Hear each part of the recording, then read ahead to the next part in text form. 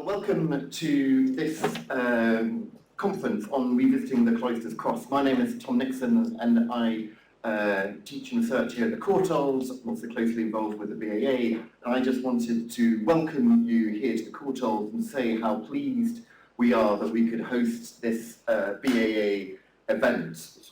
The Courtauld and the BAA have very long connections, and I'm very pleased that there are several Courtauld alumni speaking in this session here, although I can't help but reflect on the fact also that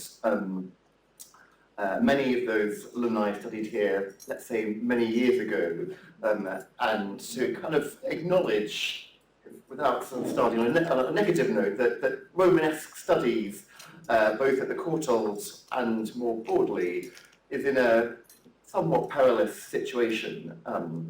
So I'm especially pleased that we've got Robyn here, Robyn Barrow, who did her MA here and represents a kind of a new generation of students working on this material. But I hope that events like this and other activities organised by the BAA and by CRISB and other organisations can help to regenerate interest in this field. It also falls to me to do a few kind of practical announcements, just to say that if anyone needs the loos, there is one loo if you go out on, turn left out this door, then kind of immediately to the right.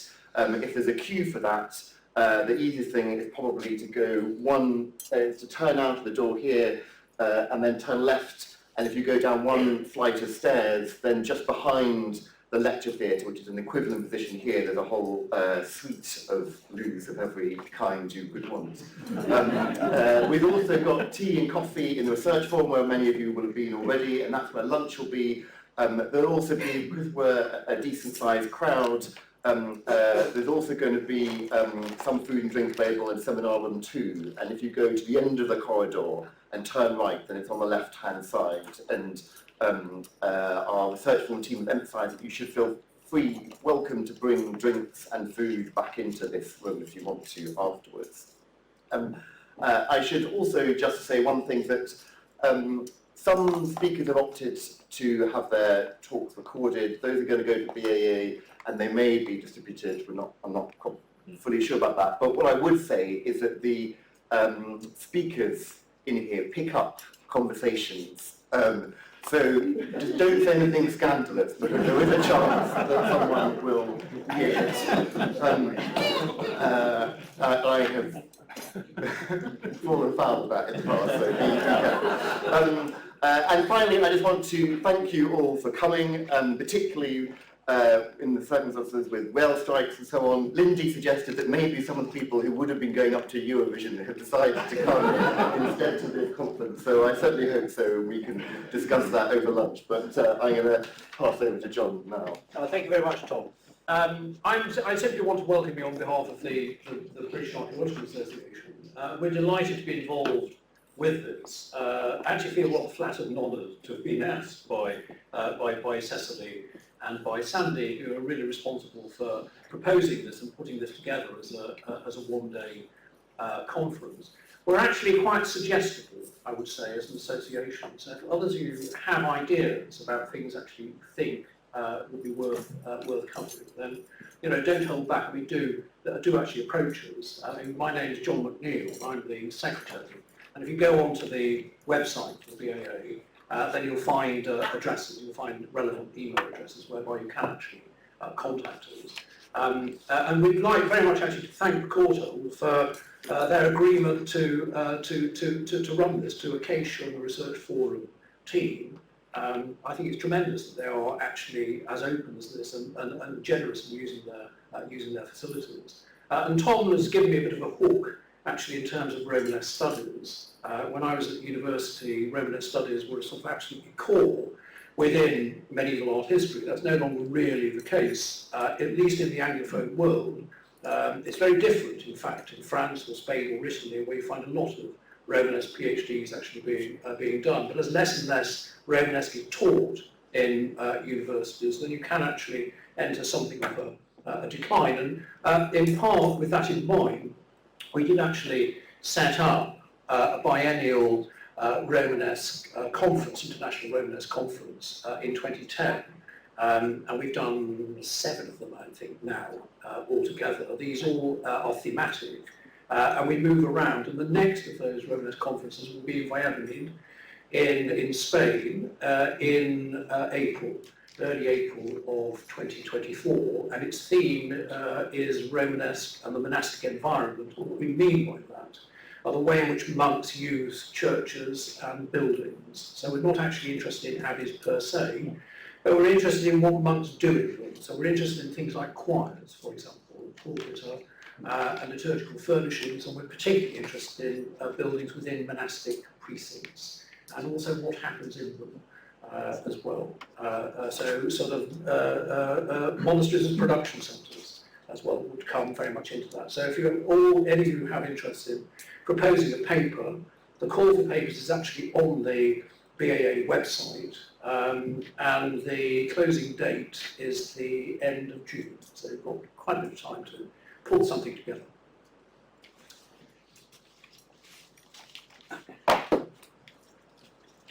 Good morning, everyone. My name is Lloyd De Beer. I am a curator at the British Museum, and I'm also director of the British Archaeological Association.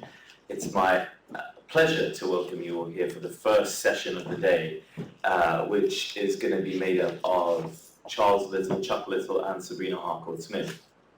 And Chuck's very kindly brought the Cloisters Cross over from New York for us here today, which is the first time I've ever seen something like that. Right. What we're going to do is we're going to have both papers. Is that right? We're going to have both papers, and then we're going to have some time after for questions and discussion. And we've got quite generous time, about 25 minutes. So do think about questions during the papers that you might like to ask. And what I'll do is I'll introduce Chuck first, let him give his paper, and then introduce Sabrina after that. Right, so Chuck will be known to all of us here through his many decades-long contribution, his extraordinary contribution to medieval art history, and particularly to the Romanesque. Chuck was awarded his PhD from the IFA, the Institute of Fine Arts in New York, in 1977, at which time he was already employed at the Metropolitan Museum of Art. And Chuck spent his entire career there, retiring in 2016.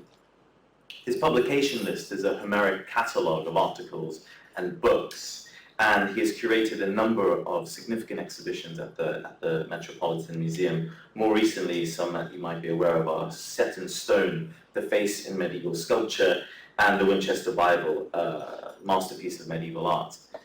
But a passion project of Chuck's, probably from when you first started at the Metropolitan, was the Cloisters Cross, and I'm holding here Chuck's seminal book with Elizabeth Parker on the Cloisters Cross. And although I believe you won't be returning to all of the material in the book, you'll be discussing some of the history of its scholarship and its significance in that context. So please join me in welcoming Chuck up to the podium.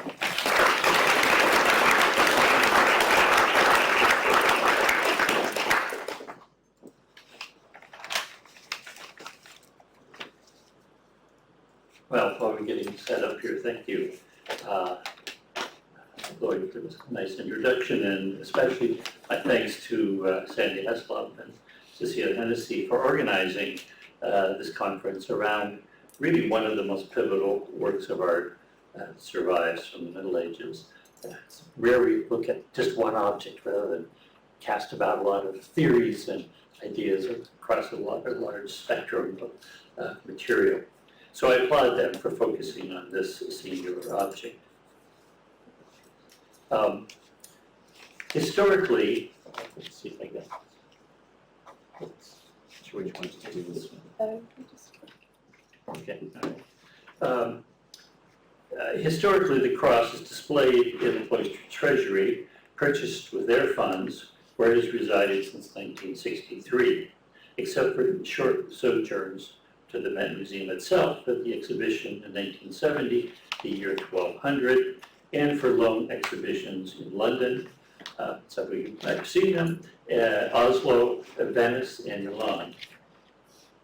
The current label offers some information, not about the exceptional Re Confessiorium inscription, but rather dwells on on what we would call today the anti-Semitic issues. I didn't write these current labels, by the way. A seemingly clear fact, the Cloisters Cross was almost certainly never intended for a large liturgical ceremony. And I think it's important to keep in mind that this is especially confirmed when one can see it in candlelight, as we do here with the replica of it, and lit only by 2 candles. So in a dark and gloomy space of a liturgical setting or chapel, it would be hard to make out a lot of detail in it, as we can today by other means. I will not dwell on its superb artistic qualities, but I'll come back to that one in 1 second. Its qualities are self-evident, and I'm sure most of you have had a chance to look either at the publications on it or the object itself at the cloisters. And here, a microcarving is taken to the highest level in a medium that is not as easily to work as elephant ivory. And emotion is conveyed by gestures and the energy of figures and compositions, and are easily enlarged and monumentalized on a screen, as we saw in the initial image of it. In a new world of using what I call digital gymnastics, new frontiers can be opened. In 2003, the Met was approached by the Dean of St. Edmundsbury Cathedral, James Atwell, requesting a replica of the Cloisters Cross for display in the newly rededicated cathedral treasury there. And that launched this project. A painstaking replica was accomplished. That was made by the Met's reproduction studio, headed by Ron Street. And you see Ron there in the center. I directed the project, and here is the result. And there were 2 made that were exact, and kindly handle the replica, which you see here in front of you, with care, but please handle it, take it apart. It comes apart very easily. I'll let you discover how to take it apart and put it back together. There's a flashlight there too. But I think it's very important to have a sort of physical reality of an object in front of you. And its exactitude, I think, is self-evident. So, for who, where, when, why was this exceptional cross created? Let's begin with the Met's purchase and work our way backwards in time with some key facts. At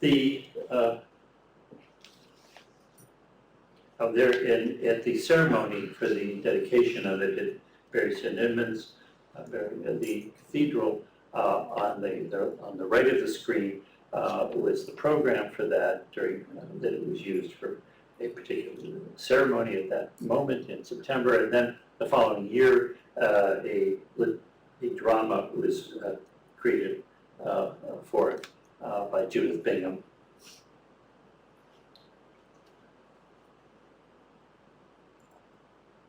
So to answer these questions, let's look at a few facts about the cross. And the Met's curatorial acquisition form that was approved by the Acquisition Committee on October 18th, 1962, as the acquisition number is 63 the following year, it says only the following: walrus, cross, walrus ivory, Northern European, 12th century. It's signed by Margaret B. Freeman, curator of the cloisters, not by the associate curator Thomas Hogan. The actual acquisition form bluntly says, and I'll read you the whole thing. It's not a long dissertation. It says simply this: the feeling of the department about the object can be summed up most accurately by quoting Dr. George Zarnecki of the Warburg Courtauld Institute, London, who was asked to expertise the cross for the British Museum.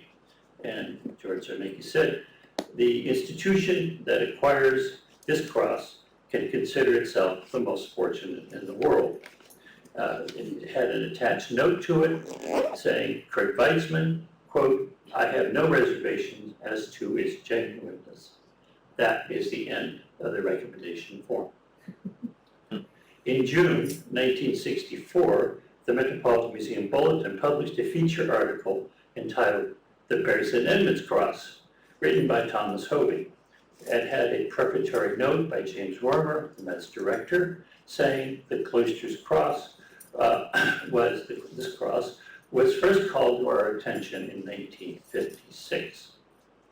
Why the sudden change? Well, I thought you should meet some of the dramatis persona that were involved in this episode of its acquisition. And to the left is Tapi Namara, and in the center top to the left is James Rorimer with his habitual pipe in his hand. Next to him is Carmen Gomez Moreno, curator of the medieval department, and Thomas Hoving, associate curator of the cloisters at the time. And below that is Wiltude Mersmann, who we'll talk more about in a few minutes, in the center. And then to the right of that is Professor Harry Bober of the Institute of Fine Arts. And just to show you everybody here, I include Margaret Freeman in the center at the top, curator of the cloisters, who signed the acquisition forms, and Kay Rorimer, the wife of James Rorimer, on the lower left, who was instrumental in really critiquing a lot of the issues after, in more recent years, before she passed away a few years ago, and revealing some really wonderful information and understanding of the cross. With these people, the search began for the making, meaning, and identity of one of the most remarkable works of art to survive from the Middle Ages. Now, with a flood of publications, after 60 years of commentary, many by folks right here today, we again try to make sense of the Cloisters Cross.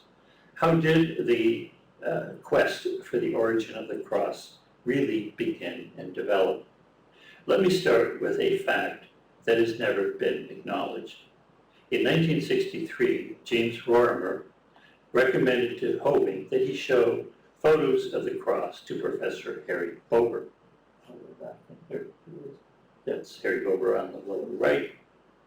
Bober was the professor of Institute of Fine Arts at NYU, and importantly, Bober recommended to Hoving that he look closely at the buried Bible. Well, the rest is history. Indeed, Harry's son, Jonathan, Jonathan Bober is now the Mellon curator at the National Gallery of Art in Washington, confirmed this to me recently. Quote, "As you certainly know, Harry did resent that he had made the essential observations and connections, but that showman, Hoving, it's pretty blunt about it, claimed discovery, research, and all," end quote. Hoving never acknowledged Harry Bober in any form. The more secular world of today, the issues of art production, material making, style, and place within a current cultural and provenance overwhelm the fundamental religious meaning and purpose of the Cloisters Cross. Essentially, the meaning and purpose of the cross, and I use a quote from Kay Rorimer on this, was, quote, "to prove that Jesus of Nazareth was the God's anointed one, Messiah in Hebrew, Christos in Greek, and chosen to serve all who acknowledge him as King of the confessors. Thus, confession is a way to salvation." This is essentially the meaning of the cross. So it is a kind of private devotion where the maker or the owner seeks one's own salvation. All very big questions, and I hope we'll be addressing some of these today. That said, I would like to address several scenarios of provenance, and we'll set aside these other issues for a little bit later on, about what I would have to say, shadows, speculations, and some real possibilities. First scenario is a man, his name was Joseph Kugler, a retired engineer who had immigrated to the United States in the 1950s, told Tom Hoving that he saw the Cloisters Cross in about 1930, and Kugler had just read the December 1981 issue of the Reader's Digest. This is a popularizing magazine that had excerpts from Tom Hoving's new book, King of the Confessors. On April 16, 1986, I interviewed Kugler with Elizabeth Parker. Kugler was visiting his family, family members near Philadelphia, and coming from his home in Carlisle, Ohio. He said that he saw it in 1939. Then again, he also said that day he saw it in 1929 or 30. Or was it 1932 or 33? Of course, 50 years had gone by. So what do you expect? He seemed to be telling us honestly that he remembered the cross from his youth at the Hungarian monastery of Zurich, or in the vicinity. He may well have remembered it as a teenager or youth, and he may have learned of the Cistercians' dire predicament after the war, when the Soviets closed the Zurich monastery in about 1950, forcing their departure. We know that some of the Cistercians of Zurich fled to Europe, but about a dozen eventually formed a new community called Our Lady of Dallas in Irvine, Texas, of all places, by 1954. And by 1961, it was formally established as an abbey, and it's today an active Cistercian center. Kugler knew that the cross was in multiple pieces, and you'll see that later on today, as you can pull it apart very easily. He knew of the Crucifixus Maledictus inscription, as he called it. Actually, it's Maledictus Hominis Pedit, as he recalled. And Kugler said the cross was with a Father Veit, who was not the abbot of Zurich. Veit said the pieces of the cross were junk, as he called it, within an armoire that he had acquired. He said papers within it indicated, quote, cross was taken on a crusade by a soldier, identified only as G, or somebody else, it wasn't quite clear, who was bringing it to Jerusalem in order for it to be blessed, unquote. According to the notes within this armoire, this is all kind of Kugler reflecting, was that the cross was left in Zambek, which is very nearby, Zurich, and then taken there. All amazing recall after 50 years. Or did he have more direct and recent knowledge of the Cloisters Cross? Might Kugler have facilitated the sale from the Cistercian order for them to get urgent funds to aid in their escape in around 1950? Attempts to pursue this scenario found no confirmation from the order in Texas. They never acknowledged its existence. But in fact, there was the abbot there in Texas, Abbot Ansanagi, letter says that there was a Father Veit, and he was a Cistercian father. His name is actually Tibor Humpfner, who was born in 1885 and died in 1966. So there was a real person that was this Father Veit. Kugler told us that he was drafted into the German army at the beginning of the Second World War, and he was in the 5th Panzer Division and saw action at the Siege of Stalingrad and the Battle of the Bulge. Can his account be trusted? Our discussions with Kugler were filled with wonder, eagerness, and naivete. Here was one person who had strong likelihood of having seen the Cloisters Cross in modern times. We never dreamed of asking him the hard questions, what he really did during World War II in its aftermath, and whether he then returned to Zurich. Some of my information about the people involved in this and how I got to know Wilfried Meersman, which will come up in a minute, is through Professor Florentina Mudderich, who I knew from the early 1970s.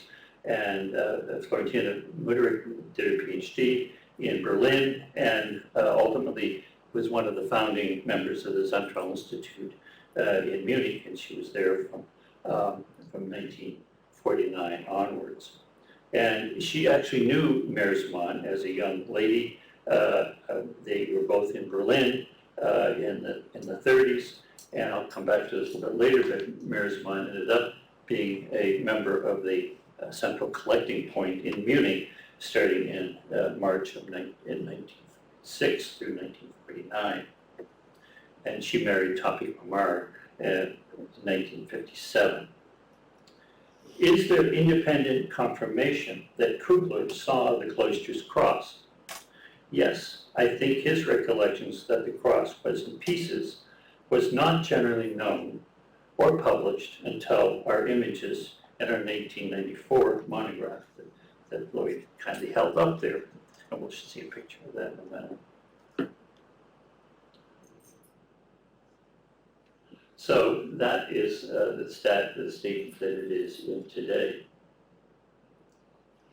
And I think, yes, that he did see it in pieces because there is independent confirmation, and it was in pieces. And so seeing a piece like this one, only known in this image, that it could be seen in these two images, one in that was taken and shown to photo, reputedly the one on the left, to Erich Meyer, who was the curator of the Kunstgewerbe Museum in Berlin in 1938 or so, and it was supposedly in one piece. Again, in around 1950, Hermann Schnitzler of the Schnitzler Museum may have seen the upper portion of the Cloisters Cross, as you see here. Hobing never spoke about this fundamental fact, that the Cloisters Cross was in multiple pieces. Another scenario is that the entire cross, or portions thereof, went to Munich and became available to Topic. This may have happened with the aid of Wilfried Meersman and her secretarial position at the collecting point starting in 1946 through until 1949. This was subtly suggested to me by Meersman herself in a letter to me in 1987. Quote, "The cross was with a clerical community.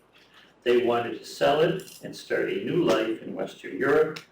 Topic, her husband, then, who died actually that year in 1987, promised them that he would not reveal this. Her son, Nicholas Topic Maturin, confirmed the statement to me in 2010. The reason Meersman said no more about its provenance may confirm what Topic had apparently promised Tom Hobing, that he would leave notices about concerning its provenance upon his death. That never happened. Was this in 1955 or before? Was this the clerical community that Meersman speaks of at the Cistercian Abbey at Zurich? That it was founded in 1182 by King Bela of Hungary, or which was actually on royal farmland where the abbey was established, and where Kugler might have seen it. Tentatively, Topic Mamar may have obtained the cross earlier via his collecting point connections, and Meersman, who was there already, as I indicated, from 1946 onward. and maybe through the connections with local auction houses in Munich, such as that known as Heslop. Does this information constitute a verifiable provenance for the Cloisters Cross in Hungary? Again, yes, because linking this scenario together, I think, to that of the fate of the Abbey of Zurich produces a strong possibility that Merisman was correct in saying that Topic got the cross and could not reveal its origin, starting maybe around 1950. So we have some conflicting dates there, but that's the general tendency here of potential origin. Ideally, historical verification of the provenance of the cross is based on independent confirmation from multiple sources. Thus, in my opinion, and based on the information outlined here, there is a high degree of probability that the cross came from Zurich or another monastic foundation in the region. And if you look at, let's see, Robyn Barrow is from Zagreb in the lower left, and you can see it's not too far up in Hungary to Zurich and Zombek and the royal settlements in Budapest and Esztergom. In 1160, here's another possibility. There's a third scenario with a plausible medieval historic English-Hungarian connection, that is, for those who endorse an English origin for the cross. And this Hungarian connection may also be verifiable in the following scenario. In 1160, Thomas Becket, Chancellor of England, negotiated nuptials for Margaret of France, infant daughter of Louis VII of France and Constance of Castile, to the young son of Henry II and Eleanor of Aquitaine, Prince Henry of England. Prince Henry was just 5½, and Margaret was 2. They were married at Winchester on November 2nd, 1160, forever giving new meaning to the notion of robbing the cradle. When Prince Henry died in 1183, Margaret, now age 25, immediately became an eligible widow, and she was betrothed by her brother, Philip August, to Bela III of Hungary in August of 1186. Essentially, this was a Capetian Hungarian political maneuver of alliances. Margaret went on to reside in Esztergom, and she went there, and we know from one comment that she went there with a retinue of French and English knights, and she took treasure, probably dowry, with her. A nearby chapel in Esztergom was dedicated to Thomas Becket as an homage to the martyr and to her English connections. There are also connections to Zurich. In 1183, Bela III founded Zurich Abbey, the monastery, and it eventually became, it was probably Benedictine start, it became Cistercian very quickly. And in 1196, Bela III died, and Margaret led a Hungarian crusade to the Holy Land. And she's documented as dying in Accra in September 1197, and was buried in the city of Tyre. So there's a lot to ponder there on that. And those are three potential possibilities of how the cross came to be in Hungary.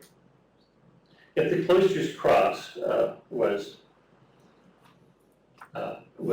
created elsewhere in Northern Europe and ultimately taken to Hungary, what were the circumstances?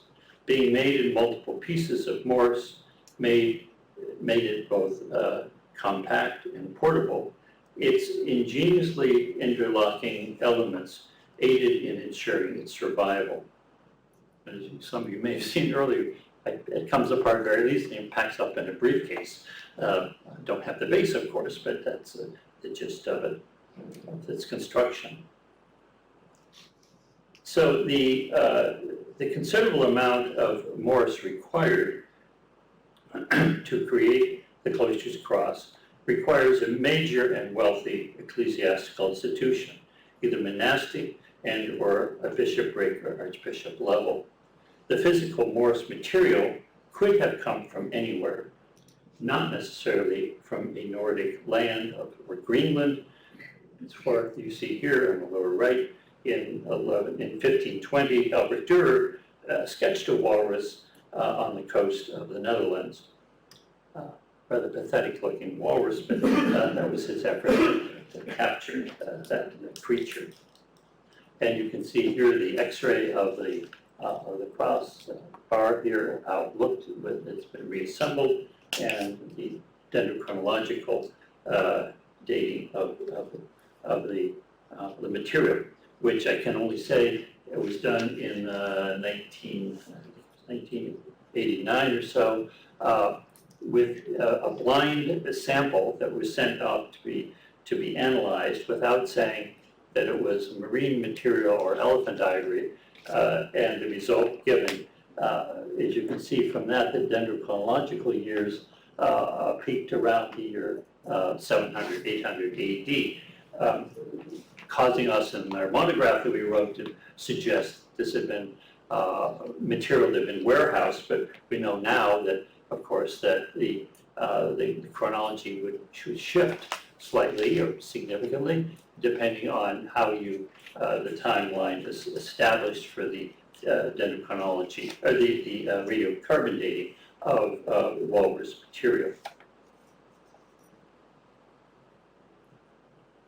So let's go back and look at the cross the way it is today. And since its acquisition, the Met has first labeled the cross the Bury St. Edmund's Cross, of course, as we know.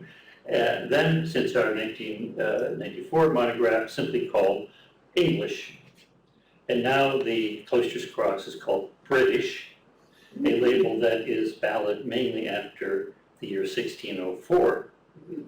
So there's another dilemma. Thus, what is the correct attribution? And I wanted to, thought it would be to simplify some of the issues around the cross. The last 60 years has generated a variety of attributions. And as many of you here know the material so well, maybe your names are up there, I'm sure they are, some of them, but I tried to put together in at least a chart form of what was said when, and the chronology and the tendency of weight from the English world to the European world is acknowledged here. So going from Anglo-Saxon England, Romanesque England, at Bury St. Edmunds, St. Albans, or elsewhere to that of the English Channel, to Belgium and the Meuse Valley, Park Abbey near Louvain, to Liège, to the Rhineland, Lower Saxony, and Hildesheim, or just the north.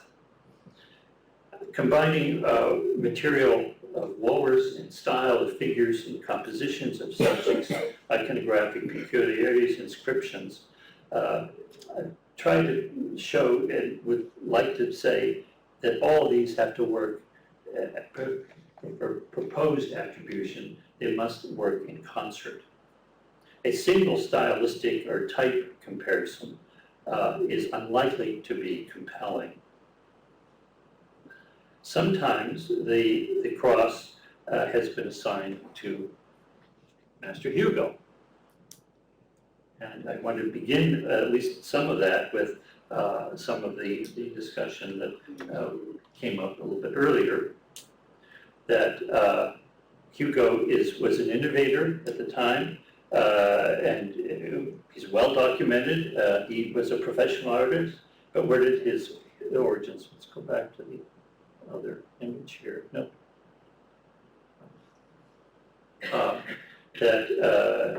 What we know of, he was a professional artist, and but his origins are debated. Was he like Novartis, who was active around the year 1000, coming from Milan and working at Fleury? Or was he like Engelram, whose Germanic name is a surprise for an artist active in Castile Leon and working at Samiantica Goya in Sordia? Or is he like the celebrated Tutilio of St. Gallen, who worked in multiple media, painting, goldsmith, and ivory? And although of monastic fame, he was celebrated enough that he could travel for commissions in Metz and in Mainz. Let's first summarize and evaluate Barry and England again, following the lead of Meersman and Hoving and others too. Well, to begin, just to say one word about what, for lack of a better term, we call talking crosses, you know so well, I'm sure many of you here, is that there were more of a tradition in England, in Ireland, than on the continent. Starting with the Staffordshire Cross, Cord 2009, and continuing with the Rothwell Cross, and thus the reason for the English attribution, and possibly to the north and to Barry St. Edmunds. And that's what I thought would be revealing here to show you. This is Harry Boger's photograph on the right. He had Warburg Institute photographs in his possession, which he lent to Tom Hoving, and that's one of them on the right. That's Meersman in the center, and a detail of that same figure on the cross. So that is the attributions and possibly to Barry is the weight has a certain degree of probability when weighing all of these factors of where, when, who, and why. They must function in unison. Erwin Panofsky, I keep on going back to a comment that he made once that's a witty and true maxim, I think. If you want to prove your point, don't illustrate it. It's a good reminder, so let's keep that in mind. Hugo made the great Bible for the sacristy, by 1136, and I'll just show you some images that you've seen already in the publication, if you've looked at it, that we endeavored to show some correlation of types and style and projection of figures. Hugo also made double doors of the abbey that were carved, not cast by the hand of Hugo, in sculpti digitis. And Hugo made the bell for Barry in the time of Anselm by 1148. And Hugo made a cross in the choir with a Mary and John that was incomparably carved in the time of the sacrist Elias by 1156. Well, then these are just the things that you've seen. There's color and the articulating, gesturing figures between the Barry Bible and figures of Caiaphas. Hugo likely made this seal matrix for the abbey, made in a small and very high quality matrix. He was well traveled, as we indicated, and the style was reflected in very nicely. And there's some more recent images of the seal that's now in Oxford from Barry St. Edmunds.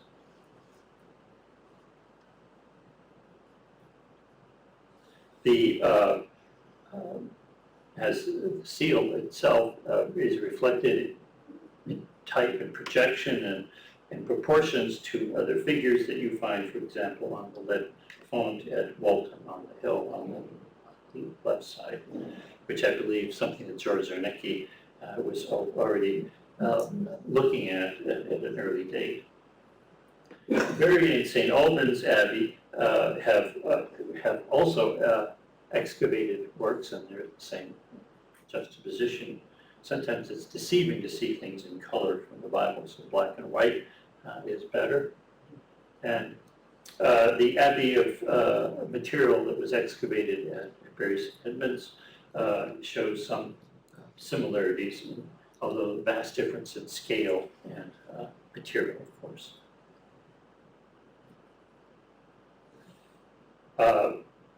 Some of the plaques can be also connected to St. Albans, and I think, for example, the small head from St. Albans that is revealing in that regard.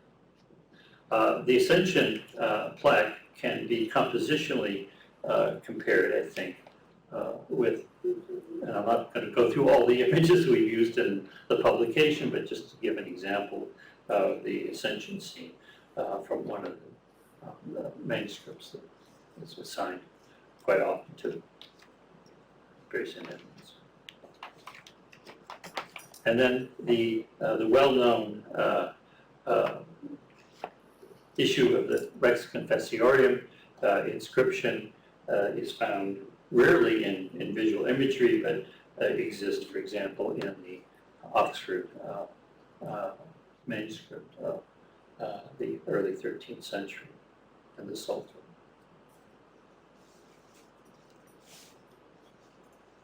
I thought this would be a good occasion also to show you how the verisimilitude, I think, of the replica that you have in front of you here versus the original is quite astonishing to reveal that the precision that we went to try to accomplish its exactness is truly remarkable, and I have to give tremendous credit to my late colleague Ron Street, who was the master behind that.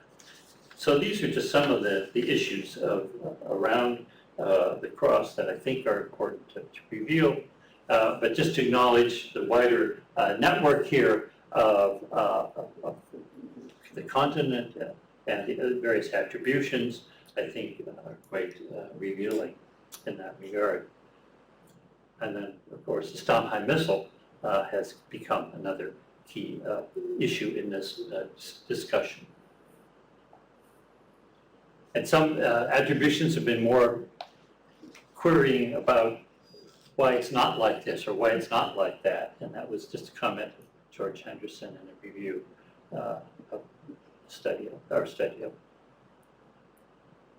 And the construction of it is now well understood. But I thought it'd be revealing to show you, probably for the first time, a series of photographs that of the state of the cross as they were before, presumably before Topic Amar had access to it. And these are photographs that I had access to and show its state, very, very good photographs of it, with many details, including the details of the two arms of it, the terminals that have been removed.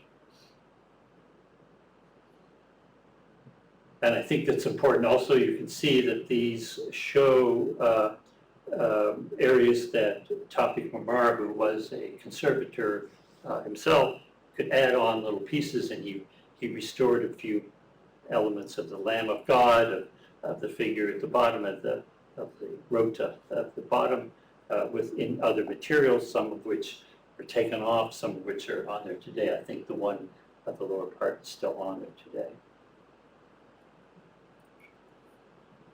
So the cross has survived in extraordinary condition, and I think that's one of the truly amazing features about it, and even the color that is residing in the crevices and the circled medallions along the shaft are all intact. And even the base is a bit enigmatic how it functioned, and we know that wasn't probably quite the end of it, but how it fit with the lower portion can now be confirmed with the image in the center here, showing its construction with the absence of that element. And there's an area on the cross foot where the superdamium, or at least went into the lower part of the terminal. And there you can see in that detail on the right the losses that were existent before Topic Amar had it.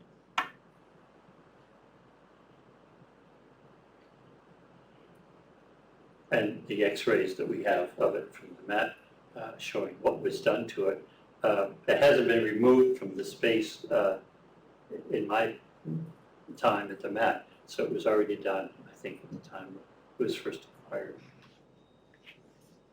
So the only other pieces that have been related to it directly with knowledge of their provenance and connections with it stylistically, material-wise, and other observations have repeatedly been made, is that the Christ before Caiaphas plaque, which Hoving Kurt Weitzman tracked down and was acquired for the Met and is shown with it. Whether it was part of it or not is another question, but it was in the Alfred André collection in Paris, so that didn't point too far back in time, at least to the late around 1900. And then the Bargello plaque, which has often been connected to it also in walrus, of a figure of this rod of Aaron.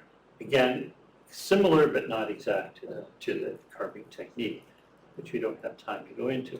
And then we'll hear more about this today, but I think as a reminder that this was a piece we tried to acquire for the Met in 1975, and I was asked, and we had it together for the year 1200 exhibition, and the Oslo Corpus became the source of great discussions and eagerness on the part of Tom Hoving to acquire it for the museum.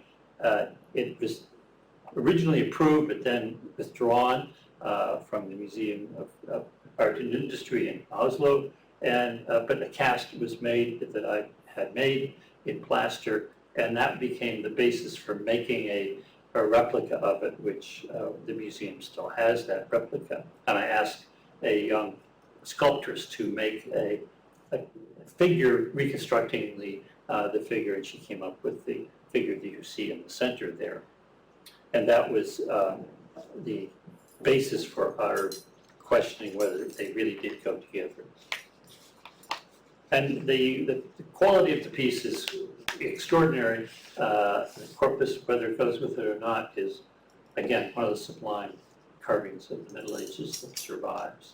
So I think with that, we bring together the material that I think is germane to our discussions today, and I hope this has been a quick introduction to all of the some of the issues, but only scratching the surface. It's an endlessly fascinating object, and I greatly look forward to putting this into bigger context, and I hope we can accomplish that today. Thank you.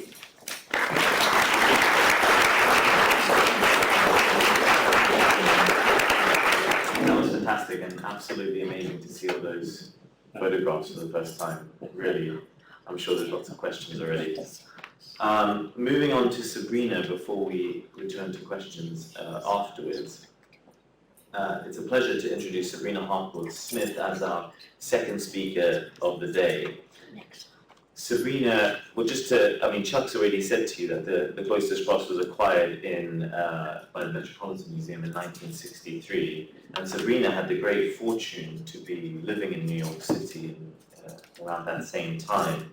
I believe you said Sabrina has all kinds of wonderful anecdotes about this, so I'm not going to tread on her toes, but I think Sabrina was working for an interior designer at the time in New York when George Romanesque interior decorator, not designer. When George Romanesque hooked you up with a job with Thomas Hoving working on the Cloisters Cross. So an incredible time, right just at the moment that it was acquired. And Thomas Hoving made, as we can see, he made use of lots of people's scholarship, but he made use of Sabrina's excellent skills as a Latinist. And Sabrina worked at the Metropolitan between May 1964 and December 1968, and this time there produced three articles on the cross, which you can find in the Metropolitan Museum of Art Bulletin, in the Met Journal, and in the Connoisseur. I must say, prior to working at the Metropolitan, Sabrina had worked for Nicholas Pevsner on the Buildings of England series. But we're grateful to Sabrina for turning back to her work on the Cloisters Cross and to be speaking to us today on reflections on the Cloisters Cross in a preaching context. So please join me in welcoming Sabrina.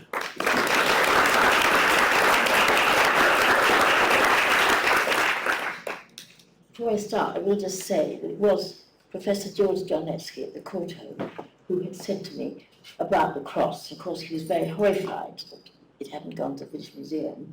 And he just said, you could go and see Mr. Hobing. And I didn't think much more about it until, this is the beginning of the anecdote, one Friday afternoon, I was really fed up with my job, and I rang up this number, and he said, why don't you come over now?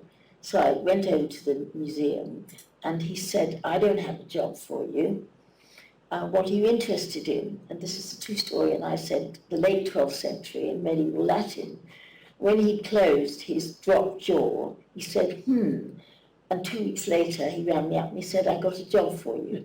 So that's how it started. On a Monday morning in early May 1964, I turned up for work at the medieval department of the Metropolitan Museum of Art. Tom Hoving, then associate curator, drove me uptown to the Cloisters in Fort Tryon Park. Without delay, he installed me at the top of the tower at a table with the cross in pieces before me and disappeared. Within minutes, a clap of thunder shook the tower, the heavens opened, lightning rent the skies. A dramatically cataclysmic thunderstorm raged around us. A sound and effects team could not have bettered it. Tom, always a cheerful soul, put his head round the door, laughed and said, are you all right? This is Terra Tremit, come to visit us. That was where we were, at the top of the tower. Then you can't see very well, but these are the inscriptions. That's the front inscription. That's a bit of it there. The 1964 Met Bulletin article by Hoving, hot off the press, threw open an array of mysteries and questions. There were many paths to go down. This paper seeks to highlight a singular aspect of the cross, its possible didactic role in a preaching context. It is hoped that within this context, reflections on a possible milieu for its inspiration could be suggested. That's showing the Terra Tremit inscription in more detail.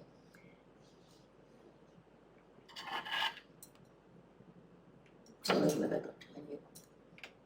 Certainly can be seen as read as a sermon of scriptural typology embellished by the figures. The cross could have been used for display and discussion, both for the laity and within monastic and scholarly circles. It might also have served as a sort of travelling sermon.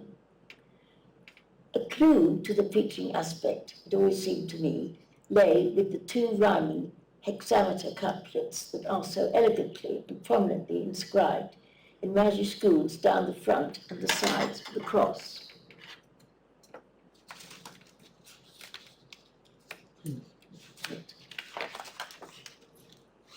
Both, sorry, wait a minute. They are on the front. I can't go back, can I? Yes. Showing the first one. No, yes. The inscription says, Terra Tremit, mors victor gemit, sergente sepulto. Vita cluit, synagoga ruit, molimine stulto. Earth trembles, defeated death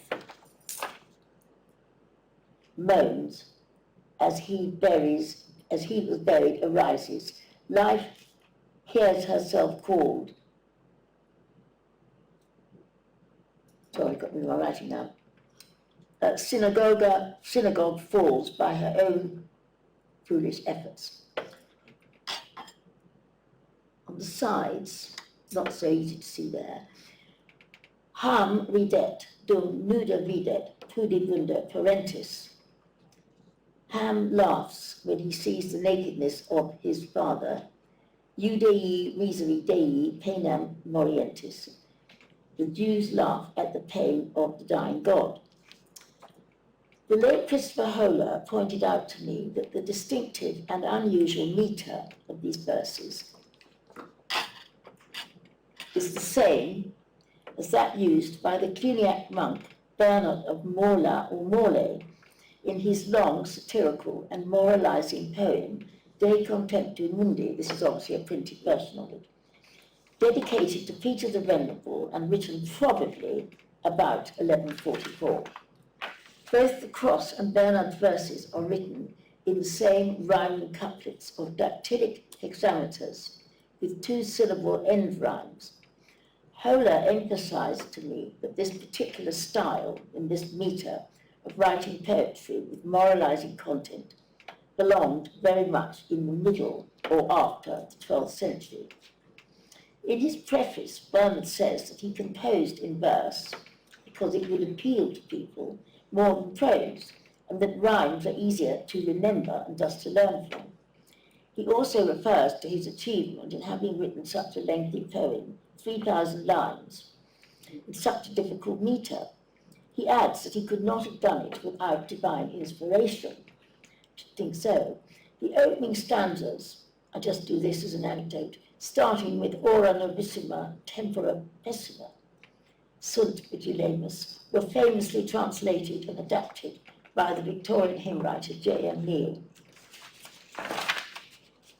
The world is very evil, times are getting late. It's interesting, Christopher Holer pointed this out quite strongly. He said this particular meter was very unusual. I think there's one other poem, can't think of that time only. So it was used as a moralizing way of telling people things. Selection of these two couplets as prominent statements on the front and sides of the cross would surely have been made with in-depth reasons and scholarly planning. A search for the sources of such verses lies always with their use. The origin of the Torah Tremid verse has so far never been found or traced in any way.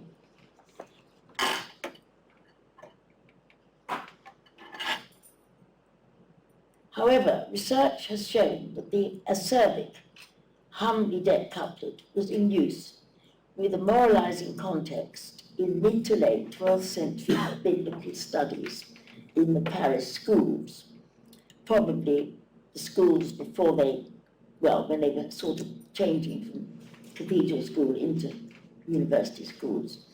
Moral or allegorical interpretations of the story in Genesis 9, verses 20 to 27, of Noah's drunken behavior and his son Ham's laughter and derision can be found in mid-12th century biblical writings. For example, from the Abbey of St. Victor in Paris, Richard of St. Victor, who died in 1173, devotes a whole chapter to this subject in his Allegoriae. An example copy from St. Victor is in the Bibliothèque Nationale, listed by the scholar P. Gloria in 1933. He writes, summing up, Noah signifies the prelates, peace prelates, who when they are full of human weakness, Ham laughs at their shame, and signifies the sinners. That was interesting because again and again, from about the time of when Richard St. Victor is writing, this quote from Genesis is used as a sort of allegory for the bad behavior of prelates and laughed at by the laity. And it's certainly in earlier writings like Isidore Seville and others, but this is when it's getting put into more sort of 12th century idea.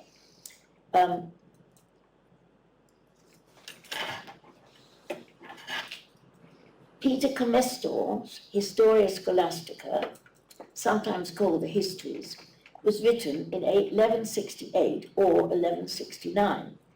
It's a sort of historical narrative of the Bible. It's not the Bible, it's a narrative of the Bible. It rapidly became a prescribed text for theology students. This is a late 12th century copy now in the Vatican. And it has the couplet at the bottom, you can see, in the same script that the scribe wrote the rest of it in, as an annotation. It's in the bottom margin of the discussion up above, which is the main text on Genesis 9, as I said, on the story of Noah's drunkenness and his son laughing at him. Peter Comestor was a very important figure from about 1164 onwards in the teaching emergence of the parish schools from cathedral school to university. Peter Comestor was an active, indeed pivotal biblical scholar in Paris, having arrived there probably in 1164 from Troyes. He became Chancellor of Notre Dame from sometime between 1164 and 1168, holding that position until 1178 or 1180. He probably completed the Historia Scholastica between 1169 and 1173. It became a standard textbook of scholastic theology and was copied and obviously sometimes annotated, as with the copy shown here. Stephen Langton, who I'll talk about in a minute, produced his first commentary on this work by Comestor before 1176. After he left his post as Chancellor at Notre Dame, Peter Comestor is thought to have retired to the Abbey of St. Victor, where he was buried. As Chancellor, he made a significant contribution to the emerging University of Paris as it evolved from its beginnings as the Cathedral School of Notre Dame. Past research by Elizabeth Parker discovered that our verse can be found in the Glossa Ordinaria. It is generally agreed that the Glossa can be described as a vast reference book, as it were, of the Bible, which emerged in the late 1130s or the 1140s, possibly originating from the circle of Anselm of Laon in his glossed books of the Bible, in the beginnings of the medieval book trade in Paris. Christopher de Hamelin finds that the earliest known example of a 12th century gloss is a 6-volume set that was seen in the library of the 1130s or 1140s in Germany. I don't have a reference.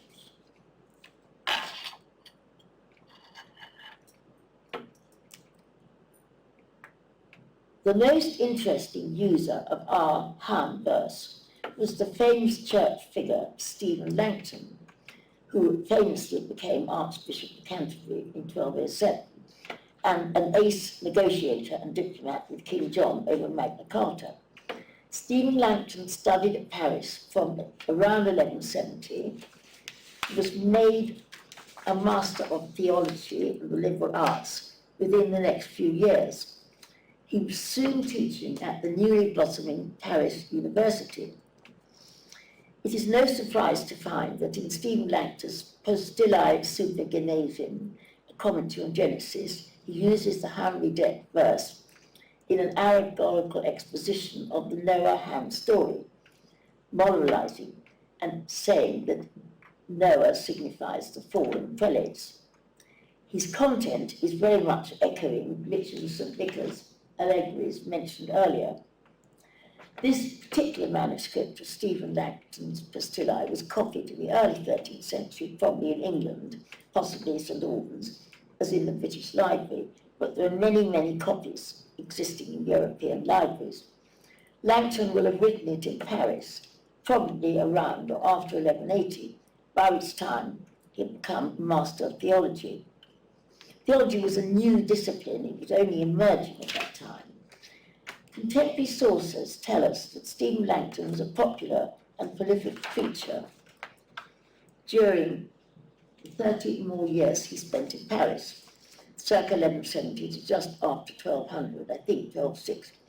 The body of extant manuscripts of Stephen Langton's sermons and exegetical works is enormous. Modern research by contemporary scholars, including the University of Toronto, has unravelled the intricate influences between the works of Langton, Peter Lombard, Peter Comestor, and Peter the Chanter. In other words, the top biblical scholars of the day in Paris.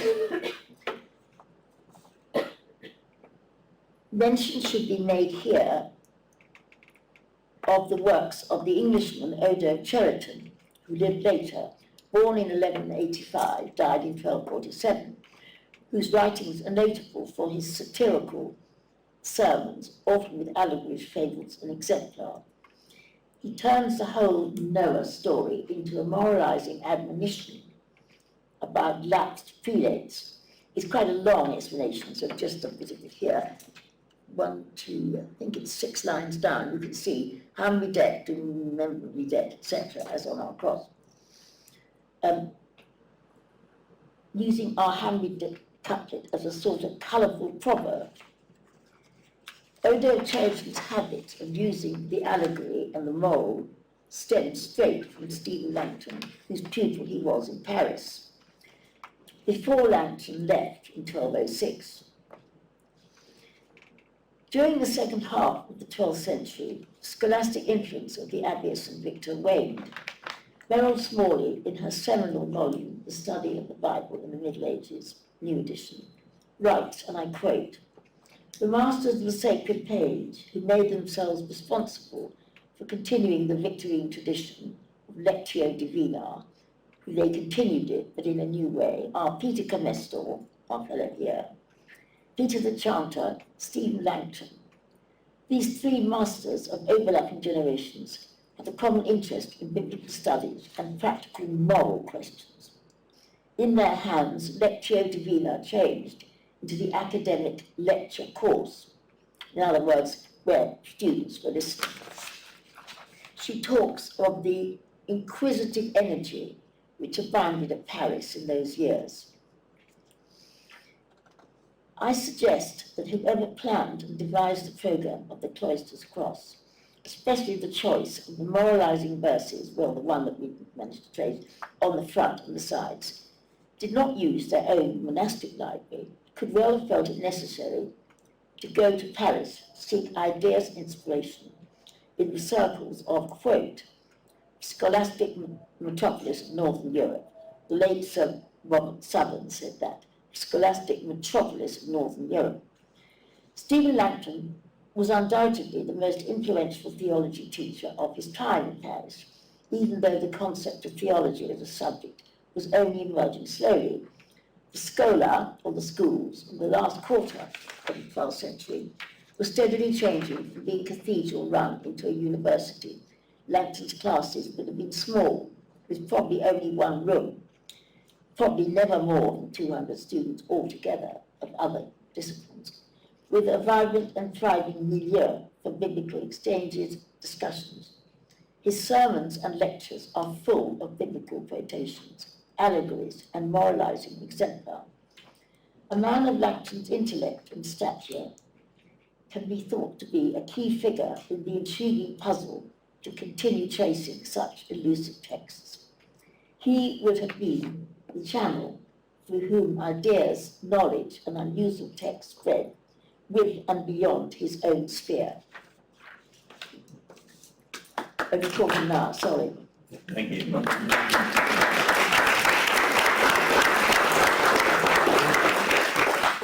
I'm recording now. Perfect. Sure. Thank you very much, Sabrina. I'll invite Chuck up to the front, and we have time now for questions. I'll take the speaker's ability to ask a question while people are collecting their thoughts. And Chuck, I wanted to ask you a question first about... Do I stay here? Please do, Sabrina, Stay right there. about the scientific analysis that was done on the cross. When was that exactly? That, You could share that. yeah, that was initiated, ironically, I mean, radiocarbon dating had been going on for some time, of course, but with this particular issue, the results were getting more and more refined for radiocarbon dating. So consequently, we'll discuss maybe later on, there was a debate already from the question of the later 12th century, later 11th century, 12th century for the cross to date. And it was kind of these kind of selfish, almost interested, can we refine that better to know when the material really did date, to answer some of these stylistic debates. And it was out of that it grew that the analysis that was decided to be done was getting some ground line information about the material. So the sample was taken, but the conservation department, and the sample was taken, I want to show everybody this in some detail later on, but was inside the crossbar. So it was this piece that was analyzed, and 2 samples were taken. I think there were 2 independent samples sent to independent labs without any prejudice as to what material was. I mean, it was bone or material, organic, but not that it was walrus, elephant, Indian, African elephant, North American, whatever it might be. So the idea was to get a blind sample. So the result that I showed you, that one graph, was for one of the samples. They both came back more or less the same, of about, I think, 600 and 900 AD or so for the demise of the beast that provided that, whether it was an elephant or a walrus. We now know that the lab analysis requires you to know in advance of how much carbon is in the material, because it's based on that analysis. And marine life has a different trajectory of dating than land material. And that threw off the dating significantly. That's why we kind of rationalized it was warehoused material to explain its antiquity, and it was used in later dating. And there's never been any appetite to recalibrate and test again? That would be an important question to ask conservation. If any material survived that wasn't used, which usually they have a surplus, and or whether their results can be recalibrated to adjust for that, to answer that question of dating. So maybe more, my hunch is it's more recent. You have to remember that it's based on the deterioration of carbon, and it's in water a lot of the time, and it may reduce that. So the result would be presumably more recent in time. I mean, a century or 2, let's put it that way. It's fascinating. I think massive advances in non-invasive analysis too, and that's the other part. I mean, I'm sure maybe Robyn will talk to us a little bit more about this later. James Barrow, who's based at the University of Trondheim, he's a large project looking at walrus ivory. I think there'll be an exhibition at some point in the next few years on that. Yeah, and another byproduct of this in more recent years is radiocarbon dating can also provide DNA analysis, and it's certainly true with elephant samples for radiocarbon dating, and so you can distinguish between material from savanna, forest elephants in east of Africa, for example, today. And maybe to re-examine this might be useful for DNA analysis for this particular example. Thank you. Can I open up questions to the floor? Lindy. Thank you both very much. I enjoyed those enormously. This is just minor comments for to both of you, I suppose. To Chuck, you were talking about Margaret of France and the possibility that she perhaps took this to Hungary with her. She certainly has close connections with Cistercians in Hungary, because in the late 1180s she sets up an anniversary for her husband Henry the Young King at Rouen Cathedral, and it's a rather long way from Esztergom, and the monies will be brought through every year by Cistercians, so she's using the Cistercians almost as bankers to do that. And I suppose because thinking about on a bit of an Angevin sort of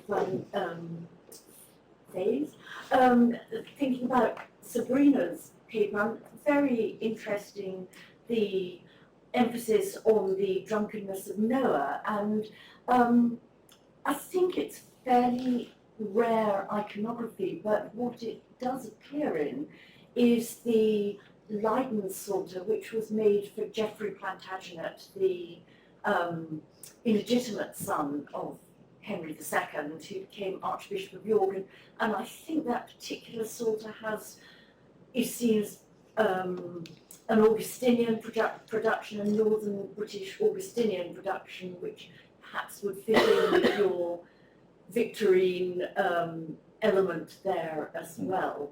Earlier representation, it's in my other article, I think there's a mosaic somewhere, Italian, Byzantine, somewhere showing Noah with his bad behaviour. But it's very interesting that it's like the bad behaviour Of Prelate. And the particularly in a sort of produced for Geoffrey Plantagenet, who was quite a badly behaving. John McNeill.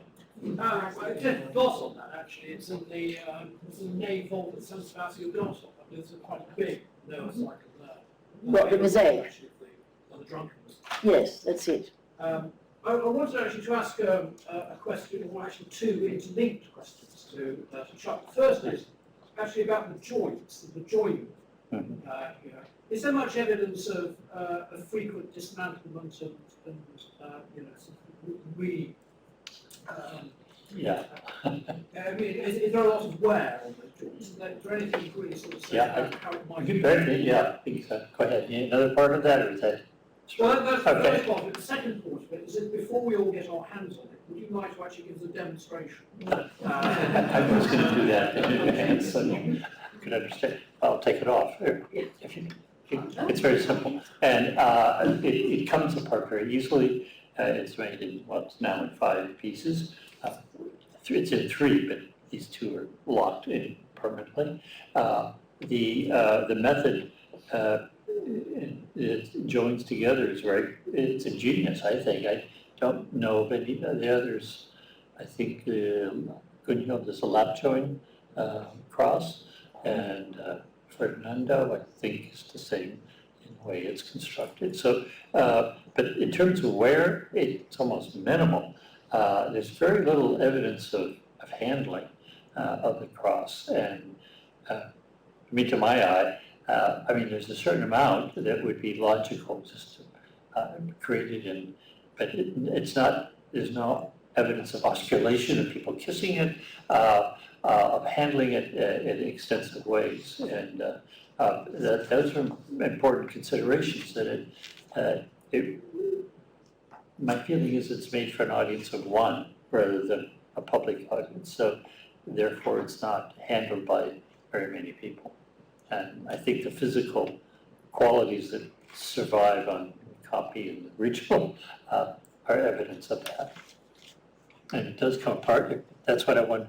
You can just lift it up. And I would leave this one in permanent because it's all locked into the base here. But I do want you to handle it, and I feel that it has the weight, the texture, the translucency almost of a Morse ivory, and it's epoxy resin, which has been patented by Ron Street to reflect the actuality of the original at the Cloisters. But in terms of weight and carving technique and verisimilitude of detail, it's pretty remarkable.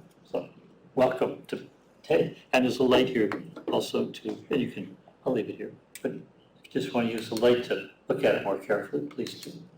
So, thank you. Thank you, Chuck. Neil, you had a Could I question? ask, are there any pins in it? There were. Yeah, that's right, because- Yeah, you would have to have, there is evidence of, Because to lock if I it. could just say that Topish told Bruce Mitford that he spent a great deal of money on having the thing restored, and that he had it all cleaned up and all the gunge and stuff taken off it, that's correct. and he'd had completely new pins put in.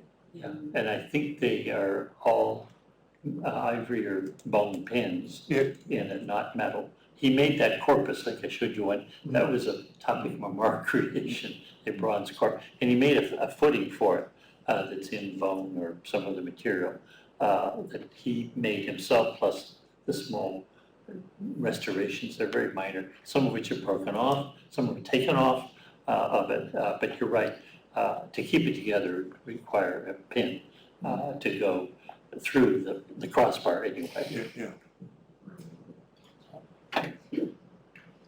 Yes. Thank you, Chuck. I just wanted to ask you, you showed the photographs that were from, I think you said before it was restored. And I was just wondering what the source of those were. They were sourced before, I was told before Topic Memoir had it. That's why these little additions you see on the bottom here still on it, those are his restorations. Yeah. And so that seems to be confirmation that they are indeed photographs prior to his having owned it, or he might have photographed it. I don't know where they came from for sure, but they were the best evidence we have of it being in the same condition today, essentially, as it was when he got. And do you know that if those came from him, those photographs? No, I don't. Yeah. No, I don't know the source of it. Thank you. Sandy. I don't know if you can confirm this, but I recall many moons ago, Peter Lasker, who we'll be hearing more about in Neil's talk, his part in trying to get the cross for the British Museum. He said that Fritz Vollbach had been shown a part of the cross when Vollbach was at the Vatican. Sometime just after the end of the war, or during the late part of the war? I think that's reported maybe by Hoving at one point, that Vollbach and Harold Parsons was involved, another dealer who helped negotiate it, I think, and knew Vollbach. Vollbach was at the Vatican at that point, and I only had better information that Erich Meyer in Berlin had seen it, and that Hermann Schnitzler in Cologne had seen it. Vollbach was probability, but I didn't know what he saw. Do we know what year that was? Because No. obviously it's quite critical for Yeah. when the cross began to be circulated to leading art historians. Tom talked about Vollbach Yeah, a lot. I bet. When I Yeah, first yeah, started yeah. there, that was one I can remember that quite distinctly. Vollbach. And Meyer too. Yeah, Erich Meyer was still alive, and I Yes. think he might have contacted him, and maybe Schnitzler too. But I remember about Vollbach Yeah. distinctly as well. I haven't as brought well my as- notes with me, and I didn't put it in my talk, but I do remember that Vollbach was with Lascaux and Bruce Mitford at one point when they examined the cross in Zurich. He came. I'm sorry, I didn't think to bring all my notes. I'm sorry. Well, That was the very drama good. in Zurich. So I think it's fairly late. Well, he may have seen it before, but I think he saw it quite late on. I think you're right, yeah. Maybe mid-50s, early 50s. Yes, I think Something like so. that. Yeah, I think so. Yeah. As I said, the first knowledge Rorimer said he knew of it was 56, I think he said, and he put that in the Metropolitan. Well, it would have been the 60s when he saw it in Zurich with Yes. Lascaux. But Rorimer's first knowledge was Yeah. mid-50s, so. We do deal with a lot of hearsay. Yeah, I mean, Sorry. maybe he thinks everyone in the room has a note, just write down things properly when you see that. What Rorimer actually says in that introduction, Chuck, because I looked at it this morning, is that the Metropolitan was aware of the existence of a cross in 1956, but they didn't actually see it till 59. Yeah, maybe, I think you're right. So I think It's more of an awareness rather Yeah, than that's actuality. what he says. I think you're right, yes. And I think one of the early people that saw it was Richard Dick Randall, who had a rather negative feeling about it. Yes, he did, didn't he? Yeah, it's interesting. I mean, I don't know if you did this for your talk, Neil, or if you did it with your book, Chuck, but going back to all the other archives of museums like Cleveland and so on to check if there's anything lingering there in a file about anyone being shown it prior to the... Yeah, I think, I mean, you did historiography of documentation, and I think important in this regard is trying to track down at the Kunstgewerbe Museum in Berlin, Erich Meyer's knowledge of it. I think they might have some material there, and I'd asked Hiltrud Westermann Angerhausen about the Schnittke, and there are material to be checked there with Schnitzler. Fascinating. There. Sandy. Can I ask Sabrina a question about terra tremit? Do you think it was composed for this object? Knows, but I wouldn't say that either of them were composed for this object. It's hard to say. I haven't seen any text of the glossar, except we know roughly the date. There is this 12th. Even if it is being found in the gloss, that doesn't mean it was in every copy. Mhm. I've always felt that it wasn't important that it was found, it was how it was used. In other words, that it appeared mid-12th century, but in this particular unusual metre and rhyming scheme, used to be used in a moralising way, and so whoever composed the cross may have found it. Now it turns out later, a lot, in verse collections, much later, Odo Cheriton, who was a pupil of Langton, he uses it for this great big fable about naughty prelates and getting laughed at by the laity and all that, and big, long, quite boring in his Sunday sermons. And those particular Sunday sermons with Odo Cheriton are to be read on one particular day in the church calendar in January. I can't remember what it was now, some Epiphany or something like that, for some reason. But Odo Cheriton was what I first found, and then going backwards, when I discovered that he'd been a pupil of Langton, and then there was some help I found from a big German dictionary in Bodleian called Hans Walter, who has all these incipits. But then I would say that it was something that was found, I would think, by the person doing it, not making it, because the fact that it's already in the glossar and that it's already in one of Stephen Langton's early sermons. He was certainly writing, he was in Paris at 1170, and the Canadian scholar with an unpronounceable name, something Barzilay Roberts, who's written Tome on Langton, she said he was definitely writing his stuff in Paris as early as the 1170s. So who knows? It seemed to me that it would be more likely that these were two things which whoever was doing the cross found and used, but already when he was, the moral he may have known about, disobedience or whatever, who knows, there may have been a reason for choosing them. I mean, terra tremit will turn up one day. I mean, one of the reasons I ask is because obviously terra tremit refers to the moment of Christ's death on the cross. Yes. Yes, so I didn't go into that, but that's But the Surgente Sepulto relates specifically to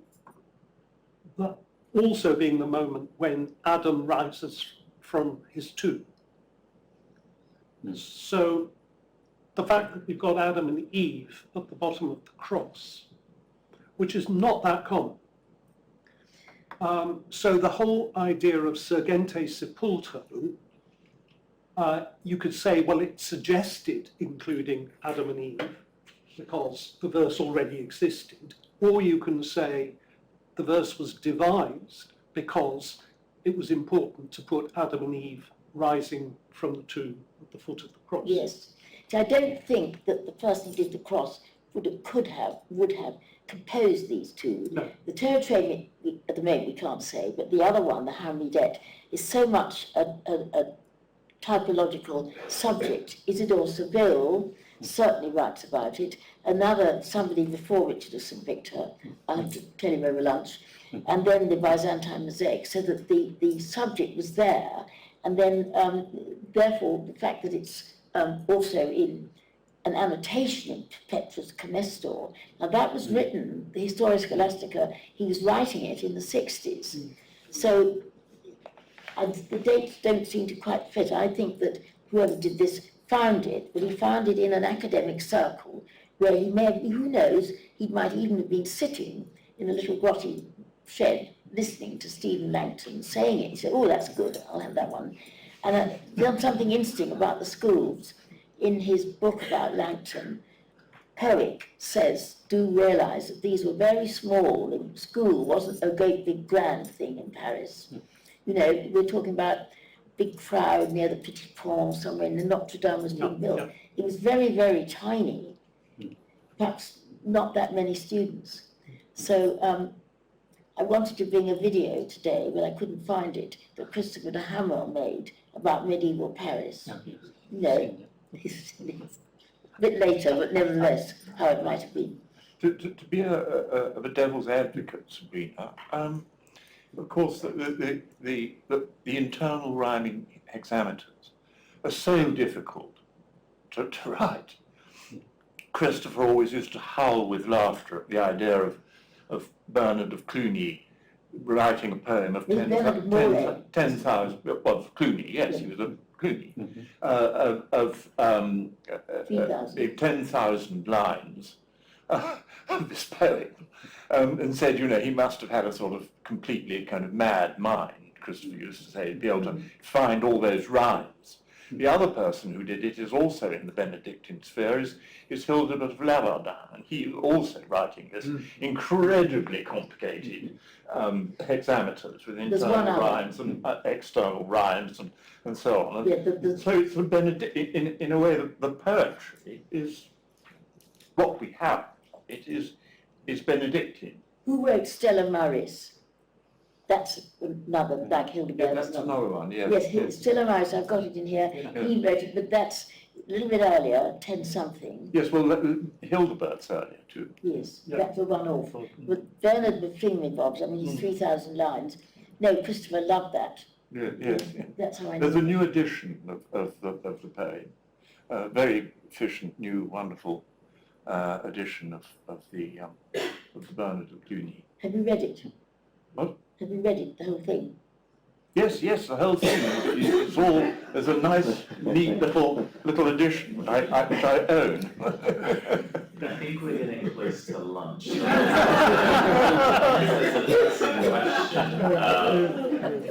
I'd like to say thank you very much to our speakers who, in 2 papers, connected us to so many fascinating figures, scholastic thinkers of the 12th century, and also, fascinatingly, I think, these major dealers and art historians and curators working on both sides of the Atlantic in the 20th century. So please join me in saying thank you very much to Chuck and Sabrina.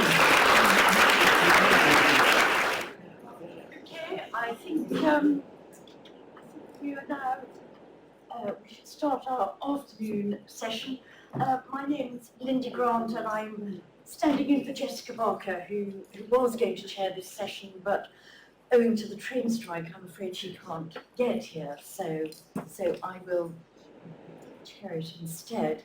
And it's a great pleasure to do so, to be asked to chair. So we've had a wonderful morning where we sort of bounced between some rather raffish mid-20th century curators and some rather possibly rather raffish mid and late 12th century scholars. And I think we will continue on that theme this afternoon. We will do what we did this morning, and that is have 3 papers, and then we have, I think, 25 minutes, a good time for discussion afterwards. Now, our next speaker is Neil Stratford, who has already intervened this morning and I'm sure needs no introduction. He's Keeper Emeritus of the British Museum, and he is chair of the Corpus Romanesque sculpture. At the moment, he has had a hugely distinguished career, and again, one thinks of him as very closely associated with our understanding of Cluny. I think he's already, perhaps today, flagged up that interest in Cluny and also referred to whatever went on at the British Museum in terms of the Cloisters Cross. And so Neil is going to talk to us about the British Museum and the Cloisters Cross, more curatorial goings on in the middle of the 20th century. Neil.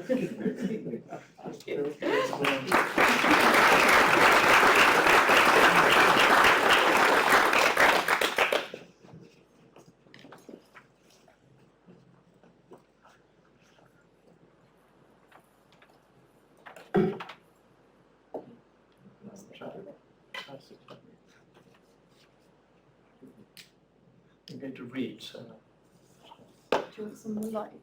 maybe a bit, yes. Thanks. Some of the images I'm going to show you, I thank Marjorie Cagle, British Museum, and others, Chuck Little in the Met. I'm going to read the paper because it goes by for you quicker. if I add lib. And it's not going to add very much, I'm afraid, to your understanding of the cross. I hope it will be an amusing interlude for you in this very serious day we're having. I talked to Lloyd De Beer at the very beginning about whether he really wanted to do this or I wanted to do it, and it ended up in my hands. In June 1961, the keeper of British and medieval antiquities, Rupert Bruce Mitford, can we have him have Rupert up on the screen? I hope they're not too small, the images. Rupert Bruce Mitford was in his mid-40s in 1961. He'd been keeper for 7 years.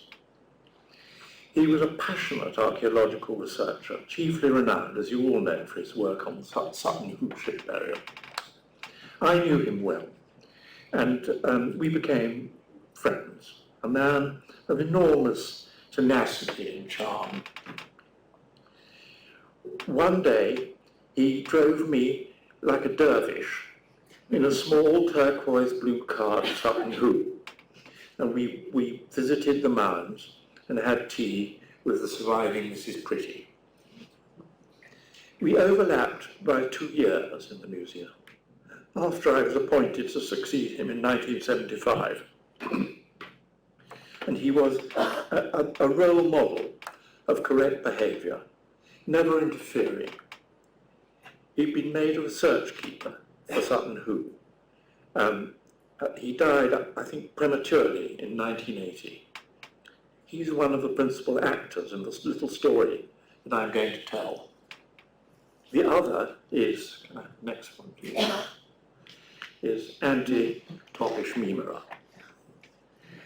Croatian by birth. His true name is in doubt, as is his date of birth.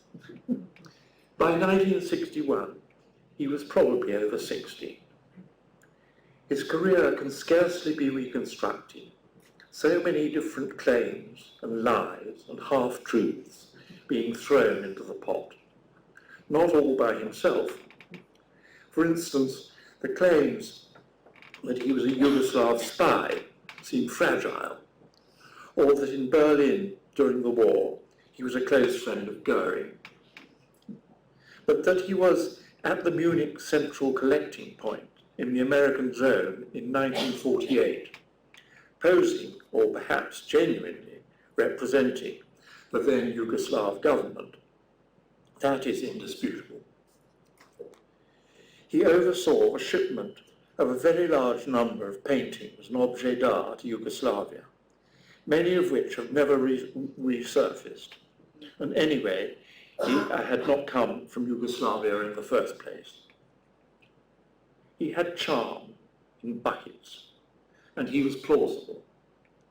He was clearly a man beyond the comprehension of an Englishman like Rupert Bruce Mitford, and of the Metropolitan Museum Americans, I suspect, as well. On the 19th of May, 1961, Topish visited Bruce Mitford at the British Museum. He showed photographs of the cross, which he had kept deposited in a bank vault in Zurich. He offered to sell the cross to the trustees for £200,000, a vast sum at the time. When Sir Frank Francis, when Sir Frank Francis, who was the director and principal librarian of the museum, replied to Bruce Mitford's memorandum of visit, he pointed out that a special grant from Parliament would be necessary and that to make such a request, I quote, full details of the pedigree, unquote, of the cross must be given, as well as, quotes, convincing evidence of the importance as an English work of art, unquote. Thus, from the start, the question, which was to remain an insurmountable obstacle to purchase, the question of provenance, was raised. It would never go away. Curiously enough, the Englishness of the cross, if I can call it that, was never seriously put in doubt during the negotiations, either in England or in America. We learn from these early exchanges in the museum that the cross, I quote, had been inspected in Zurich by Mr. Pope Hennessy of the Victoria and Albert Museum some time ago, unquote. That's in 61. It is also stated that the Cleveland Museum of Art, quotes, had offered $500,000, though this sounds like a very vague rumour to me. Cleveland and its great medievalist William Milliken, next please, had bought the Guelph treasure in 1930, and Milliken was still very active even after his retirement from the directorship in 1958. I think myself that he would have pursued the cross if it had been firmly offered to Cleveland.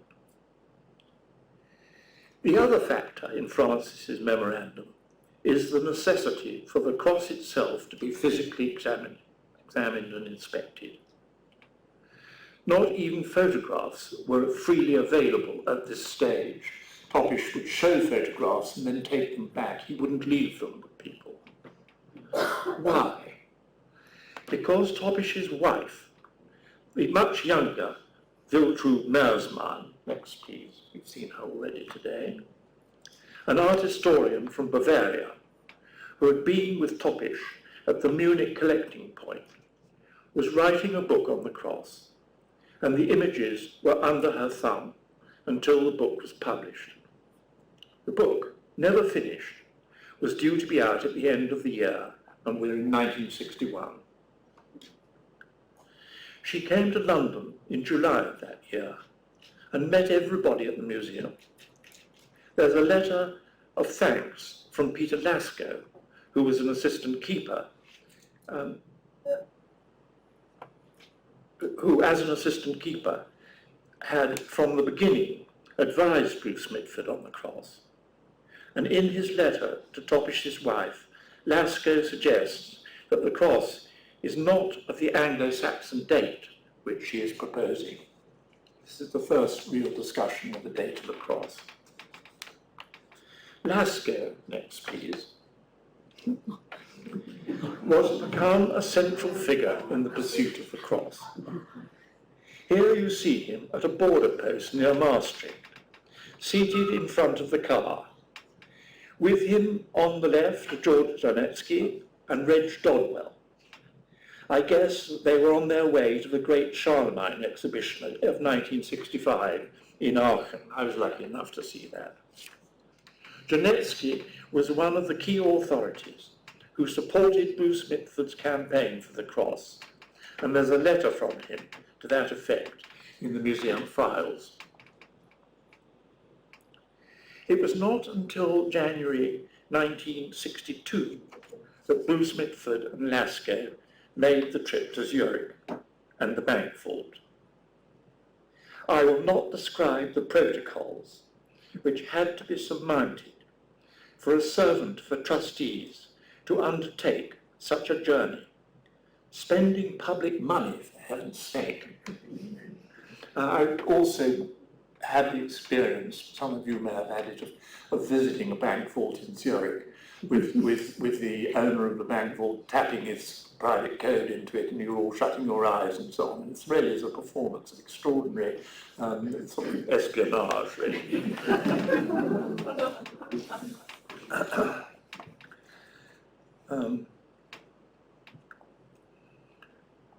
In July 1962, Bruce Mitford finally made a submission to the trustees for the purchase of the cross.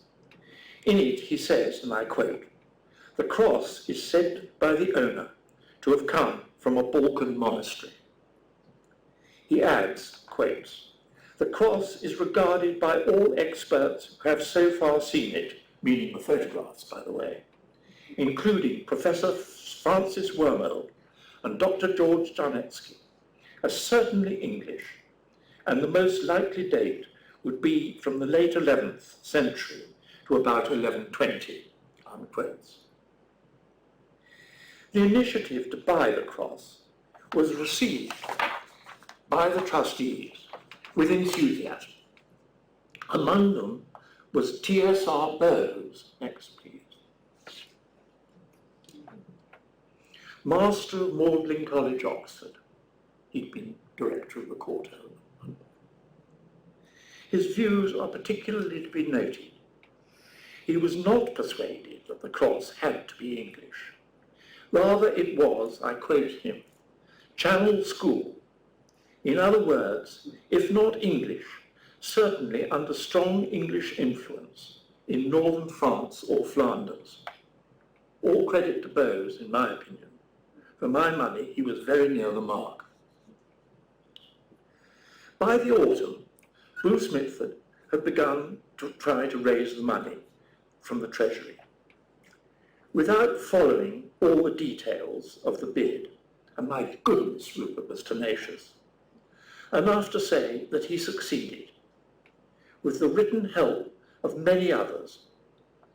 But the promise of the money was always on certain conditions to do with legal title to ownership of the cross and provenance. Who was the person who had so topped the cross?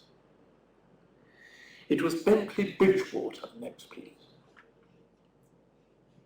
the museum's secretary, a man of considerable influence in Treasury circles, who intervened and negotiated with the Treasury. But always the same conditions of title and provenance were specified. And so things dragged on, with Topish adamant. You may ask why Topish was so patient in all this. I think that it was due to his wife's pressure. She believed passionately, as she worked on what was to become her article in the Walrus Richard's Jahrbuch, that the cross was a great English work of art, and that its proper place was in the British Museum.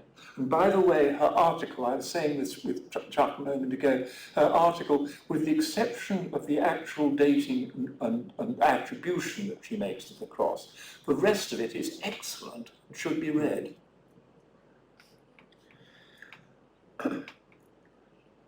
This was a view, this English British Museum view, was tenaciously held throughout by both Wilfrid Naursman and Topish.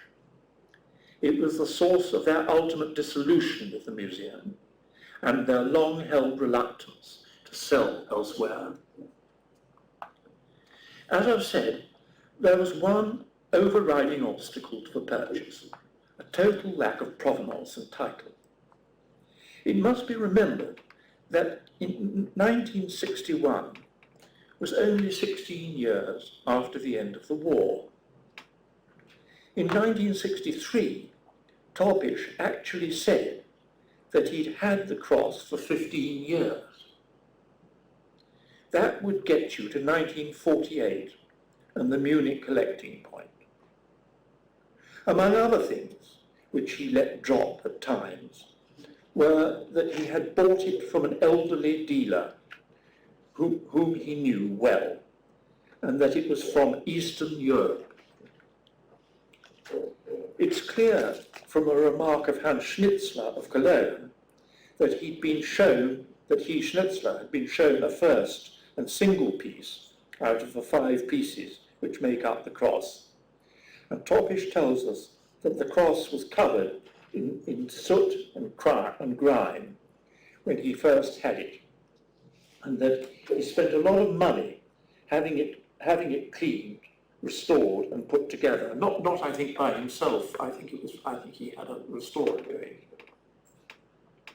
Schnitzler, and this is Florentina Muterich's evidence, seems to have been the first person to see the cross, but perhaps in light of Chuck's paper that isn't so. I read this. The first person to see the cross, at least one piece of it. In 1948, Toppisch was at the Munich collecting point, where objects of Nazi provenance were the daily bread for redistribution.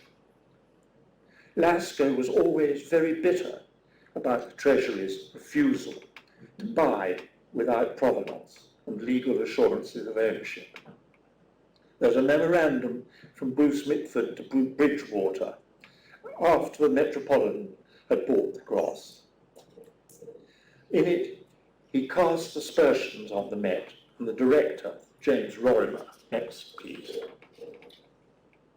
He writes, and I quote Bruce Mitford, "I do not believe that the Met are worried over the legal or political aspects of the purchase. This was clearly true. It was also, I think, sour grapes. What should we think? We are now more than 50 years after the date of purchase. Even so, I would not be totally surprised if the cross does turn out to be a time bomb. Speaking personally, I have a lot of sympathy for Sir Donald Harris of the Treasury and the Paymaster General at the time, John Boyd Carpenter, when they finally withdrew their offer of the grant in early 1963. That was because there was no provenance. The museum archives contain Bruce Mitford's graphic account of the final meeting with Toppisch and Hoving in Zurich, and I quote, "We found that Rorimer's best young man," this is the first time Hoving actually appears in the museum's files, "Rorimer's brightest young man," next please, Tom Hoving, had arrived in Zurich just before us with an offer to purchase not only the cross, but 4 other pieces in the collection for $900,000. The money had been transferred to a Zurich bank and was there ready for instant collection. Only his word to me stood between Mr. Toppisch Mimura and the collection of the cash. The atmosphere was electric. After we all had met at dinner and walked back to the hotel where we and Toppisch were staying, the American asked Toppisch to go on for a little shot in his hotel. We stayed up drinking coffee till he came back. He said that Hoving had told him that next year he had said that he was to be the head of the cloisters and could then have a purchase fund of $600,000 at his disposal and would undertake to purchase further items from Toppisch in the following year. It's the end of the quotation. So that was that. So many people were involved in this 2.5 year saga, thanks largely to Bruce Mitford's absolute refusal to give up. A committee was formed at an early stage by Bruce Mitford, with all the great and good supporting his efforts.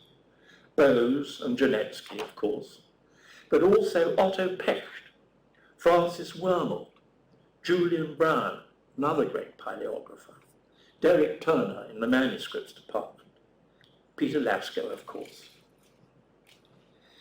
Many letters of support were received. For instance, next please, from Dame Joan Evans. Dear Joan Evans, the first woman to be president of the Society of Antiquaries, fellow of St Hilda's in Oxford. Wonderful woman. And next, please. Here is Kenneth Clark in his letter. It is indeed a most marvellous object, and the kind of thing I like best in the world. Isn't that surprising from Kenneth Clark? Or, and this is very moving, from Dom David Knowles of Peterhouse in Cambridge. I quote, "The cross is a most magnificent and breathtaking work, and it is a matter for congratulation that you and others should have decided to make every effort to secure it for the nation. To my mind, the art of the early 12th century is absolutely, not only on account of its historical or antiquarian value, one of the greatest aesthetic achievements of northwestern Europe. Personally, it moves me more than the mature Gothic art of the 13th century." The words of one of the great historians. As to the provenance, perhaps we'll never know. Topish absolutely refused to name it, or the vendor from whom he had bought the cross. He always said East Europe, or the Balkans. He died in 1987, after the opening of the museum of his collection in Zagreb. I was visited by the curator and shown photographs of many of the pieces to be exhibited. It was a bit of a farce, a poor assemblage. But earlier, in 1982, with the encouragement of my friend Hans Schwarzensky, who knew Topish, I wrote Topish a letter, very official, on the beautiful writing paper we had in those days, in one last attempt to persuade him to divulge the provenance of the cross, undertaking that the museum would keep his letter under seal until his death, or until any date he specified. His reply was bitter, but polite. "I cannot help you at this time, since the man who sold the object to me is younger than me and still alive, and I also gave him my word that I will never disclose the information concerning the person who sold the object to me." There we are. As to Hoving's part in all this, it's difficult to sort it out from semi-truths and pure fiction. Next, please. I have not, of course, this is the Reader's Digest cover,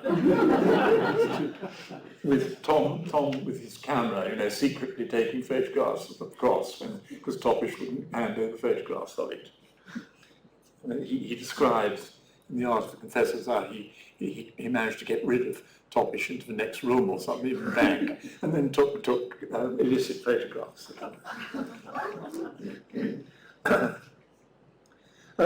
I have not, of course, seen the Met files, but if Rorimer's preface to Hoving's first article on the cross is accurate, the Met was first aware of the existence of the cross in 1956, and in 1959, Hoving and Carmen Gomez Moreno saw the cross in Zurich. However, Hoving's name never appears in the British Museum archive until 1963. Indeed, if Hoving was already involved in 1959, he was not very effective. For nearly 2 years later, Topish was offering the cross to the British Museum. Yes, in 1963, he was there to clinch the deal. He always called it my cross. But he was only able to do so because HM Treasury refused to acquire a highly suspicious object. Credit to Hoving for the purchase must therefore be relative. He was, of course, responsible for the subsequent noise about Bury St Edmunds and Master Hugo, about Abbot Sampson and the anti-Jewish theory. But to quote Vanborough's relapse, play, I quote. But that was in another country, and besides, the wench is dead. If I'm allowed a postscript, perhaps, on another subject, I published in July 2014 a letter in the Burlington magazine, which, like all such letters, seems to have attracted little or no attention. This one, yes. Sorry, were we behind in the slides? Did we have holding up before? Yeah. Oh, we did. Oh, good. Yes, this is the page of my letter in the Burlington. And it was accompanied by a plate of the single-figured initial in the Gospel book from the Abbey of the Park at Louvain, now in Fitzwilliam. I hope that the image speaks for itself. In the channels, it is Channel School, and I also referred in my letter to the admirable article of 1985 by Ursula Nilde, who held a similar opinion. Her article seems to get lost a bit from the bibliographies on the cross. Thank you very much.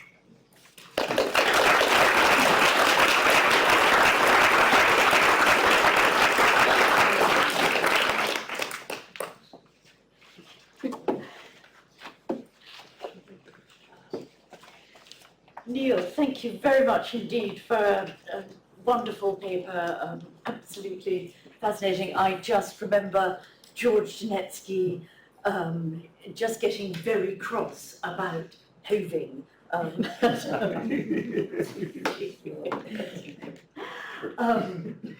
So our final paper in this session is from Professor Miri Rubin from QMW, and Miri, I'm afraid, like Jessica, has been is a victim of the train strikes today, and so Miri is going to have to deliver this from Cambridge and virtually. But it's very good to see Miri on the screen here.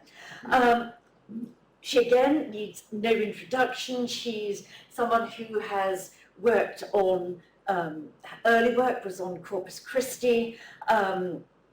More recently, she's worked on William of Norwich and Jews in England, attitude to the Jews in England in the 12th and 13th centuries.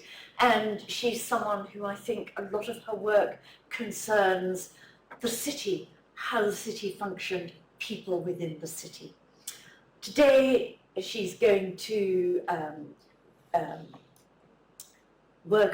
talk to us about some of the her Jewish material, and her paper is Synagoga, Agnus Dei, and the Corpus Christi, and the Cloisters Cross.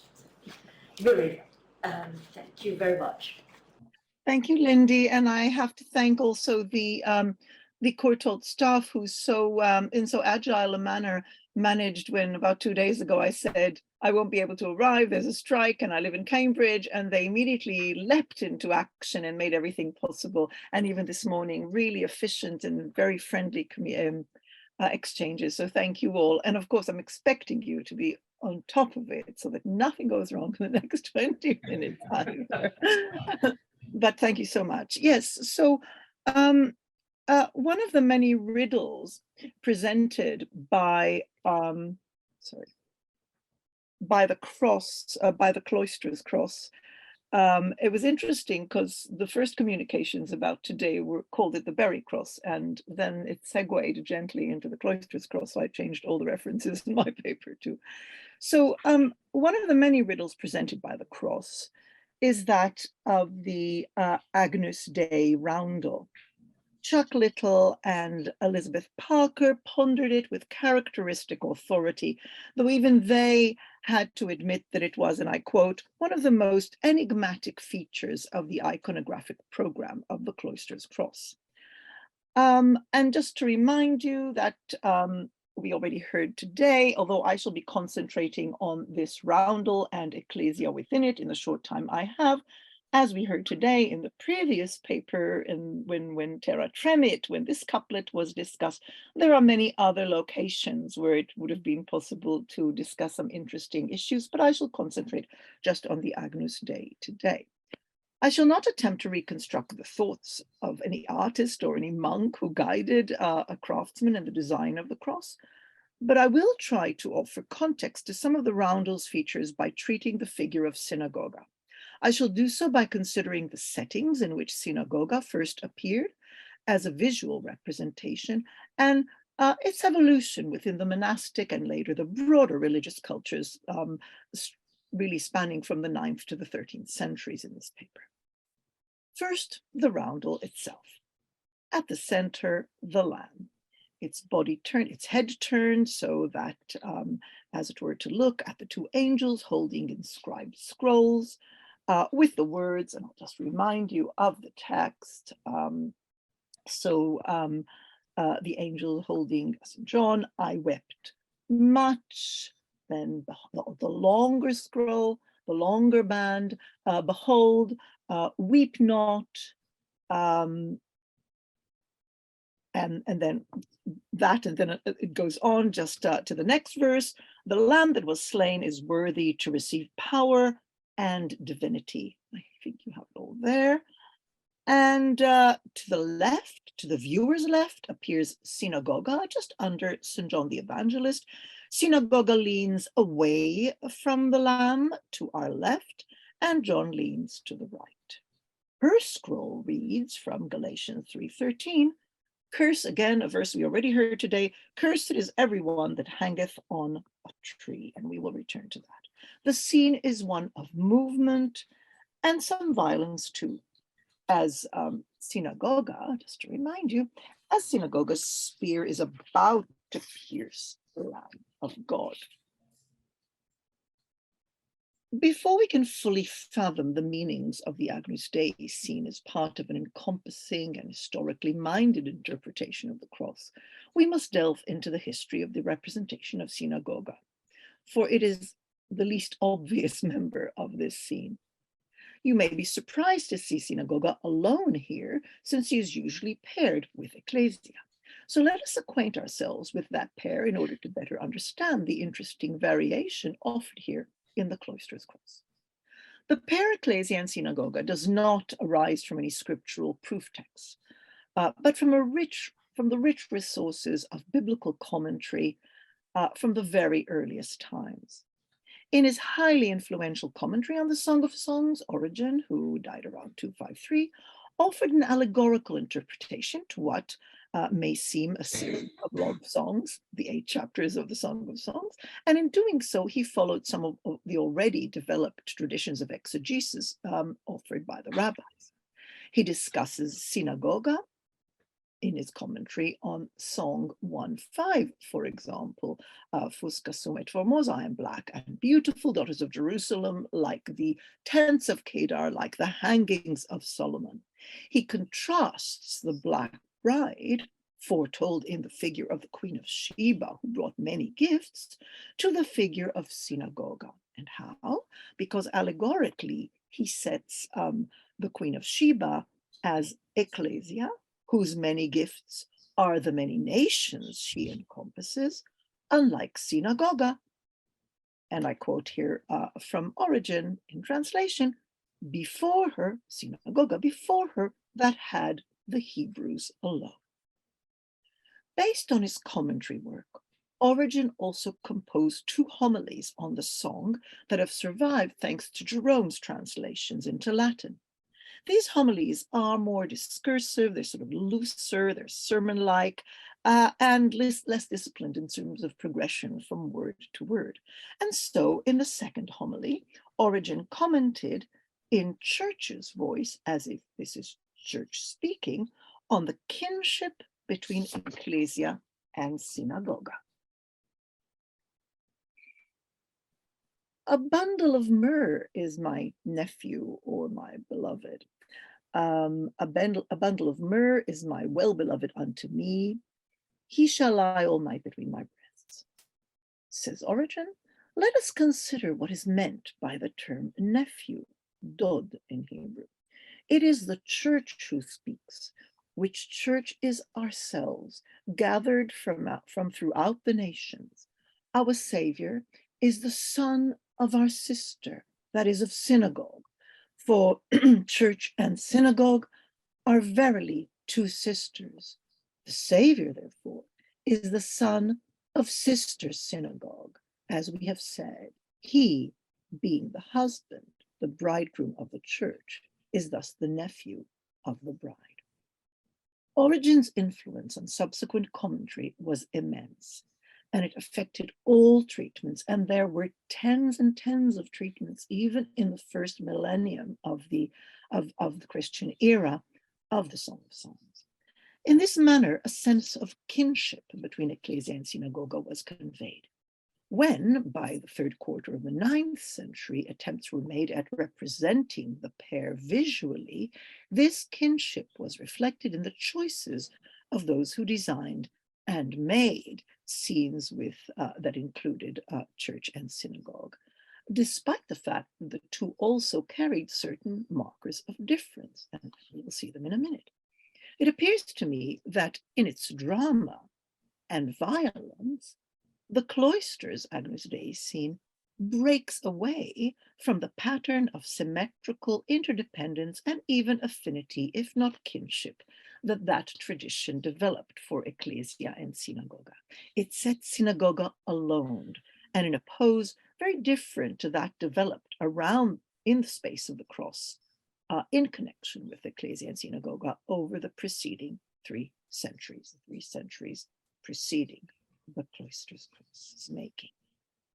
To the representation of Synagoga within the Ecclesia-Synagoga pair, we will now turn.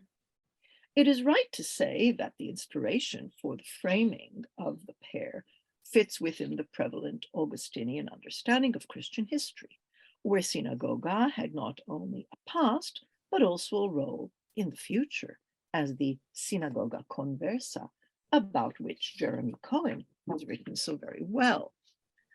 Her present is marked by a state of dejection, even defeat, but her bearing alongside her sister Ecclesia is marked by a family resemblance. They were usually equal in size and shape, similar in attire, and where color was involved, they matched in that respect too. Let us see how. Ecclesia and Synagoga first appear on the carved ivory covers that protected sumptuous books that served at the altar in religious houses where hectic biblical commentary took place alongside incessant liturgy.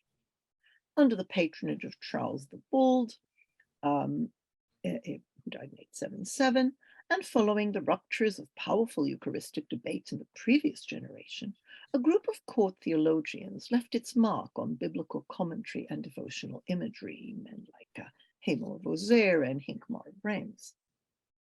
Reflections on the historic cross had led to the innovative image we know from the Drogo Sacramentary of circa 850 that dwells on the passage from the Old Law to the New with the figure of Nicodemus on Christ's left.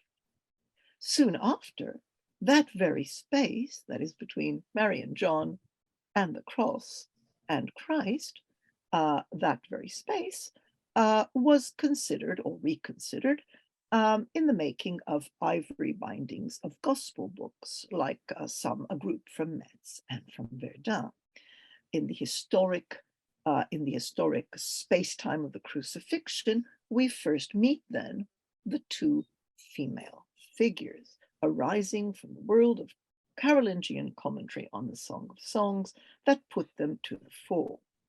Because I'll just enlarge that into a detail, based on Gregory the Great's efforts and Bede's reworking of Origen's influential interpretations, a series of Carolingian scholars added luster and new ideas to the song commentary. Bede had inserted speech cues that allocated the song verses, as if in a play, to 3 speakers, to Christ, Ecclesia, and Synagoga.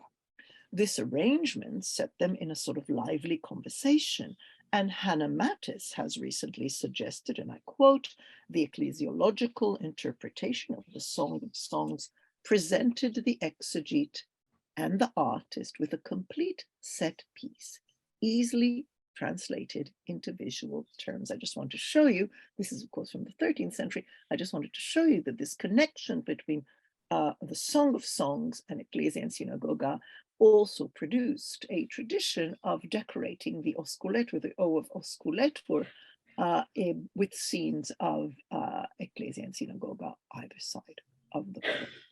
But just to show you that this is a thing, that there are quite a few examples. Another nice example. So Ecclesia and Synagoga, equal in size, equal in shape, equal in clothing and in style, but the one clearly triumphant and in many situations collecting the blood from the wound of the side, while the other is either looking back and walking away, or as here, sort of walking away from the scene.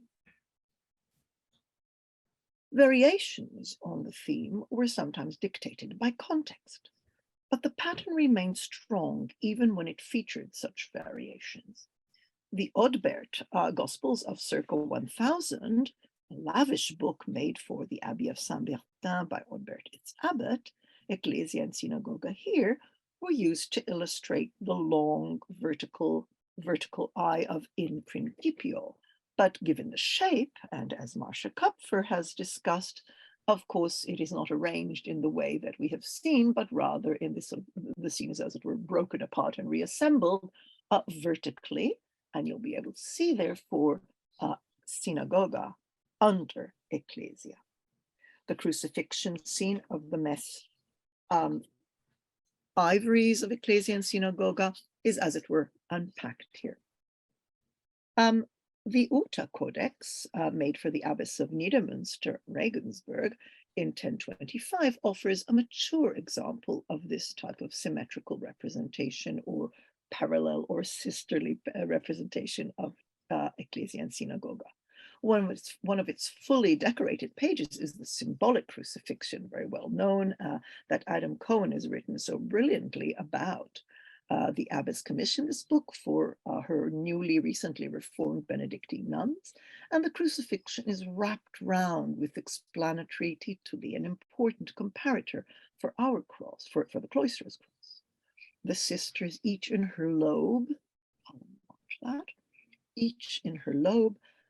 The sisters are identical in size and attire, but one is blinded, not blind, but blinded by the obscuring frame across her eyes, a blinding, as it were, an obscuring that reminds us, of course, of the Cloisters Cross, where Synagoga is not, where in our roundel, where the Synagoga is not blind, but her headgear sort of covers her eyes, so she does not see. Here on this page, the harmonies of Rabanus Maurus on the cross meet the theology of Augustine on the future role of Synagoga. Cohen has pointed out the preponderance of oppositions and the beauty of Synagoga within them. This symmetrical portrayal in the environment of the cross persisted in the liturgical books of religious houses into the next century, the age of the Cloisters Cross. The Stammheim missal that, just wanted to take you back to just remind you visually of what we're talking about. The Stammheim missal of the 1170s was made at the great center of iconographic innovation, St. Michael Hildesheim. And at the full page of the crucifixion, we see Ecclesia and Synagoga presented here, as you see them there above, with their own bands of scripture, and Synagoga sports the headgear, which had only recently become associated with contemporary Jews, that is, with the conical hat there that Sarah Lipton has written about. And you will see familiar verses here, like the Maledictus verse that we've already seen used on the Cloister Cross. The visual habit of displaying Ecclesia and Synagoga either side of the cross, and similar in shape, style, and size, was extended across other materials on objects for use at the altar. We find it on a pattern from the Polish Augustinian house at Rzemeszno. Just enlarge it there, just to show. on the very well-known enameled stabilo altar reliquary like there, where the arrangement is one of up and down, above and below. And more important for us, on a cross, albeit a processional cross, kept at St. Christopher's Church in Schelde. Note, look at that amazing chunk of crystal, and you see those finials there, and I'll just enlarge them. Note the similar treatment. This is here Ecclesia, and by now the Eucharist is shown very clearly above the chalice full of blood, and Synagoga. Note also, of course, the presence above of the Agnus Dei that interests us so much. A bit further in time and into the 13th century, the pair Ecclesia and Synagoga were often the visual complement to the canon of the Mass, to illustrations of the canon of the Mass, to the T of Teigitur, as you see here, very inviting and asymmetrical space, although of course when Christ is not present, the right and left get inverted.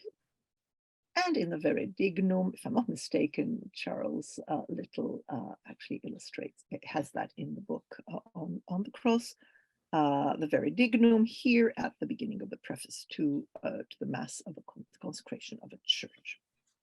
So what I've shown so far is the evolving tradition of representing the paired Ecclesia and Synagoga, the very tradition that the Cloisters Cross artist rejected. His is not the demure and defeated Synagoga, but an active one, unpaired. How might we understand this choice? One way would be to suggest that following an ecclesiological setting of the allegory here, the Agnus Dei actually stands for Ecclesia, stands for Ecclesia, exactly. So we do have Ecclesia, as it were, with Synagoga. That's a possibility, but the arrangement is still very, very different from the tradition we've just seen evolving. Church, after all, I mean, one can of course say Agnus Dei is the church in many ways, or it delivers the fruit of the gift of the Agnus Dei, the grace that arises from the sacrifice of the Agnus Dei, and that of course the church delivers in its sacraments and its teachings and so on. But we may also consider that there was opposition in the 12th century, the very idea represented by the visual pairing we have just traced since the 9th century. Let us call it the pairing as sisters. The Bible of the Cistercian abbot Stephen Harding, which was made in 1109-1111, has at the opening of the Song of Songs, again at the remarkable O, a scene which includes Ecclesia in Synagoga. Christ is flanked by the standing, erect, crowned Ecclesia, while he pushes away a figure of Synagoga, an image also damaged by what seems to have been some sort of rubbing. There is nothing of the sisterly balance we have seen before, but clear and violent contrast. Another variation is the appearance of Synagoga when she appears on her own, and that can occur either when the word Synagoga is mentioned and she is used as a sort of illustration in her sort of sad state, like here in illustration to Psalm 80 at the mention of Synagoga. And in a more polemical context, perhaps, as an illumination in here, this early 13th century, a French Bible, where in the discussion of baptism in the context of St. Paul's epistle to the Galatians, Synagoga again is on her own there with all the attributes she has already collected over the centuries. By the 12th century, there coexisted then a number of possibilities for the portrayal of Synagoga. Most those that have survived, most examples, follow the symmetrical logic of the environment of the cross itself, of the Carolingian ivories, of the Ottonian books, and of the plate of precious metal and enamel we have seen. But there was some resistance to that too, and it is possible to associate Cloisters Cross, perhaps, to a portrayal of Synagoga in that resistant tradition. The very abundance of scriptural citations and their content, of course, suggests or reminds us of all the different other genres in the 12th century, by the mid-12th century, in which Jewish Christian polemic and on occasion Christian heretical or Christian Muslim even polemic are developed. So the discomfort, as it were, with the sisterly ecclesia and synagoga was evident then in I think in the sort of resistance I've tried to show here, both in Cloisters Cross and in some others. And it becomes the absolute prevalent tone in the later Middle Ages. And I thought you'd be interested to see, because by the later Middle Ages, the sisterly arrangement is the very rare exception. And it is, and artists struggle how to unmake the tradition of the pair inherited from the earlier medieval centuries into something that emphasizes the radical difference between the two. And although I'm straying outside our period, I thought you'd be interested to see how it is done. It is done sometimes by making Synagoga altogether a blinded old man on, as you see there, not at all a young woman as we've seen before, or indeed by the mid-15th century, by that dramatic difference in color. They're still the same size. They still look like sisters, but the dramatic color difference, and particularly the color yellow, is very important indeed. And then there's this fantastic early 16th century one where ecclesia has become a church at celebrating the mass at the altar, and synagoga is some sort of a figure of everything that is frightening and evil about women, some sort of witch figure over there, as you see on the right, and Eve, her sister, with her. So returning to the Cloisters Cross, we may consider the arrangement in the Agnus Dei, the arrangement of ecclesia, a very clear choice, one that suited a mood that was polemical in ways, and in new ways. The overwhelming scripturality of the Cloister Cross and of the theological work of polemic mirror each other. The scriptural abundance through the scripturality of new genre like the versus Judaeus literatures, but also others, new types of devotional texts, and indeed of religious drama that emphasize the incompatibility, the difference, the radical difference, but also indeed the danger that synagoga poses to ecclesia. Around 1150 after all, but 42 miles away from Bury, a new narrative about the spilling of blood by Jews was imagined by a monk of the Norwich Cathedral Priory. So as an historian, I find interesting the possibility of this divergence in approaches and sensibilities within the Christian intellectual elite, expressed in the object that they produced for the support of their own devotions or of liturgy within communities immersed in the Christian story of supersession and its impact. Thank you very much.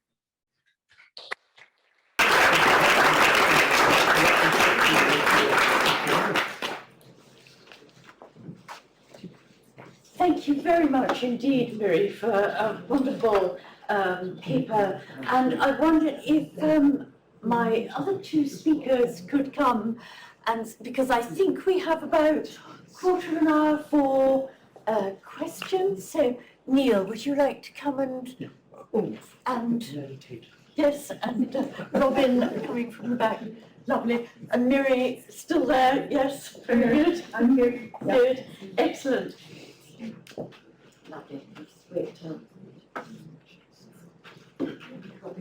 you might go around, yes, maybe go around that way because of this rather dangerous contraption. Should you be able to come and say over? Oh, okay.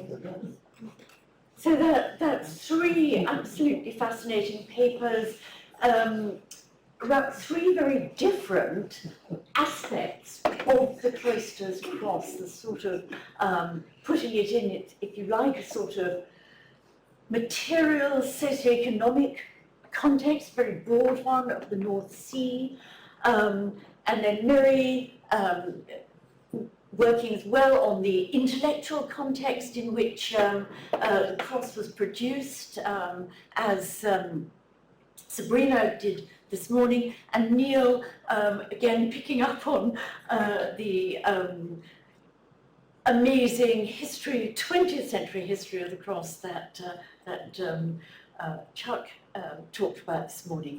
I throw it open to the floor. Are there questions, comments?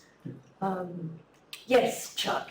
Well, thank you. This was wonderful to have so many diverse points of view on this. And let me just start off with a material question, because we started with walrus.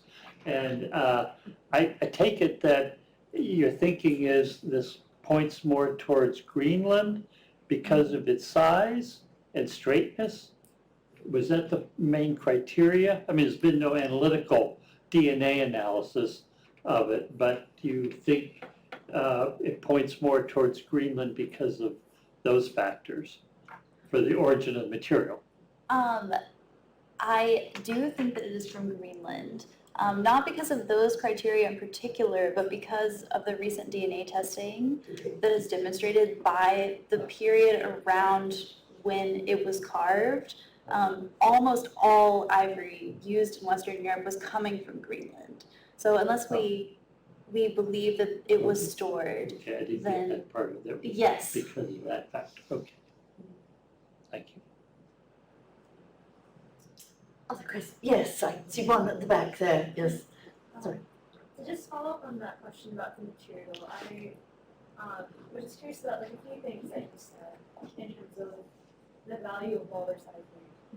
So my first question was that you mentioned just how extraordinary the Cloisters Cross is as an example of walrus ivory. Why do you think that we don't have more examples, or maybe surviving examples of like similar like larger walrus ivory sculptures?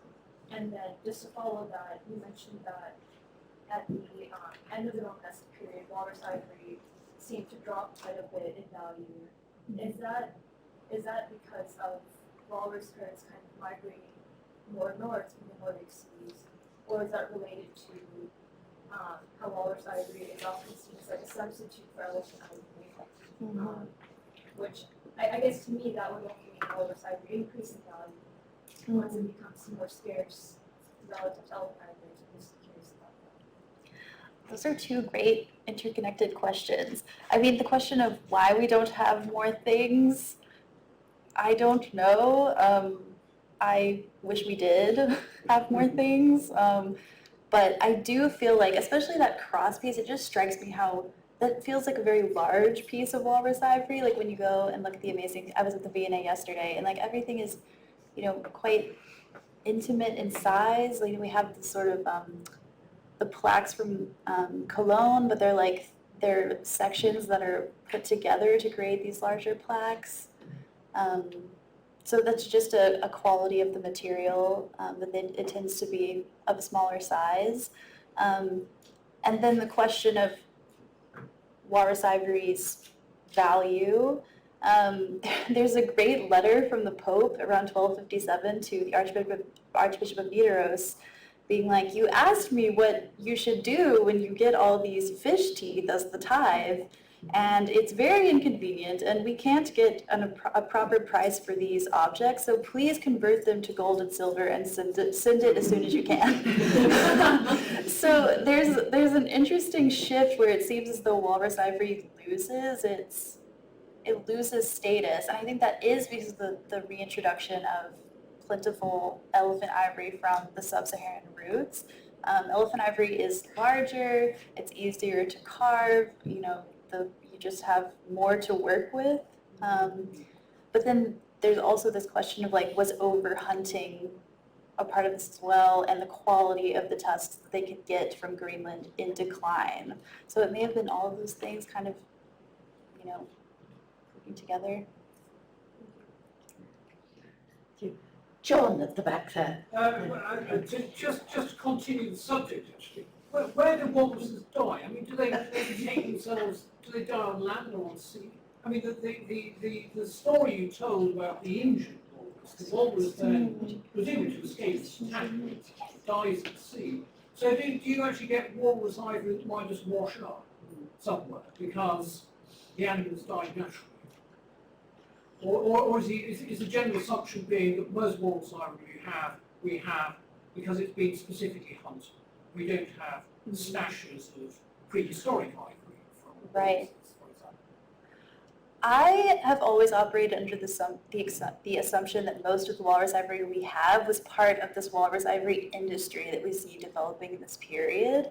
But it is absolutely the case that narwhal tusks are always acquired in that way because they dive even deeper than walruses, and they mostly live in deep water, unlike walruses who live mainly on sea ice except when they're migrating. And so if there is a narwhal tusk in a treasury, that was a happy accident. But walrus ivory tended to have been purposefully hunted and exported from Greenland and a part of this trade network. I think I see Kirsten first and then, yes, Kirsten. Thank you. So it's another question about the walrus. They're very charismatic. Walrus is rather Well, you said the tusks were cured, and I just wondered how that worked and whether it affected, I don't know, the surface, what they look like. So I believe that because walruses live in the quite humid kind of transitional environment where they're in the water and they're out of the water, and so there's a lot of moisture in their world, and so in order for the ivory not to crack or I think become brittle when carved, like it has to be aged for a little while, and that also makes it easier to get it out of the skull. So they needed to let the walrus skull decay for some time in order to make it a little bit easier to remove the skull from this maxillary cavity. So I think it was a combination of those two reasons why they would maybe store it for some time on Greenland. And we have archaeological evidence of walrus ivory storehouses around Disco Bay that may have been used by the early Inuit and the Norse. So that's something I'm really interested in, is that early contact with indigenous peoples there too, and involved in the hunting. I've got another question just here. Oh, you want a mammoth ivory. That's around, isn't it? Yes, the sort of carving of antique mammoth ivory, I think that's very interesting. I haven't been able to examine mammoth ivory objects in person, but And of course, with the things like elephant ivory, which is banned from export now, and the whole thing about CITES, and you can't trade in it anymore. And what do the museums do with the stuff they've got? Walruses are apparently not so much sensitive about. Like the some sort of back the way they get, do they kill the walruses? The library is hunted. But it's all very sensitive now, isn't it? yes, in Blue Planet 2, David Attenborough dropped, the most heartbreaking scene is the scene of these walruses who are rolling off of cliffs because there's just no space for them in the Arctic anymore, and it's really upsetting. Chuck, yes. Yeah, I just asked Neil a question about something, a very good observation that from one of the letters you were reading, Yes. and I think it was about Hermann Schnitzler, Yes. saying the cross had soot and grime on it. Yes, yes. And I think that's an important observation because even the photographs I showed had it fairly clean.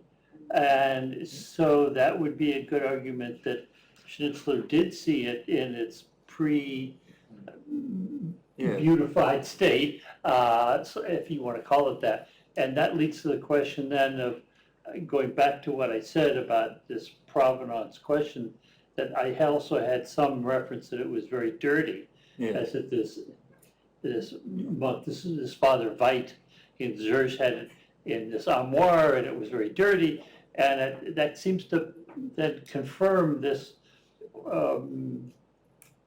background, if you want to call it, of how it was found at that state and point in time. So I think we're getting to the point where various points of view are helping to unify that story that we were trying to sketch out earlier. Yes, and I'll chase up about where it was that they came in contact with Volbach, because that's interesting too.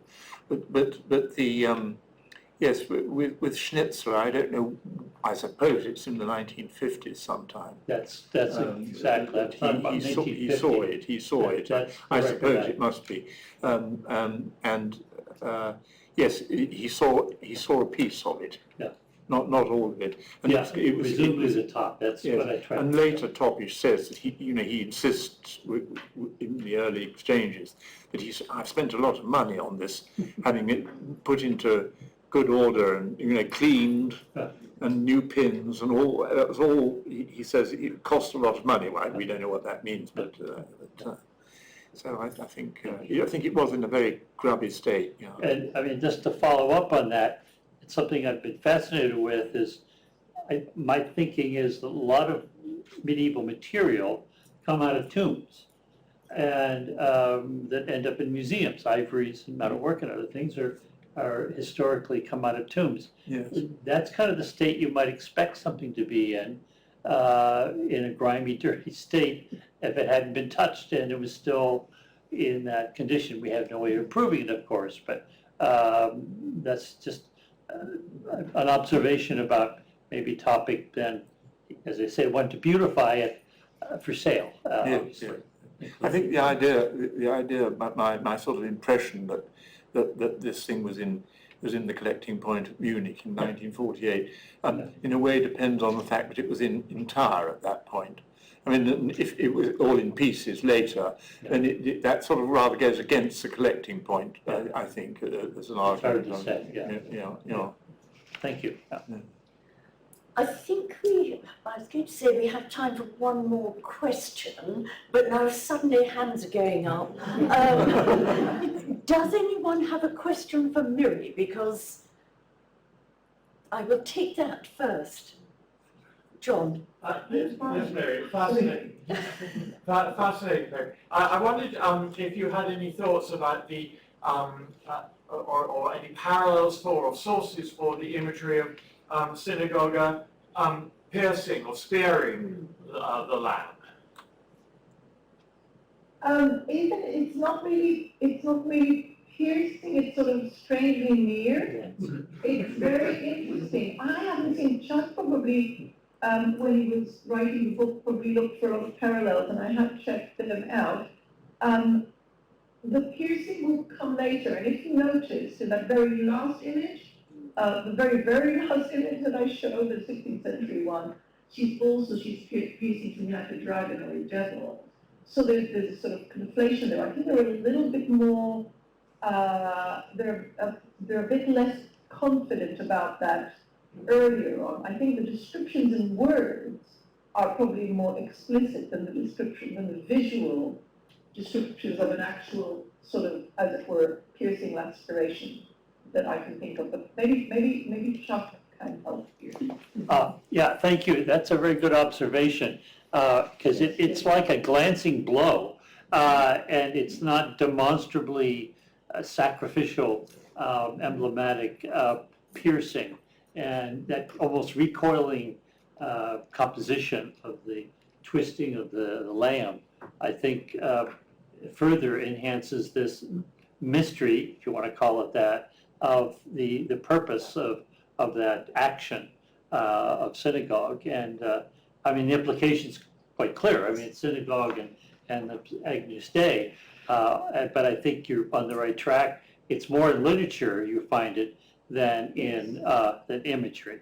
And this is at that moment where the fascination with the blood aspect of it does develop in the literary representation, and later on in the host desecration there is no sort of holding back, as it were, by the late 13th century. True. But in this context, to actually, as it were, violate the Agnus Dei, it's clearly there's a different sensibility there. And I should say, Chuck, that just to remind everyone through you, that what you say in the book is that sort of colouring on the cross, on the Cloisters Cross, that sort of colouring in the roundel, what is a sort of later edition, it's not part of the Good. Thank you for remembering that. Yeah, very carefully thought out composition. I mean, I think what it really tells us is even within a culture, as it were, where people read the same text and they're broadly speaking, have the same idea, of course, about session and about, as you said at the beginning, that as you cited, that Messiah, etc. There are clearly different levels of sensibility when it comes to visual representation, and I think that's extremely interesting. That a lot, with the comfort, with the pairing, with the suggestion of this affinity, or indeed occasionally the need to absolutely emphasize that Ecclesia is Synagoga is a different thing, that she's over with, she's repudiated, and there are various ways of doing it, but it's definitely less fun. I think we had, clearly everyone's warming up with lots of questions, but I think we had better have questions over tea so that we don't get so far behind. But before we do that, can you please thank our three wonderful Good afternoon, everybody. My name is Richard Plant. I will be chairing this final session of the day. I'm going to start with some rather sad news, perhaps most interesting to members of the British Archaeological Association, which is of the death of Professor Rosemary Cramp, who was, of course, Doyen doesn't do anything like justice to how she dominated the field of study of Anglo-Saxon sculpture, the guiding spirit, of course, of the corpus of Anglo-Saxon stone sculpture. Should any of you be interested, details of her memorial service, funeral and so on are posted, I hope already, on the association's website. John's putting his thumb up. Yes, good. Right, okay.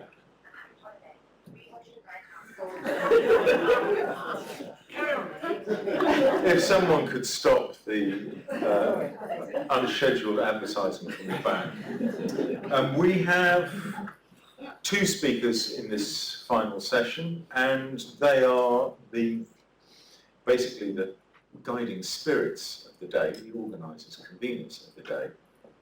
And first we have Dr. Cecily Hennessy, who took a doctorate on Byzantine arts here, and then was working at the Courtauld Institute, overseeing the summer schools and study trips before she came to Christie's Education, where we taught together, where she rose to the position of academic director.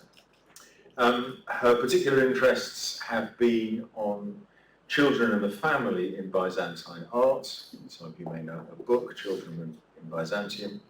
And she has more recently been working quite a lot on connections between Byzantium and what we laughingly call the West. She currently holds a Leverhulme Emeritus Fellowship, and her paper is The Cloisters Cross and the Sphere of Henry the Lion and Matilda of England.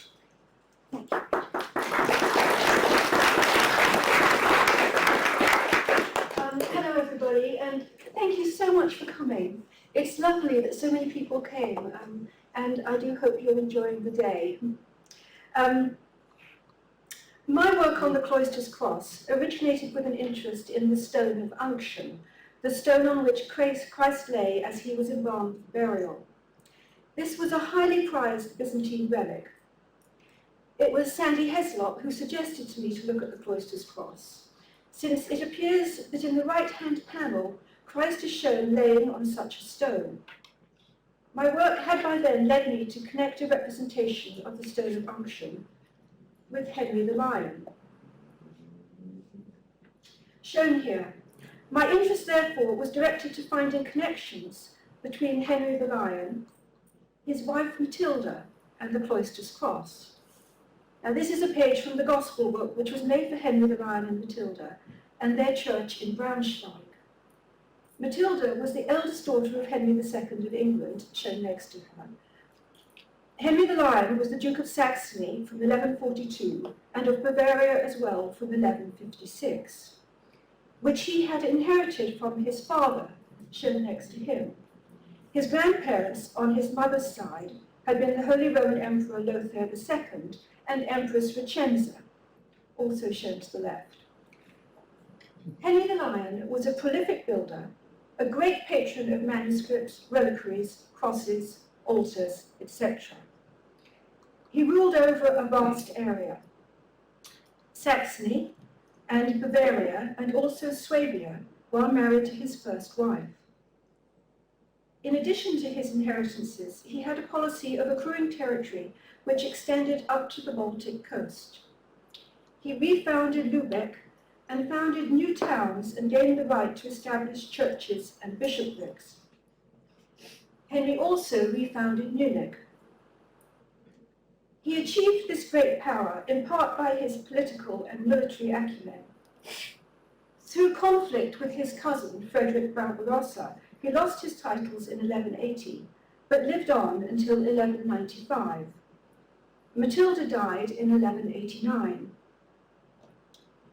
While I was looking to see if there were any links between the Cloisters Cross and Henry the Lion, I found a brief reference to a paper the architectural historian Stephen Gardner had given at the Frick in 1973. I discovered that his unpublished notes were held at the cloisters, along with notes from an earlier seminar paper given in 1971. In these notes, he identified various similarities between the iconography on the cross and art produced in Germany in the 12th century, and specifically that with links to Henry the Lion. At that time, the largely held view was that the cross was English. As we've seen, that view was originally proposed by Topic Momara, pictured here in the top right with a bust representing him, which is outside the museum that Neil mentioned in Zagreb. He was the dealer who sold the cross to the Metropolitan Museum in 1963. His wife, Wilfrid Mesman, looking here a little bit older than I think we've seen her in other pictures today, she dated it to the second third of the 11th century. Hoving, who bought it on behalf of the Met, argued that it was made in 12th century Bury St Edmunds, and he published this view in 1964. And he made comparisons with the Bury Bible, as we've seen, which is shown on the right. The seminar where Gardner talked about his research was held by Rosalie Green, who's shown here with her colleague Isa Ragusa. I was in touch with Roberta Olson, who also took part in the seminar, and she said that Rosalie didn't expect the Henry the Lion connection, but she was hoping that the students would all agree where the cross came from, and it appears to have been the case. Gardner's text focused on this, the so-called resurrection or Easter plaque, and, quote, continental elements which play such a large part in the rather complex iconography of this scene. It depicts the events of Easter morning. Mary's at the tomb, the angel holding the text from Mark 16:6, you seek Jesus of Nazareth who was crucified, and 5 sleeping soldiers, plus Christ in the act of resurrection. Gardner started by showing similarities between the iconography on the cross and English examples. For instance, the Shaftesbury Psalter from about 1150, which shows the 3 women and 5 soldiers in ways similar to those on the cross. So he argues the women and soldiers fit within an older tradition still alive in England and on the continent in the 12th century. However, he associated the form of the angel holding out a scroll with that of St. Matthew in German evangelist portraits, such as this one made in Essen. He suggested that angels at the tomb holding scrolls only occurred to a limited degree at this time, and those were often German. Such as in the Gospel book of Henry the Lion. Now, this was made at the Benedictine monastery at Helmarshausen and is now largely thought to date to the 1180s.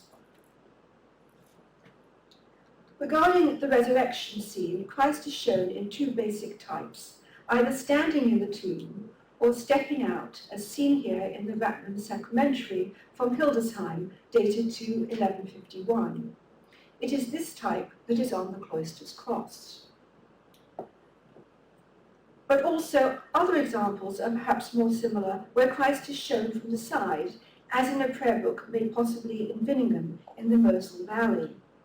Gardner maintained that this is also a rare example in the 12th century of Christ holding a double-armed cross staff, as on the cross. He argued that the Cloisters Cross image is more like an ascension, as in a walrus ivory plaque made in Cologne, now in the V&A, and that the closest parallel is a stone font in the Church of St. Boniface in Freckenhorst, Westphalia, from about 1129.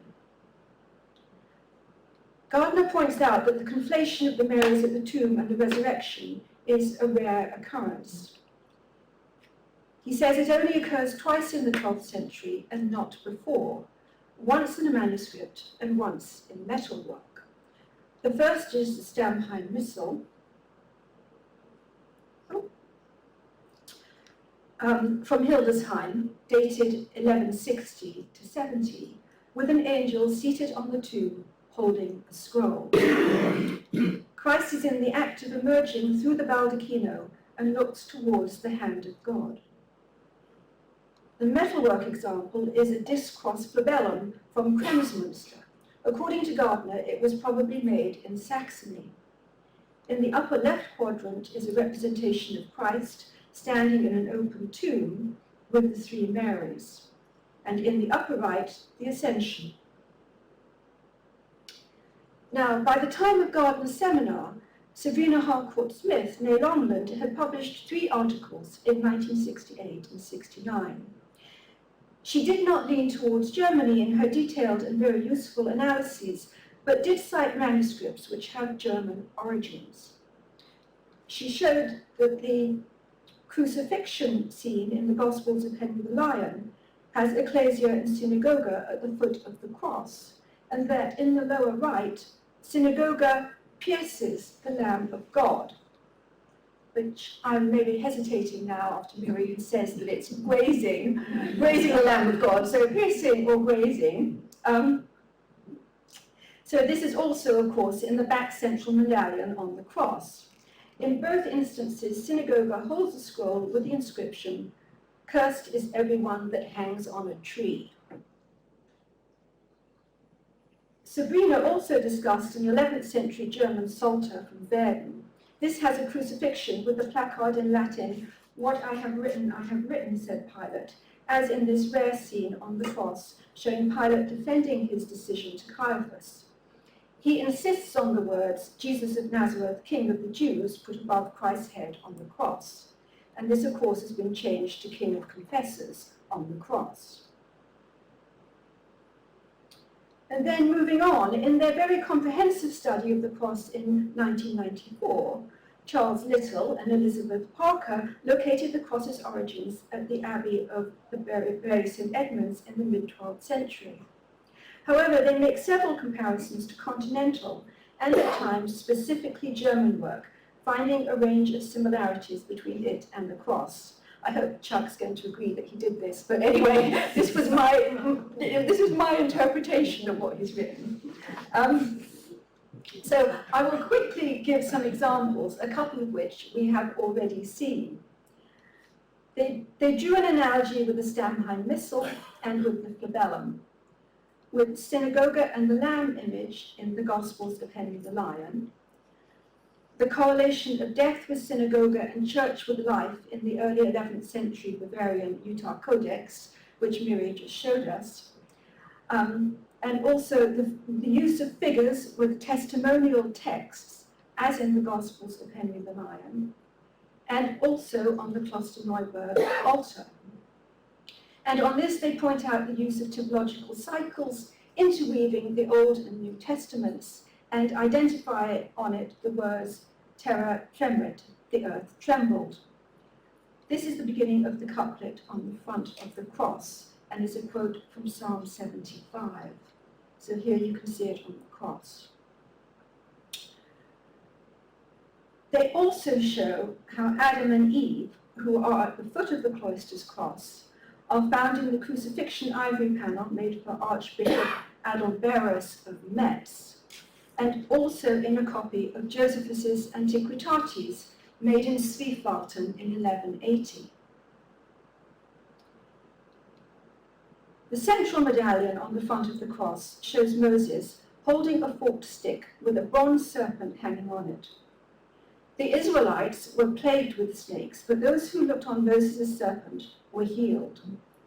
This is rare in Romanesque England and more common elsewhere, such as in the 10th century sacramentary from St. Gall, where the serpent is suspended on a rough-hewn cross. Here an analogy is made between Christ lifted up on the cross and the serpent lifted up by Moses. And this is also found in a manuscript from Regensburg, dated 1170 to 75, and in the Swiefalten Josephus, where Moses faces the brazen serpent. So most surviving examples of this image are German. Now Sandy, back in 1994, had noted that the brazen serpent and the conical hats were, quote, best attested east of the Rhine. And in 2013, John Munns published connections between the Cloisters Cross and the Stamheim Missal, making several convincing points, like, for instance, comparing beards and hats. So, to summarize so far, we have a range of iconographic elements from various sources coming from what can be loosely termed the sphere of Henry the Lion and Matilda in Saxony, and in or near Bavaria. These form parallels with and precedents for the Cloisters Cross, some of which are very close. Now, I would like to add a few comparisons to this, with a focus on material closely associated with Henry and Matilda and the Guelph dynasty, and the central lands of their reign in and around Braunschweig, and also Bremen, where Henry was active in the late 1180s. In Braunschweig, Henry patronized the Benedictine monastery of St. Giles, founded by his grandparents. But he also built a collegiate church dedicated to St. Blaise. The Gospels of Henry and Matilda were made probably for this Marian altar in the church, which was consecrated by the Bishop of Hildesheim, Adelach, in 1188. In the Gospels, we have already seen Synagoga piercing the lamb. I'm sorry, this is going to go a bit slowly because my pictures are quite big, but I wanted you to see details, so sorry about that. There are also various examples of pointed hats, as here in the scene of Herod's feast and Salome's dance, and Christ in the house of the Pharisee, and in the Annunciation of the shepherds, and the Good Samaritan, and in John the Baptist preaching in the wilderness, we have two men in broad hats to the left. Furthermore, the inscribed text running in front of Christ in the page of the Ascension makes the lower part of Christ very similar to the carved Ascension scene on the cross. Plus we have prophets with pointy beards and scrolls, Habakkuk here, and Jeremiah, for instance. Now the family treasure, known as the Guelph treasure, was housed in Braunschweig. In this collection, there is a cross with standing female figures who may be Synagoga and Ecclesia from the 11th century. The Albertus altar, made in Cologne in the middle of the 12th century, has figures holding scrolls very similar to those on the Cloisters Cross, with the prophets with their prophetic texts on the sides, and the apostles on the lid. This has similar motifs, such as the soldiers at the tomb, and the representation of the Ascension, which was borrowed for Christ's resurrection on the Cloisters Cross. We also have the elaborate dome-shaped reliquary made in Cologne from walrus ivory and enamel, which has apostles with scrolls around the dome and standing prophets with scrolls around the lower register. This is interspersed with 4 scenes, 2 of which are from Christ's Passion, the Crucifixion, and the women at the tomb. Another comparison can be made with the processional cross in the Basilica of St. Godehard, made in Hildesheim in the last decade of the 12th century. It has been restored and the scenes rearranged. There's an enthroned ecclesia at the top, and anastasis or harrowing of hell at the bottom, and the supper at Emmaus on the left.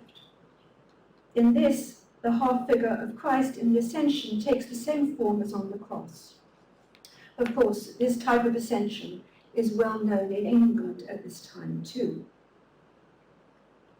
The Holy Sepulchre altarpiece made in Saxony or Lower Saxony in the mid-12th century again has stylistic and iconographic similarities. It features Nicodemus with his pliers and the body of Christ hanging limply next to the Virgin with her arms covered.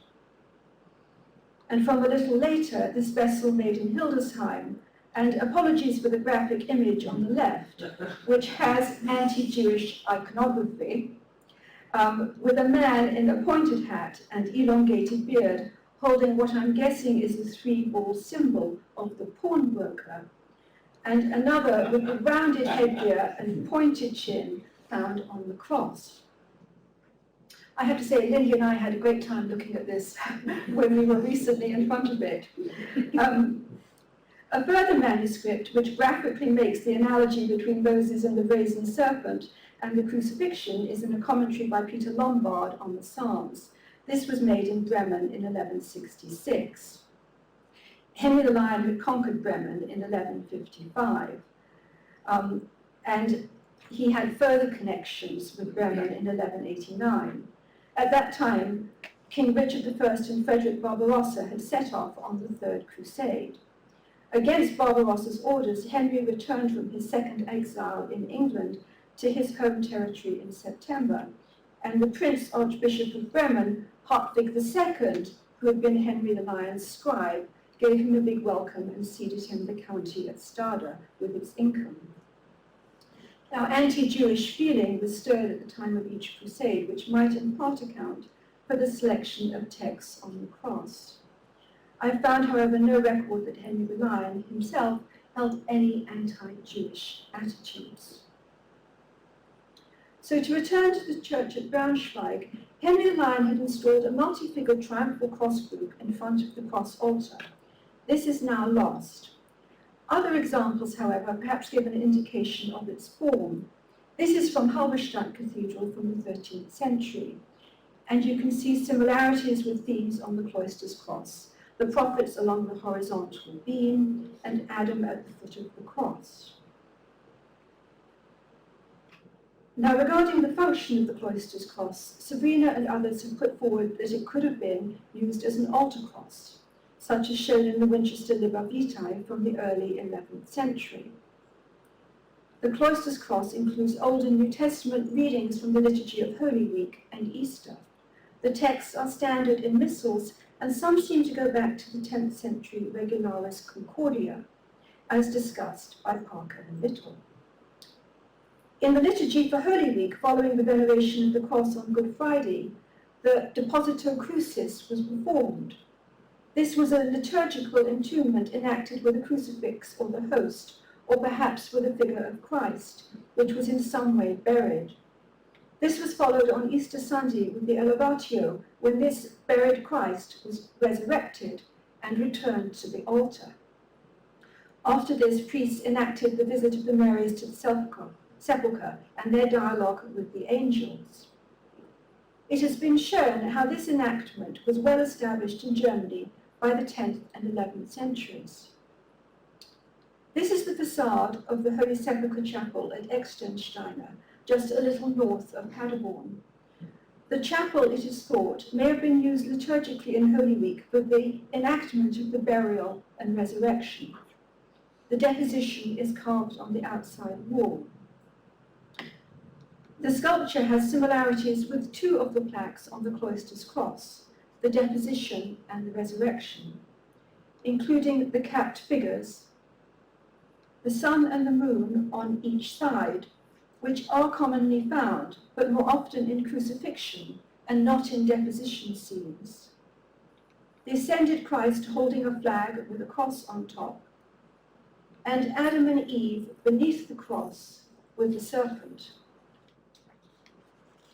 If the cross was designed to be used in Holy Week, perhaps in a Holy Sepulchre chapel, then a corpus, which it is generally agreed was attached to the front, would have to be easily removed.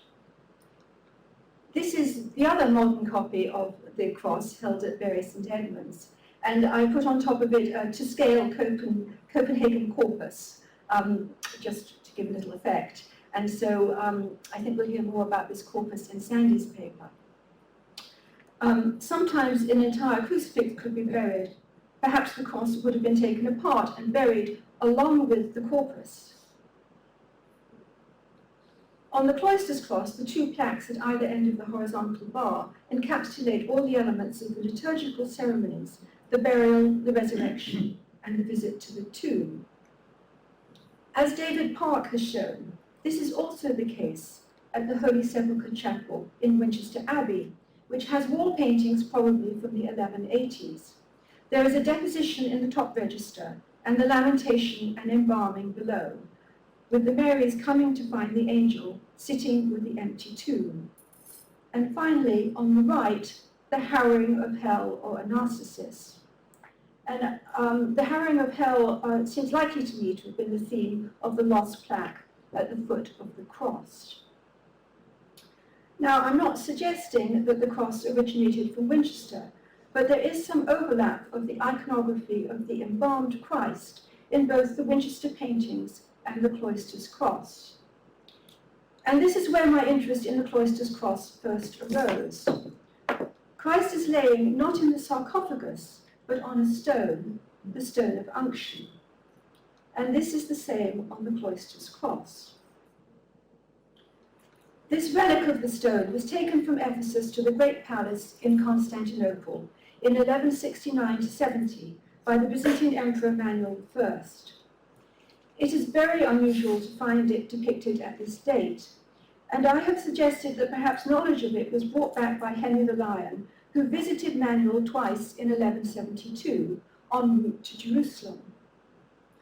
Henry the Lion and his family were in Winchester during their time of exile in the 1180s. In Byzantium, the first extant representation of the stone is from the refectory of the monastery of St. John in Patmos. This has been dated by some to about 1200. The scene is labelled in Greek, the sepulchral lamentation. This appears to be what we have here on the Cloisters Cross.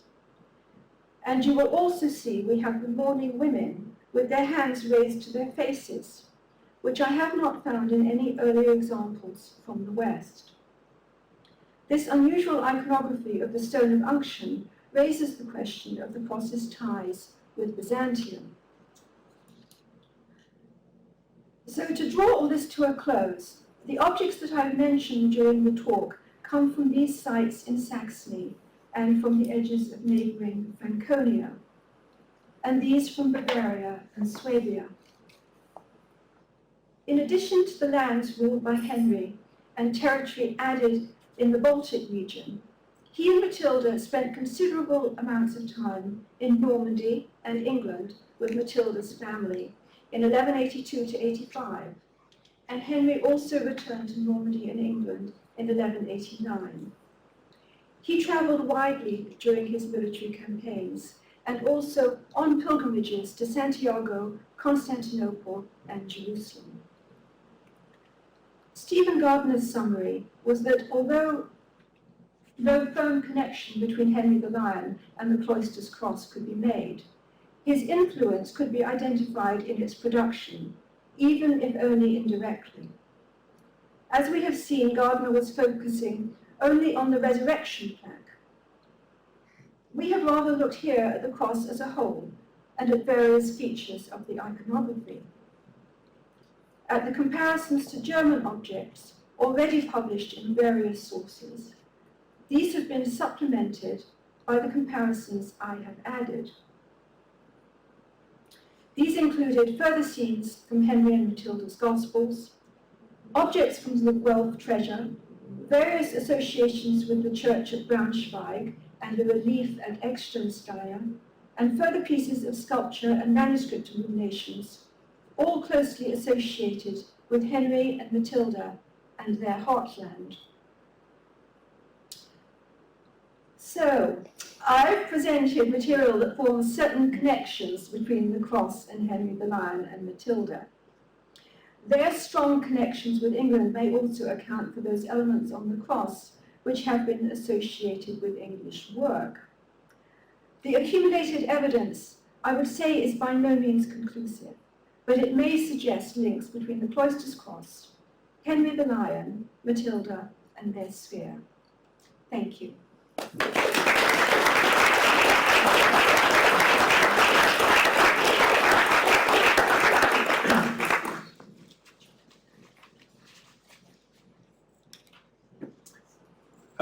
Thank you very much, Cecily. As with the earlier sessions, we will, do you want to save the changes to your presentation, No, Cecily? it's okay. No, don't say. As with the earlier sessions, we'll be having questions at the end of the, seems to be closing, at the end of the session, and there will be a sort of more general discussion at the end as well, I believe. So it is time for me to, I hope, get on board our final speaker, who I will introduce at some length, since the computer has now ceased working. The final speaker is one of those types who needs no introduction. Professor Sandy Heslop, who taught at the University of East Anglia from 1976 until 2019, was Slade Professor in Cambridge and had 2 stints as a visiting scholar at the Getty. As many of you will know, he has published copiously and on wide varieties of material, whether buildings, seals, manuscripts, and he has focused mainly on arts between about 1000 and 1500. His most recent interests have been in the parish churches of medieval Norwich and the art patronage of St Anselm.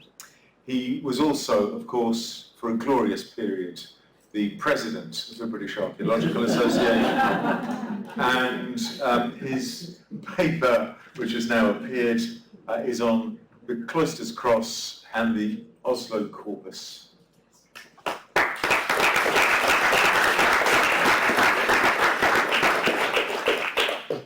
Thank you very much, Richard, and thank you all for coming. I first became interested in the Cloisters Cross 52 years ago,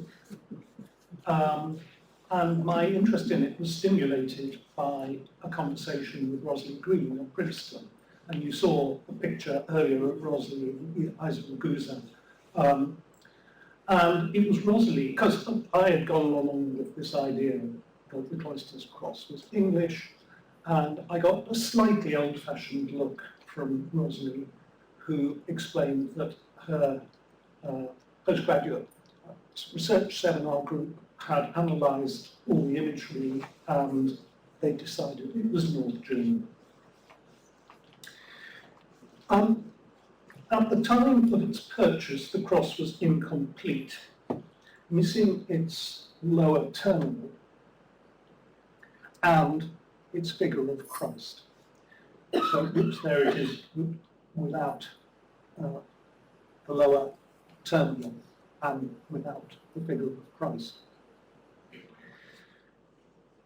To begin with the missing lower terminal, a remarkably appropriate walrus ivory plaque showing Christ led before Pilate. I say that, I stress that, because it is said often to be before Caiaphas. A remarkably appropriate walrus ivory plaque was identified as a missing part and acquired by the Met also in 1963. Almost everything is in favour of their common origin. The plaque is the right size, the same as the other terminals. It has figures on the right scale, and many of the characteristics found elsewhere on the cross, including an inscription, poses and costume details, especially hats. And I would just at this point say that in my view, you have to distinguish clearly between the kind of hat worn by Longinus with his spear in the Stamheim Missal, which falls forward at the front and is what I call a war bonnet, and a pointy hat like Synagoga in the Stamheim Missal. So what we have in this plaque, potential base plaque from the cross, is a Jewish figure up the back pushing Christ forwards into a group of people holding spears and a man sitting down, the point of whose hat falls slightly to the front. Furthermore, Christ is wearing the crown of thorns and the purple robe, which are part of his mocking at the time of his transfer to Pilate. So we've got an amalgam of subjects here in a single plaque, just as we saw in Cecily's talk, the resurrection and the visit of the Marys and the anointing of Christ's body and the deposition. So this business of bringing together more than one subject on a single plaque is significant and argues in its favour.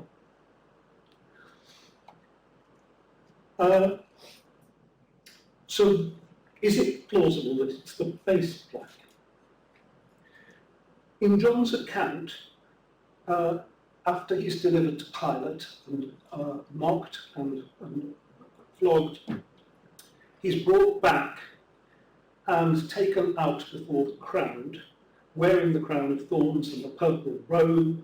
Pilate said, "Behold the man, ecce homo." That is important because the reverse of the plaque, still missing, would have borne the symbol of Matthew, that is, a winged man.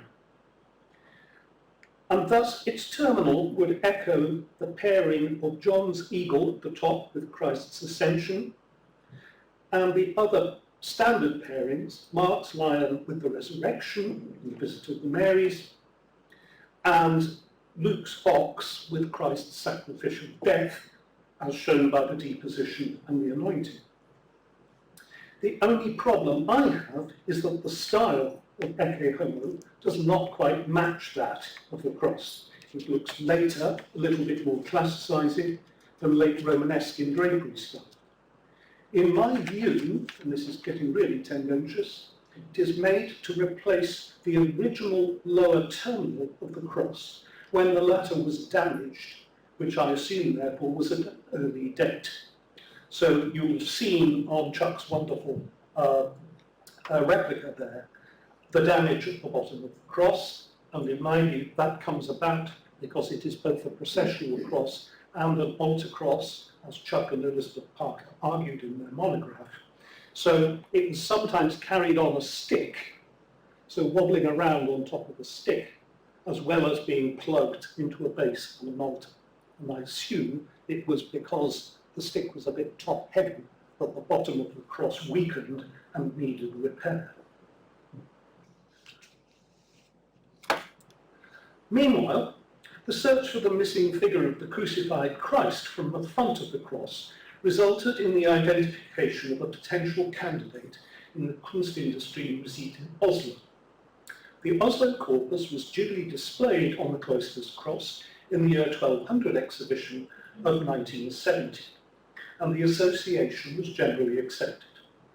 Various people claimed credit for this discovery, including Thomas Hoby, surprise, John Beckwith, but only Martin Blindheim, so far as I know, had already put it in writing.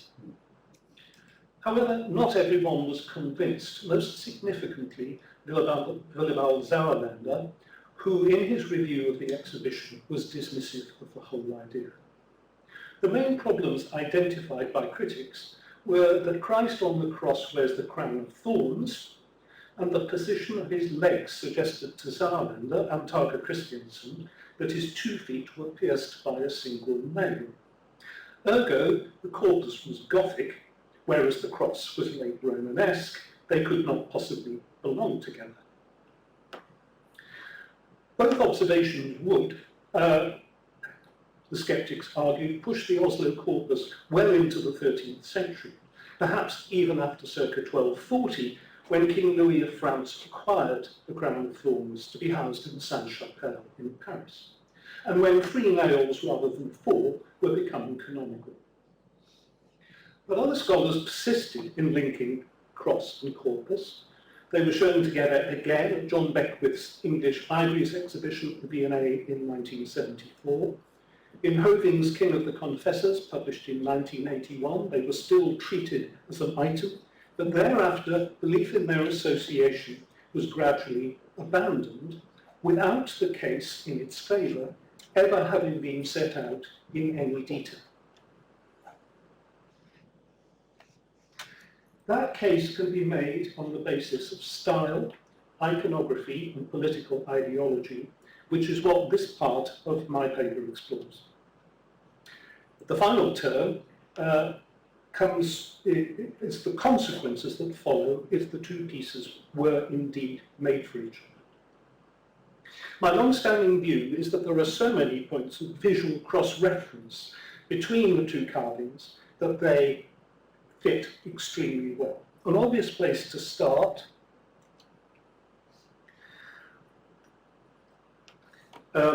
is a comparison of the figure of Christ in the deposition plaque on the cross with the Oslo Corpus. Firstly, despite the discrepancy in size, 35 millimeters on the plaque, 210 millimeters, 6 times larger on the corpus, the proportions are remarkably similar. Secondly, both figures dispose the loincloth to uncover the left thigh of Christ, and they have remarkably similar knots on the left hip. When it comes to anatomy, we may note the arrangement of ribs, shallow curves, and notched sternum, and perhaps even the wavy hair falling on the shoulder. Just as telling are the common elements in the representation of drapery. Both corpus and cross employ a late version of the so-called damp fold style, the one practiced at an early date by Master Hugo at Bury St Edmunds, in which areas of cloth cling to the body. These adhering patches are articulated in some places by nested V-folds, pointed out in blue there, occasional curving rolls like thin pipes, and small bridges over furrows at the edges of the garment, so they're pointed in red. I do not know another single 3-dimensional crucifix figure with all these characteristics. But this is so formalist. The Oslo Corpus is great sculpture. The carving of the face depicts the pain of Christ's death, which is what we can read on the side of the Cloisters Cross in the words De Penam Mor. So, De Penam. So you're looking across here, and there is Christ's head with this expression and the pain of the death of Christ, of God.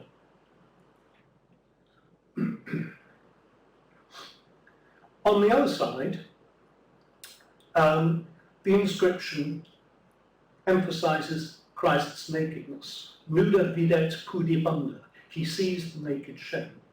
The location of this verse has been selected to highlight the rare visual characteristics of the Oslo Corpus, or something very like it, the split skirt. Another expressive aspect of the original corpus would have been, so these photos are the ones I took at the V&A back in the early 70s, so they're a bit fuzzy. Another expressive aspect of the corpus would have been the raised arms of Christ. The large central roundel, with its concentration of imagery and text at the intersection of the horizontal and vertical arm cross make it certain that this figurative halo was meant to be readily visible, which would have necessitated lowering the position of Christ's head, tipping it to one side, and angling his arms at about 45 degrees. It may be noted that the form of the Oslo Corpus implies that Christ's right arm rose up against the side of his tilted head. I hope you can see the flattened area where the arm rose up right beside his cheek.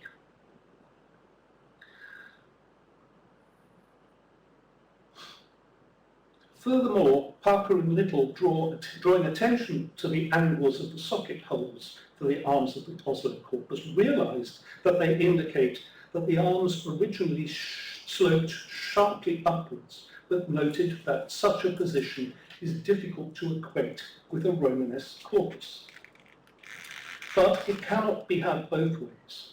Either Christ hung low with raised arms and bowed head, or his arms were short and outstretched horizontally, and the rest of his body, head to foot, was disproportionately long and higher up the cross, and the central medallion halo was obscured.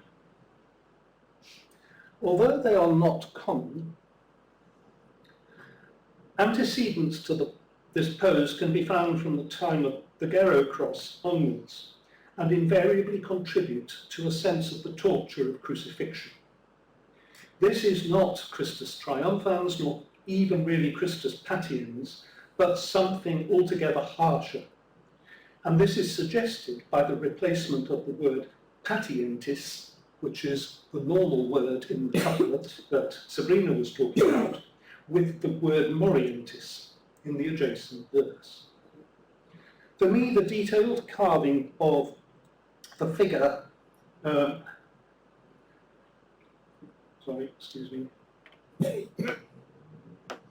For me, the detailed carving of the figure halo, the raised arms, and the facial expression of the Oslo Corpus speak of a carefully coordinated visual image of the crucifixion to the extent that it makes the combination of unusual but not unparalleled features all the more remarkable.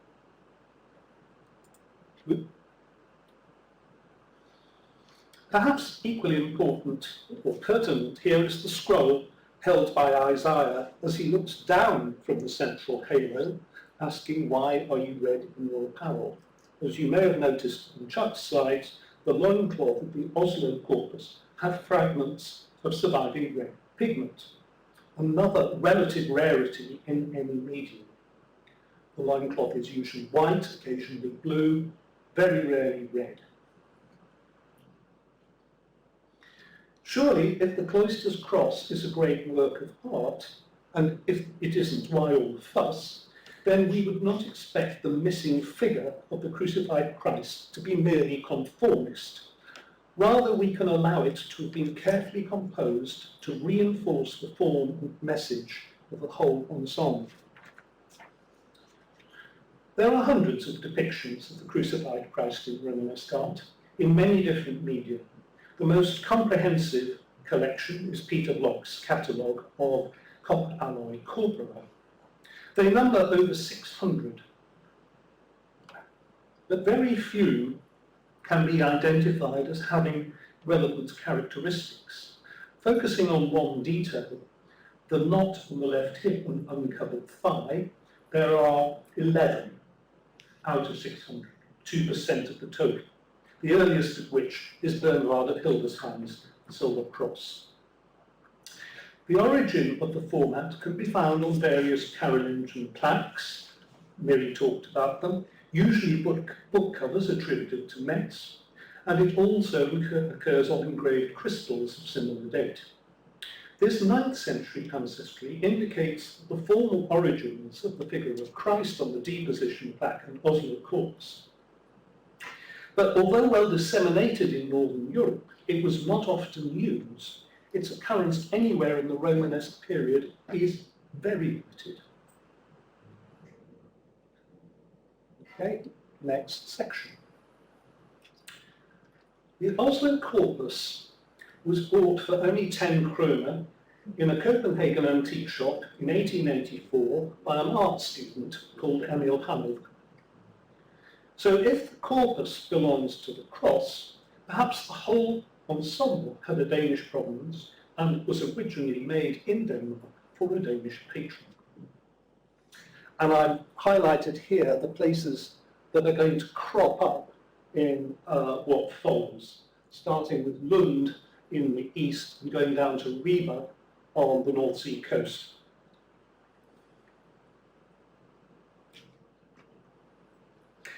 Exploring the possibility that the Oslo Corpus is Danish, was originally made in Denmark, brings to the fore connections with a well-documented walrus ivory cross made circa 1110 for a princess called Gunhilda, daughter of King Svein Magnusson of Denmark, who died in 1075. Gunhilda's cross is invariably mentioned in discussion of the Cloisters Cross because it too is literary. Although it lacks the sheer density of inscription found on the Cloisters Cross, there are some telling similarities. One is the use of colour to highlight the capital lettering. The range of pigments on Gunhild is gold, black, red and green. Many of the letter forms are also similar. The varieties of A, round and square C and G, the undulating horizontal strokes of Z, and dotted Y.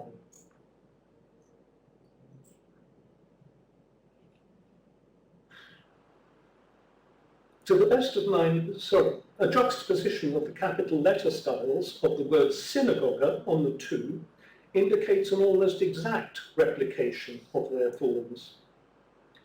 So you've got square, you've got, what's the word, spiral G, you've got dotted Y, you've got a square G near the end, the Ga of Synagoga, so the first G is spiral.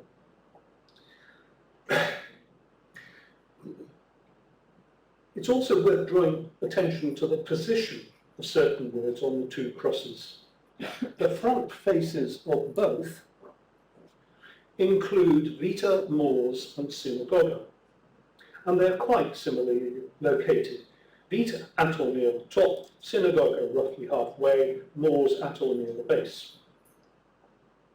And just as the lower roundel on Gunhild's cross shows the figure labelled Mors awakening from death, so Cloisters shows Adam and Eve surgente sepulchro, rising from the grave. And both Adam and Mors have trickles of Christ's blood as the agent of resurrection. You can see them, I hope, on Adam's shoulder, 3 trickles of blood, and above the sepulchre from which the dead body is rising at the foot of the cross.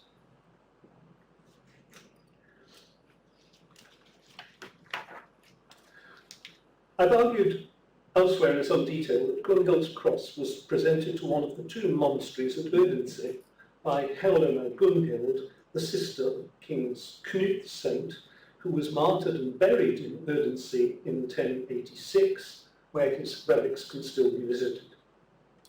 That proposition is relevant to the next turn in my argument, which is that the Cloisters Cross was made for yet another King Knut of Denmark, the 6th, perhaps to be given to the monastery of Ringsted, where in time he was interred. Knut VI is principally famous in art historical circles as the likely recipient of the Copenhagen Psalter. This is following Patricia Stoneman's persuasive arguments, made by itinerant English artists. Knut was crowned as co-regent with his father, Valdemar the Great, at a tender age, 7, in 1170, and became sole ruler on Valdemar's death in 1182. In 1177, he married Gertrude of Bavaria, a daughter of Henry the Lion, of Saxony, of whom you just heard, and his first wife, Clemencia of Zarian.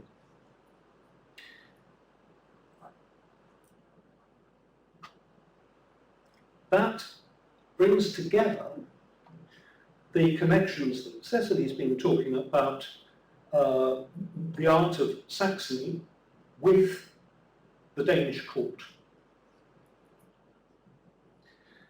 And just to stress, the Stamheim missal there, as well as having maledictus, curses all are all who hang on a tree, it also shares two other scrolls with the Cloisters Cross, O mors ero mors tua, I will be death, I will be your death, and Quare rubrum est investamentum tu. Although Knut and Gertrude's marriage was childless, and both were reputedly chaste, there is no indication of an estrangement. And the appearance of Adam with Eve at the base of the cross may suggest that whoever commissioned it was alert to the importance of salvation for both men and women. Although Eve is often shown being rescued by Christ from limbo, she is much less commonly shown escaping from the grave alongside Adam. But are there reasons for thinking that the Cloisters Cross is a royal commission? 3 observations pertain. The hand of God within the titulars board blesses the word rex. So just below the fingers on the black and white side, the pair of fingers, you will see the word rex. That could be unintentional, and it has been suggested that the Dextra Dei is blessing Christ rising from the tomb on the left plaque.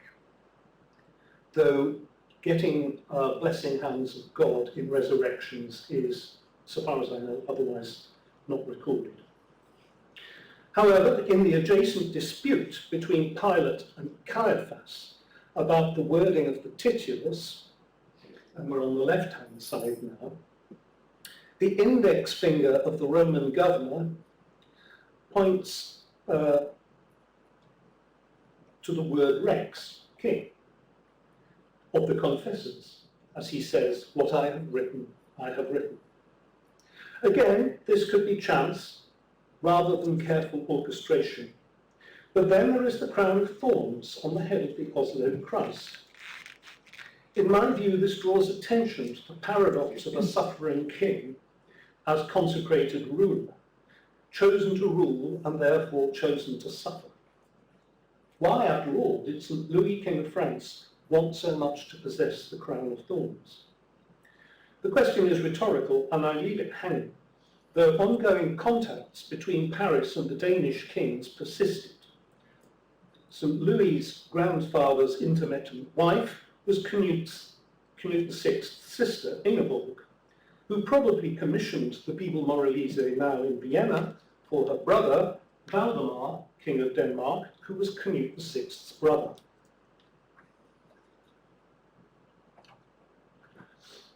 The presence of the crown of thorns on the Oslo Corpus implies a specific focus on the trials and tribulations of authority.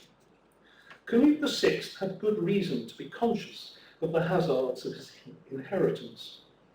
As noted above, his predecessor namesake, Knut IV, had been killed by his subject at Odense in 1086. He was formally canonized in 1100. Knut VI's grandfather, Knut Lavard, Duke of Schleswig, and subsequently also of Holstein, was assassinated by his cousin Magnus in 1131 and canonized in 1170. His burial place was the Benedictine monastery at Ringsted, where his son, King Valdemar the Great, and grandson, our man Knut himself, ultimately joined him. It was the family mausoleum, and perhaps the church for which the Cloisters Cross was made. Kings David and Solomon are represented on the Cloisters Cross with prophetic scripts, and they are placed immediately above the titulars board and the hand of God, as if stressing that this upper section of the vertical shaft of the cross leading up to the Ascension was especially dedicated to the monarchy. Rather unexpectedly, David and Solomon do not wear merely crowns or diadems, but helmets. This form of headgear, sometimes called Schwanenhelm or closed stemma, had been an option for rulers from late antiquity onwards, but by the 12th century was decreasing in use. An exception is Canute VI, who chose it for the majesty side of his Great Seal. Its military connotations express an important aspect of Canute's foreign policy, the suppression and conversion of the pagan Wends who lived to the east of Denmark along the southern shores of the Baltic. There were campaigns and expeditions against them throughout Canute's reign, often supervised by Absalom, Archbishop of Lund, quote, close to being the greatest ever campaigner and warrior here in the north. That's from Knutlinger Saga. This policy had been paramount for a century or more, and was political and territorial as much as it was religious. Such struggles were ongoing, but after the fall of Jerusalem to Saladin, the ultimate triumph of Christianity faced other more important foes, Jews and Muslims. One way of seeking to comprehend the decision to designate Christ as King of the Confessors is that redemption will come only to those who acknowledge his lordship. But as so many did not, those Christians in power, such as Western European kings, were forced into a fundamentalist position of striving to make the world whole, the world as then understood, and make it believe in salvation through commitment to Christ's message. One of the manifold uncertainties of the cross is its date, and this impinges on how it's interpreted. For example, if it follows the fall of Jerusalem in October 1187 and the initiation of the Third Crusade, it coincides with a widespread persecution of the Jews in Europe and becomes a factor in assessing the vitriol of the main inscriptions. It must be stressed that there was no Jewish community in Scandinavia at the time. Their presence in visual and verbal polemic is adopted, being used to convey alterity and highlight what good Christians are not.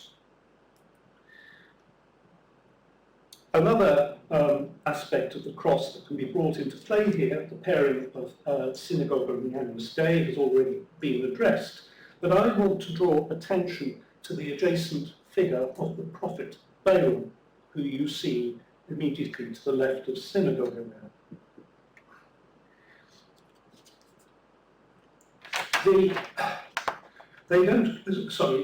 Balaam's scroll merits attention too, for it gives his prophecy in Numbers 24:17 as consurget homo de Israel, substituting homo, man, for the Vulgate virga, so a man arises rather than a rod or scepter. This clearly triggered or was prompted by a reminiscence of Isaiah's prophecy that the Messiah would come from the rod and root of Jesse. That is in Isaiah 11, and also on Balaam's scroll are the words from Isaiah 11 verse 10, et erit sepulchrum eas gloriosum, and his sepulchre shall be glorious. This is the only scroll on the cross to conflate texts from separate books of the Bible. Non-Vulgate quotations are also hard to find on the cross, the obvious one being Rex Confessorum, King of the Confessors. The designer was clearly well versed in Holy Writ, and the carver was careful in transcribing and abbreviating the text he was given. So these are unlikely to be accidental errors. One explanation for the tactic is that by writing virga as homo in relation to sepulchrum, the designer of the cross strongly alludes to the Holy Sepulchre in Jerusalem. The sepulchre was often specified as the ultimate prize of the crusade. The entry on Urban II in Liber Pontificalis credits Gregory VII with the idea, quote, of an expedition to Jerusalem for the defense of the Christian faith and the liberation of the Lord's sepulchre from the hands of enemies. And this focus was maintained for the next century. In 1190, Pope Clement III called the Third Crusade the journey to the Holy Sepulchre. The enemies specified in Isaiah chapter 11 are identified as Philistines, Edomites, Moabites, and Ammonites, but they will be defeated by the godly nations of Judah and Ephraim, who have come together to defeat them. It is a rallying cry to unite the righteous by implication, so that the God-man's tomb may once again be glorious and purged of unbelievers. There is a purposeful decision evident in bolting Isaiah 11 onto Numbers 24 in a single scroll, for it reinforces the suggestion that the anti-Jewish rhetoric on the cross may be understood more broadly as an attack on all the infidel. As regards the crusade itself, the Danes were early on the scene, their ships helping to blockade the port of Acre in September 1189, after it had fallen to Saladin. The squadron presumably had royal support. Another contingent of fighters set off 2 years later, 400 men and a mysterious Nepos Regis, though which relative of Canute's it was has never been firmly established. They arrived in 1192, but after Richard and Saladin had concluded their 3-year truce, and so they returned from the Levant to Denmark in 1193.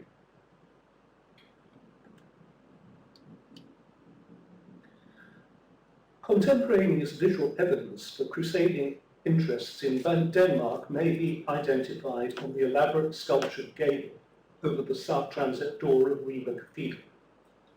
Its position above an earlier tympanum depicting the deposition, and its central focus is reminiscent of the coronation of the Virgin, with Mary, labelled Santa Maria, crowned and enthroned alongside Christ, also crowned. Above them is inscribed Civitas Jerusalem, and between their figures is a cross, its lower shaft held by each of them. Sorry, these are very fussy pictures. Beneath their feet are a queen, a king, and a bishop. To either side are angels holding scrolls. On the dexter side were the opening words of the Sermon on the Mount, blessed are the poor in spirit, and opposite, venite ad montem Dei, come to the mountain of God, or the mount of God. The latter surely an invitation to a pilgrimage to the Holy Land and to the mount where Christ set out his manifesto, or perhaps the Mount of Olives, where he would appear at the end of time. The inclusion of the suppliant king and queen is perhaps merely a convention showing the loyalty of the Bishop of Ribe, but the fact that the king too holds a cross, which he raises as though offering it as a gift to Christ and Mary, particularly Mary, to whom Ribe Cathedral was dedicated, suggests a more specific purpose. The Bishop of Ribe from 1204 was Olaf, who had been Knut VI's chancellor and is recorded as having given an ivory cross to his cathedral. In addition to these ideological factors, it seems to me that the composition of the Ribe gable has some small similarities with the Cloisters Cross, perhaps most notably the tilted heads and long jutting beards, though I realise we've seen other long jutting beards and tilted heads in the course of the day. The sense of dense activity and the variety in letter forms also make interesting comparisons. While not suggesting that the gable is as sophisticated in conception or skilled in execution as the Cloisters Cross, to my eye, they are plausibly carvings from the same artistic milieu. The Cloisters Cross is a dour object, and the Oslo Corpus complements it physically and ideologically. Together they constitute a very complex but carefully planned work of art, which must have been conceived in its extraordinary detail by a churchman of considerable learning and an inventive turn of mind. An obvious candidate, would be Absalom, Bishop of Roskilde and Archbishop of Lund, who studied in Paris in the 1140s.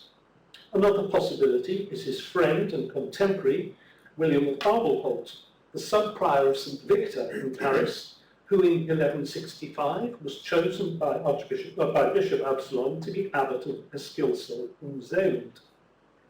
William retained close contacts with Paris, most notably in the negotiations with King Philip Augustus over the repudiation of his queen, Knut's sister Ingeborg. But several leading Danish clerics had close links with Paris, including Omer, Bishop of Ribe, who was in touch with and perhaps a close friend of Stephen of Tournai, abbot of Saint-Geneviève in Paris. There has been an unfortunate tendency to regard Denmark and Scandinavia in general as peripheral to the great centres of high medieval artistic and intellectual endeavour.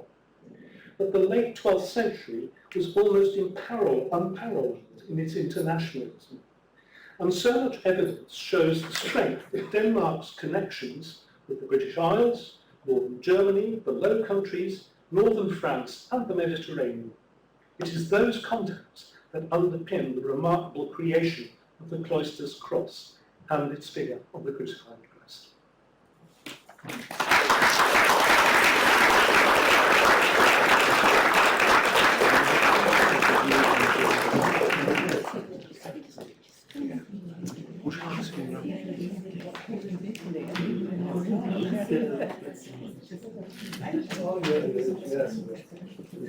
Thank you, Sandy. Wonderful.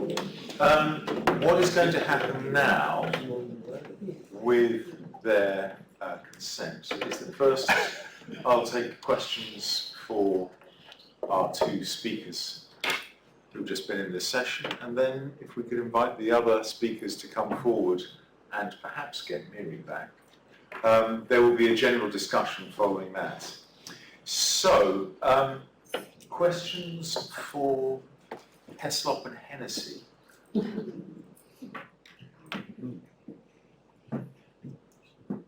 Sabrina. Regarding Henry the Lamb, just for the record, Christopher Holo was absolutely sure that the cross came from that sphere. Right. Not necessarily, he liked the scrolls so much, and Tom was always rabbiting on about Henry the Lamb, but that was just him. Christopher said to me, it comes from, there's Braunschweig, is it south, Germany? No.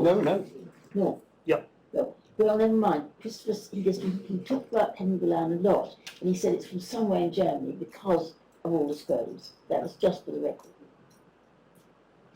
Thank you, Sabrina. Yep. In fact, the entire Psalter of Henry the Lamb was sent, the photographs of it, when I was working in the Met. Tom bought the photographs of the whole Psalter. They must be somewhere there in the medieval department. Zoe, I think. Yes, it was me. Thank you both very much. It's sort of totally pan-European now. There hardly, including Mimara, hardly a region left out, which makes it all the more exciting and a kind of product of interesting cultural times. And actually, Cecily probably can see this coming, this image of the conflation of resurrection and the visiting Marys, which, you know, presented, I mean, do you see, first of all, I should ask, do you think this is presented as a sort of simultaneous event? This iconography is extremely rare. I mean, you found only 2 examples in the 12th century. I only have a couple of examples in the 14th and 15th century, so it continues to be very rare. But where it does appear, there are kind of 2 aspects. One is the sort of Easter thing, and you know, showing the Halberstadt screen and the similarities with that. Actually, there are 3 Marys on the other side of that. So if you come to the other side of the cross and look at the beam, you show prophets. On the other side of the prophets are these. So it was part of the Quem Querites sort of procession and play. So clearly there it has that function, but then we're at the altar. The appearance of Marys and seeing the resurrection, as it were, seems to appear in some sort of funerary context as well. So I just wonder, the 2 options are not mutually exclusive, but just do you think it adds to that, or do you think they were simply trying to squeeze in several scenes together. That the fact that, you know, the Marys are there when the Christ is rising, which doesn't actually happen in any biblical account, is just that they try to put two scenes together, or it is a kind of simultaneous occurrence for a reason. In the way that Sandy explained everything being there for, you know, a reason rather than Well, Sorry. thanks for the question, Zoe. I mean, there are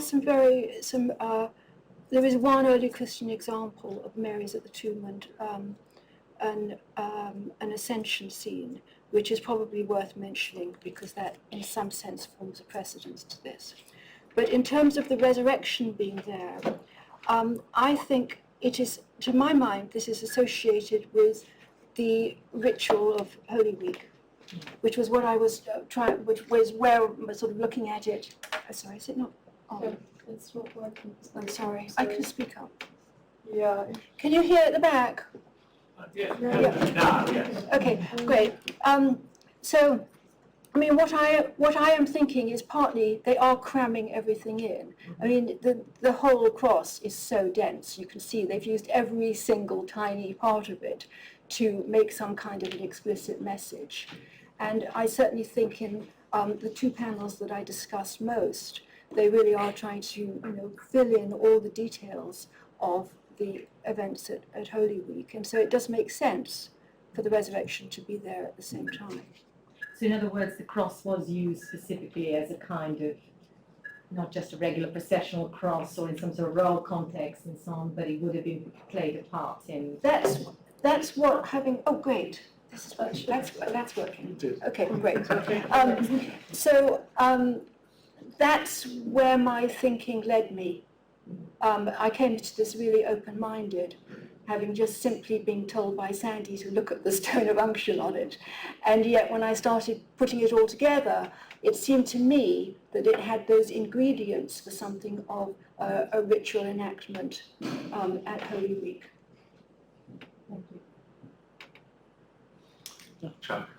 Thank you. No, this was very enlightening. Thank you for your points of view on this. And I think the Holy Week function of this is paramount. And I think if you go along with the thinking about the Oslo Corpus and these multiple sockets, there is, of course, the liturgical ceremony, the deposition from the cross and putting the corpus in a tomb, and in a miniaturized liturgy. You can imagine this actually happening that way. And I think I really was in favor of the corpus of being part of the cross. When we got to this crossroad, we're just having an artist try to fill it out and try to have it fit without making a demand that it had to fit this cross. It became a bit of a conundrum of making it all work. And it is absolutely, it's one of the most magnificent carvings that survives the period. I think it's Christensen or somebody like that, who was one of the first to publish it, had even almost a tongue-in-cheek kind of comment that if this corpus comes from a Denmark shop or something, why not the whole thing? And I think that was one of the first inklings that there was potentially a Danish connection in it. But to go back to the question of bringing everything together, of inscriptions, sculptural qualities, technical issues, do they work in concert with one? We've been brilliant at bringing together digital images of all details and motifs and to explain everything about it. But do they work in unison? And I think that's where our challenge is. I mean, unless you have a highly itinerant, that's why I try to point out, itinerancy of an artist and or patron in this period is mainly probably the direction to go, with leaving options open. And I think we have to be open on it. It's kind of my thinking at this point.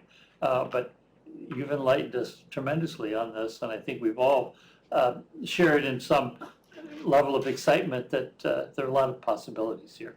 So thank you. Lindy Grant. Thank you both very much. I thought they were wonderful papers, and I was completely convinced by both of you. That is not possible. That is the sort of the issue. So, the relationships between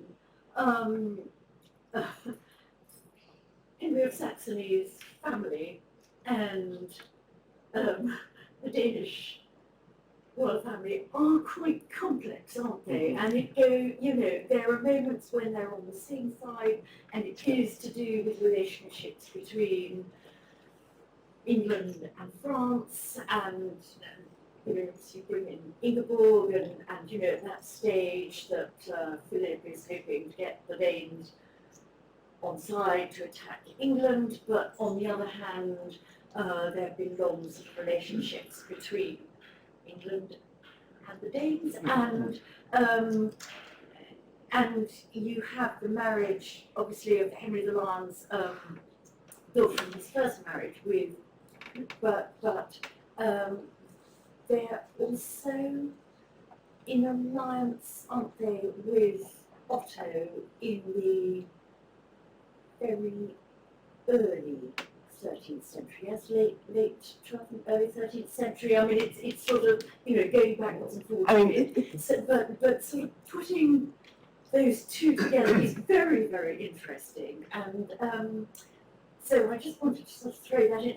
And then just picking up, both of you were flagging up major relics that are in Byzantine hands. So the Stone of Unction, and it's interesting that I think both at Winchester and here, they're actually shown putting ointment, aren't they, on each other.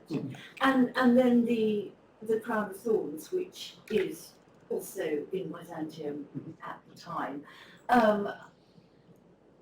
Saint-Denis had some thorns, and I think various other places do have thorns hanging around before Louis, gets the whole thing. Yeah. But anyway, the sort of Byzantine connection seems to me, and therefore I suppose the crusading moment. Can I just want to make one comment, just to add in here, is that one very striking example of the Stone of Unction is in the Ingeborg Psalter. And, it's pretty hard to, it's very clear in that example what it is. Right. And so there is another link there. Yeah, Sandy referred to Catherine Tashau's analysis of recognition that the Vienna Moralized Bible is actually written for Valdemar, because that's what it now shows, that the king is, which sort of throws cats among pigeons and things. Very, very interesting in terms of the political relationships between France, the Angevins, and I mean, the ghost at this feast is Frederick Barbarossa, and how well Henry the Lion is getting on with the Danes depends on their attitudes to him, as well as the French alliance and the English alliance and so on. So it's terribly, as you say, it's very tricky. But what do they do when the Emperor has captured Richard? Don't know. I mean, exactly what's happening then. Don't know.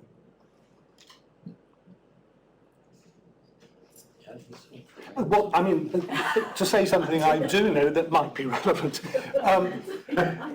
Canute the Sixth was a year old when he was betrothed to another daughter of Henry the Lion and Clementia of Zaringen. William, who is the one who's born in Winchester. No, sorry. Canute got betrothed to a daughter of Henry and Clemencia before he was 1 year old, and she was still in her cradle. So what happened was that she died young, obviously, and so he ended up marrying her sister, Gertrude. So this marriage alliance had been pottering on, being kept more or less alive for 15 years or something like that. So the connection between Valdemar and his son Knut VI and Henry the Lion and his extended family have a longish history, which occasionally, there was trouble, as there always is, in 12th century politics. But I don't think there was ever a severance completely between them. They collaborated on beating up the Wends, for example, on a fairly regular basis. Yes, and the marriage of William of Winchester is later. Yes. John McNeill. I'm not sure if this is really relevant to this particular discussion or it will sort of feed into the next one. It really is, I suppose, you could direct to Cecily and her citation of the Wigan article Courtauld. And I was going to say that if you're going to depose the corpus or the cross on Good Friday, it becomes irrelevant on Easter Saturday. And as Stanley's actually pointed out, that Sorgentum Sepulchre is very important within them. And another aspect of crosses, a thing that's sort of really striking, is that you also place an old cross in a high place on Good Friday, and it becomes very relevant then if you're going to use it within a monastic literature. And it does seem very, very compressed in terms of what you have within it. It doesn't really focus on Passion Week, I don't think. It really focuses on the period of Good Friday, Easter Saturday, and Easter Sunday. That might be why you then bring the resurrection together with the visitable part of the areas too, because these are sort of adjacent events within that sort of monastic type of imagination. And all those scrolls, I mean, those scrolls really sort of remind you of things like watching, don't you? So they sing the Exultet here, because this is the event that happens between dusk on Easter Saturday and dawn on Easter Sunday. I mean, this is really sort of one Roman, some Italian thing in terms of what that surprise. We know that hymn is really very important in that sort of period. So I wouldn't have thought they'd have just stuck this away over Easter, because so much of the text does seem terribly monastic. I mean, I know there are lots of citations of parish schools and so on, but actually it does seem incredibly learned and something that might be understood within a very sort of restricted audience and a very restricted sort of period. And so whatever, I'd be inclined to actually look for elevator chapters rather than separate. That's what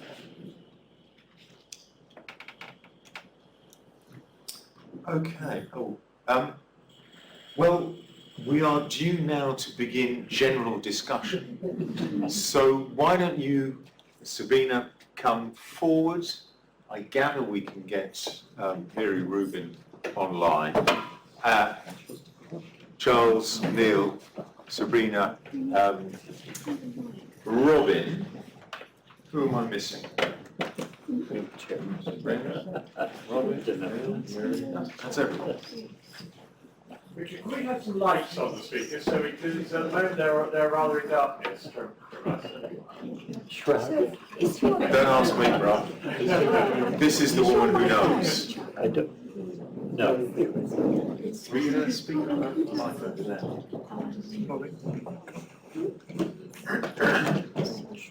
Do you want to use this mic then over there?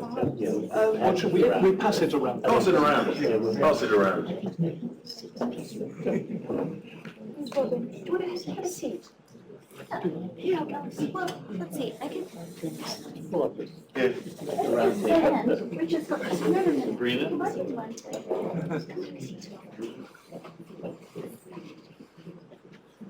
Sabrina? Just leave it, Sabrina. Well, no, if Robyn moves in, and you both slide over and bring her a chair from where she's sitting. Yes.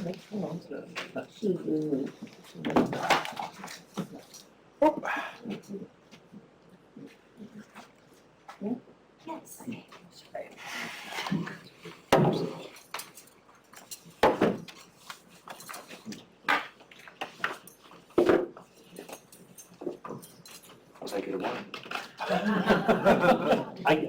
Can I start with a question? This compresses so much into one object you can hold in your hands. And I don't think there's anything else like it that exists. I mean, we have Stop My Missile and things like that that are in manuscript form. But as an object, I don't know of anything else that even it begins to attempt this kind of compression of visual and thematic. Are you hearing? Yeah. And thematic issues in one piece that literally you can hold in your hands. Yeah. And that seems to be, I mean, this is the rationale we're here today, is to try to understand this, this aspect of it. And aside from all the wonderful discussions of where this comes from and interpretation and everything, what do you think is the logic to create something that has such concision of meaning and power to it, and the audience? I mean, who was the audience? I mean, that's kind of a general question for almost anybody here. Can I say something? It's just probably very obvious this. I don't know, but it seems to me to be a tremendously personal object. I mean, I suppose all day we've all been, in a way, thinking that, haven't we? I mean, it's so particularly individual. And when you then get to where, is there a general thing? Are you, etc. If you then slightly shift that question, not to sort of in the ether, isn't very general, but is there a person? We don't all think in one, thing. We hop. We have ideas. We move around. We think of this, that, and the other. And as you move from one scene to another, one is concertinaed, another isn't, and so on. Maybe if we think of it more as being a very personalised object, we can go on, of course, and say, who's the person? That's another question. Is he a Dane or something? But if you kind of get away from the idea that in some way it's some sort of church processional cross that was meant to be looked at from miles away, and everybody, and there's music or whatever, to it being a very, very intimate object. Perhaps that, in a way, kind of answers your question, Chuck. It's just I mean, one of the reasons that I'm interested in Gunhild, I should say that I never thought to work on Gunhild, but then a former colleague said, I want you to write about Gunhild's Cross, so I said, okay. And it was that brought me back to the Cloisters Cross. And obviously, because it's got her name on it, and because it's got the name of Lutger, the man who carved it for her, and prayers are asked for both of them, we know it was a very personal object. Yes. And for me, as you have gathered, this is an intense, condensed descendant of Gunhild's Cross.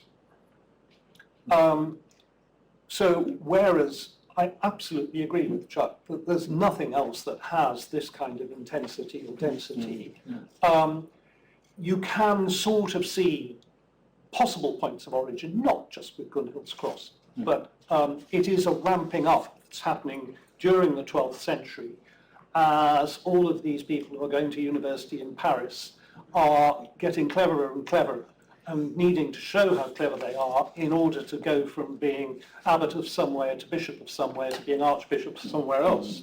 I mean, that's kind of the world that we're in. To go back to Christopher Holer, he always reckoned it was made, well, it was designed by someone's confessor for them to be incredibly penitent in front of. That's the sort of thing. And so, you know, he even envisaged them being flogged while praying in front of him. You know, but I think that's a colourful detail we don't need. So sorry for sharing. But yeah, so that We've seen worse in this section. I suppose it is very hilarious to say that it was made for an individual, but I really think it must have been. Yeah. I mean, an individual must have said, I want this, I want this, I want this, you know. It's for me. Or the king's confessor, or whoever it was, said, this is what you want, and here's why. Yes. Hilarious, yes. Please collect it. It just sort of, picking up on that, I mean, I kept thinking that because it comes apart so easily and can be packed up, I mean, I keep thinking of travelling personal chapels. I mean, I can just see it very easily in that sort of context. And probably somebody said this and I missed it, but obviously you have to put it, actually you don't have to walrus task in this cross shape. But for instance, does the Gunhildreth cross, is that as easily taken apart? Is this cross unusual in the way that it seems to be quite easy to take it apart and pack it up? Or is that just how you make an ivory cross? I mean, Gunhild is just 3 bits or 2 bits? 2 pieces. 2 pieces with a cross. It's a lap joint with the dowel. Yeah. 2 dowels in it. But does it, because this obviously just sort of slides out. But Gunhild is only this tall. Yeah. Yeah. Smaller, yes. So you could just have a... So if you want to make something this big, you need more bits to stick on. Yeah. Is that right? The Gunhild cross is also a little bit chunkier. It's kind of easier to imagine it in the hand, I think, because it's very sort of person-sized, and just 2 pieces, so it is quite easy to. Lindy said she thought it could be something like, I felt it could have been used as a sort of travelling sermon, and I think the other thing I said was it could have been used for display and discussion, either within monastic circles, then it would be quite exclusive, or for the laity, perhaps somebody quite grand, who knows. Just those 2 ideas, the travelling sermon is a thought, or to be discussed within monastic, sphere. And the other thing, Sandy, you said about everyone getting cleverer. Yeah. And in Paris particularly, which was the absolute metropolis, and also up above the inscriptions. I think I mentioned Christopher de Hamel. He says in another book, books were changing. He says by about 1160, 70, there were all these reference books and anthologies which turned into collections of manuscripts. There was quite a lot of dissemination and discussion. I mean, we can't think that the University of Paris was rather sleek and glamorous. It was just a few little houses and things. But there they were. And these manuscripts of books must have been going around between them. And if you can imagine what it was like for somebody from perhaps outside Paris arriving, and all this learning which was suddenly being exploded, There's lots of thoughts on that. If we were to take the Henry the Lion line, there was quite a big exchange between books between Paris and Hildesheim as well. So, yeah, it's not the only place where learning took place. If this is a personal commission, as it were, it's not an investment for one person. This environment in which it's not liable to be used as a collegiate one. You get your educated cleric arriving back from Paris, to discover that all his colleagues there are slightly ignorant, need to be reminded of things. So a cross like this is actually like an encyclopedia to enable somebody to instruct the people around him. And is that saying something different from that it's a for personal consumption? Well, consumption or conception. Personal conception or personal consumption or both. You've also got to Choose, I get your suppose. hands on, if I dare say this, a very great artist. And my sense is that by the late 12th century, they tended to be sought after by top people. So there was a market in, great artists, as there was to be for Giotto, Simone Martini, and so on. I think it was already happening.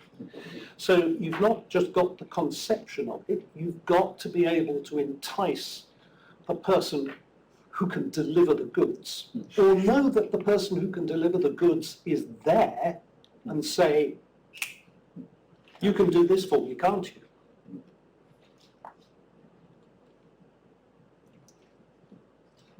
Kathleen? Well, your last comment makes me think of Nicholas of Verdun, Yeah, for example, yeah, when yeah. you had various references to News Valley throughout the day. Yeah. We've seen the Cecily showed the Portugal altar that's now in Berlin, the Gulf, one of the Gulf treasure, and things like the Cloister Noble Reticle, incredibly complicated in terms of all of these inscriptions and typological, quite a lot going on, and query how much of that do you really read these inscriptions when you're looking at the altar? Of course you can, and then once you know them, it brings all of these levels of interpretation to what you're seeing. But he went everywhere because the abbots and the people wanted him. And if you believe it, one of the, or two of the artists of the Winchester Bible were dispatched off to Siena, and presumably by Henry II. Thank you. If I might just offer one observation, I'm from St Edmundsbury Cathedral. We have the replica. Yep. One of the things we're very proud of as well, I should say.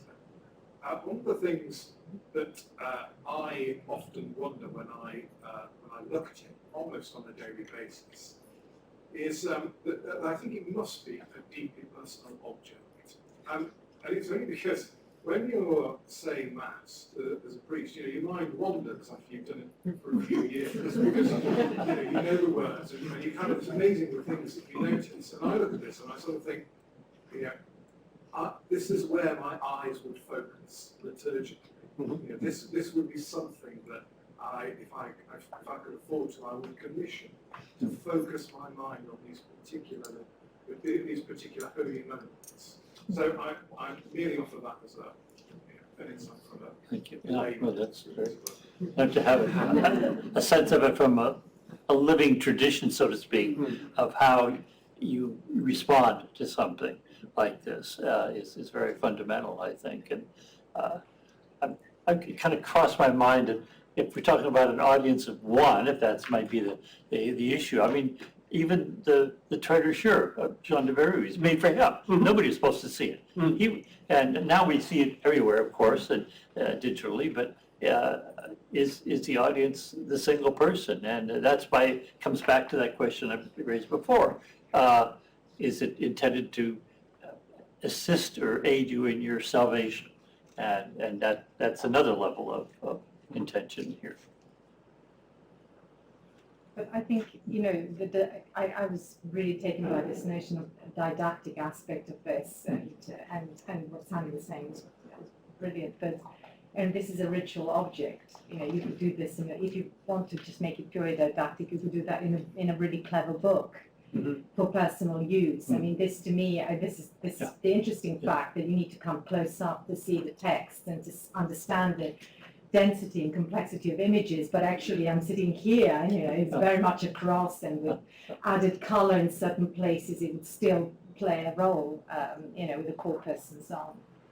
So I think that's the slight, that ambivalence is what makes it even more fascinating. But I think as a kind of object for one, I would really struggle to, or purely didactic, I think, you know.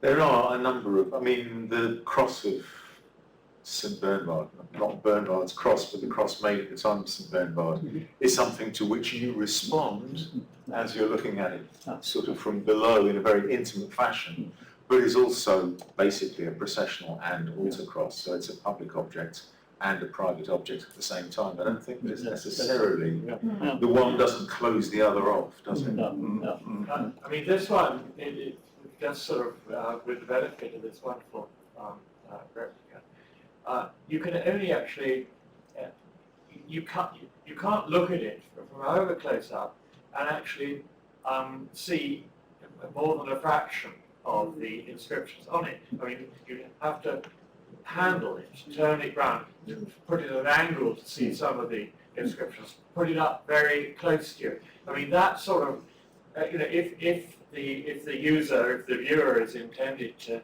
see all of it, then it does imply actually holding it, turning it, moving it. I don't know if that's, you know, what implications does that have for its use? I think in a way that turns us back to, I'm sorry I don't know your name, our friend from St Edmundsbury who will see it often. And that, sorry if I'm imposing an interpretation on what you say, but that you come to it often rather than come to it as one extended visit. And you come to it with a very good knowledge of the Bible, because about half these inscriptions, you get the first two words written out in full, and then you get the initial letters of the next 6 or 7 words. And if you don't know that passage in the Bible, your chance of understanding what it's about are pretty much nil.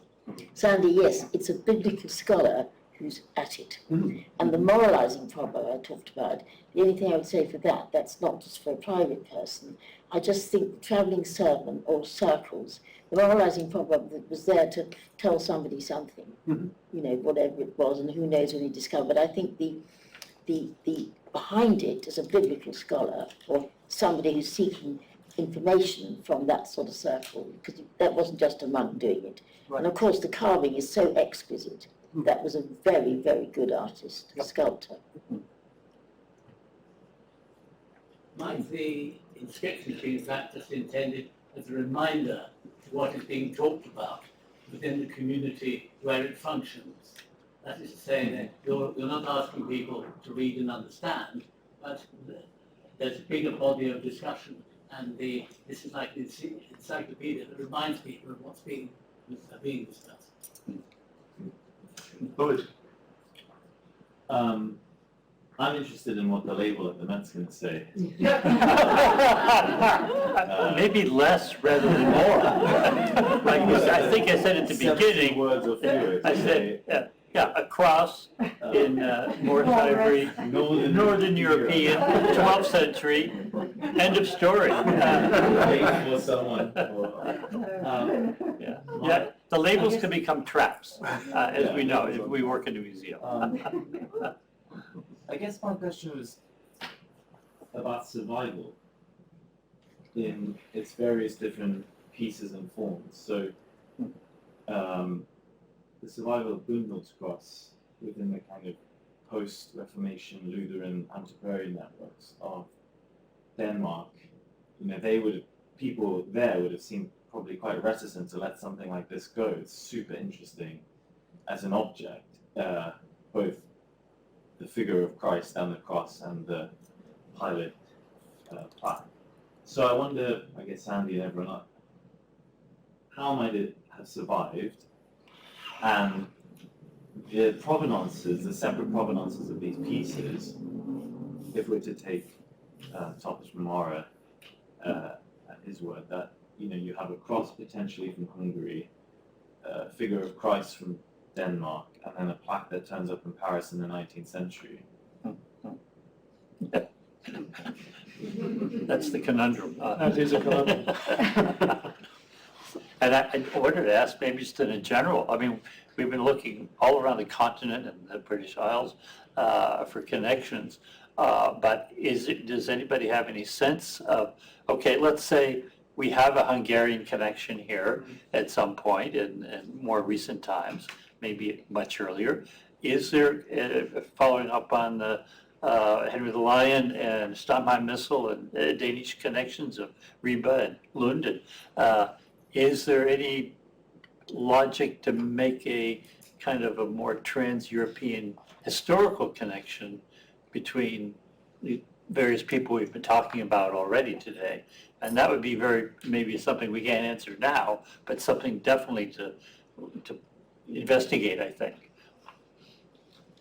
So just an observation, not that it gets. Then you have to see it travelling without the corpus, which stays. Yeah, how did that get separated Yes, and when? I mean, one can sort of imagine the little bit from the bottom getting Yeah. broken off and circulating and ending up in Paris at Yeah, some I mean, point. and it was Alfred André who Neil knows something about, and that's the end of the 19th century, and that's like, where did that come from? Coming to the corpus, does anybody else here, except me, understand why Willibald thought that the corpus was 13th century?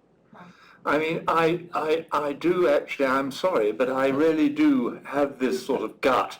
It's only gut. And of course, one way in which you could accommodate me would be if the thing was, for some reason or another, replaced in the 13th century, so that all the funny little idiosyncratic knots that you pointed out, and all the various things which do look very like the cross. It's excellent to bring the but the head and the crown of thorns and all this is in fact, well, I dare say, Gothic. I mean, this would be a way of squaring the circle, I suppose. But perhaps nobody else is worried that this should be 12th century. I know George Janetsky, but at the end of his life, he was absolutely convinced it was 12th century. He thought it was part of the original cross. He was absolutely convinced that it was.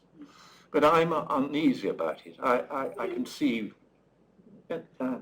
And we tried to make the case that it suggested if we follow the thinking of a Good Friday or Holy Week ceremonies, that during the basic part of the year, and I'd be interested from a liturgical point of view, the corpus was not on it, and it was only put on during Holy Week and Good Friday ceremonies, and then removed for a lamentation, a sepulchre ceremony, if it's a living liturgy functioning object. So maybe that would be help explain the loss of one of it and having to replace it. For me, the fact that it says the pain of God dying, you've got to see the pain of God dying. For me, the fact that it says Ham laughs at the naked shame, the Jews laugh, etc., means that you've got to see some naked shame. And as soon as you take the corpus off, you lose it. Yes, but I'm not suggesting it didn't originally have a corpus. I'm suggesting that the one we've got now is 13th century, and that would explain why I have this sort of 13th century feeling about it. But there are these 12th century details, as you pointed out. But is it just the face that makes you think that? Well, yes, and the torso. You said the torso was very, but I think it's much more modelled than well, it's bigger, of course, but it's much more modelled. I've just got something to remind myself on. Christopher Holo, of course, pointed out to me. The wording of the inscription on the cross says the pain of the dying god, Morientis. Eventually, that would have become heretical to say that. And some of the other versions of the same inscription are patientis, suffering. And Christopher said to me, it was the last thing he said before I finished the article, he said, when you get to Thomas Aquinas, he definitely would have said, you can't say Morientis. So the wording got changed on the famous couplet, which is interesting. On the cross, it's Morientis, the more fierce one. And then in one or two of the other manuscripts, it's patientis. It's just a thought with how attitudes changed. You mustn't say the dying God, only suffering. But Sabrina, when you put the various versions of Ham Redette together, you show what a lot of variations in wording there is. And also, because it was used, Stephen Langton uses it in his text. Other time, Peter Comestor, it's an annotation. Odo Cheriton, who was a pupil of Langton, uses it and turns it into the whole fable, the disobedience and the bad behaviour of prelates. For some reason, they use Noah, poor chap, if you see what I mean. And then there's quite a lot of other examples of it when it's got into verse collections and anthologies later. So don't worry about them, because they're going forwards. It was the fact that it's in Comestor and Langton, which anchors it back. And then I think Livy found it in the glossar, but with Gopher, who knows, it might well not be one copy, it might be another. And I haven't seen it there, but so that's more like 1140, 50 maybe. One thing I do know about the glossar, that in Paris, Peter Lombard did a lot with it. Right. You know, so if we knew a little bit more about living in Paris in 1160, it'd be helpful. But just to flesh out that a bit, so the Ham Redette, sometimes it says membra detector. In fact, that's a more usual form. This one is pudibunda. This is nuda pudibunda. This is naked shame rather than uncovered limbs. So they're really laying it on with a trap. I think probably Lindy, and then we are due to have drinks. So Lindy, your question or observation? Can I just go back to the corpus and the crown thorns, like you said, but also the feet? Does it look as though it would have had one single nail? Or would it have had feet with two nails? And people, you know, associate the single nail with the sort of slightly later 13th century corpus. And is there a sort of whole image that is where a sort of nail or something like that? There is. Yeah, yes, there are two. That's what it looks like. There are two. There are two. There are two holes there, yeah. So it would have had. But that hasn't stopped Sauerländer and Tiger Christiansen and various other people saying, clearly, there was only one nail. On the basis of looking at the Oslo Corpus. But Martin Blindheim, looking at the Oslo Corpus, said, clearly the legs were parallel. So you pays your money and you takes your choice. You know, I don't think you can prove from... So the Oslo Corpus, interestingly, has been repaired. So there are dowel holes in the legs because the legs have snapped off. But at some point it's been repaired. So it's not like it disappeared at an early date and was never associated with a cross again. It was kept going in rather the way that the bottom of this must have been repaired.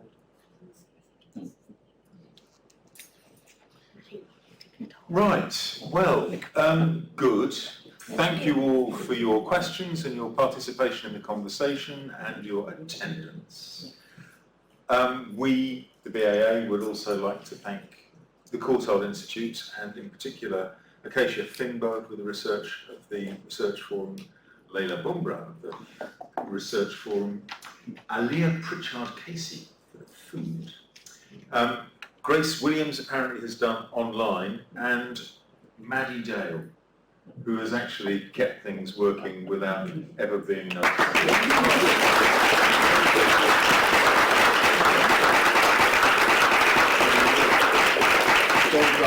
In advance, I'd like to thank Sam Fogg for the drink we are about to take, and of course, all the speakers and chairs of the day. Thank you very much.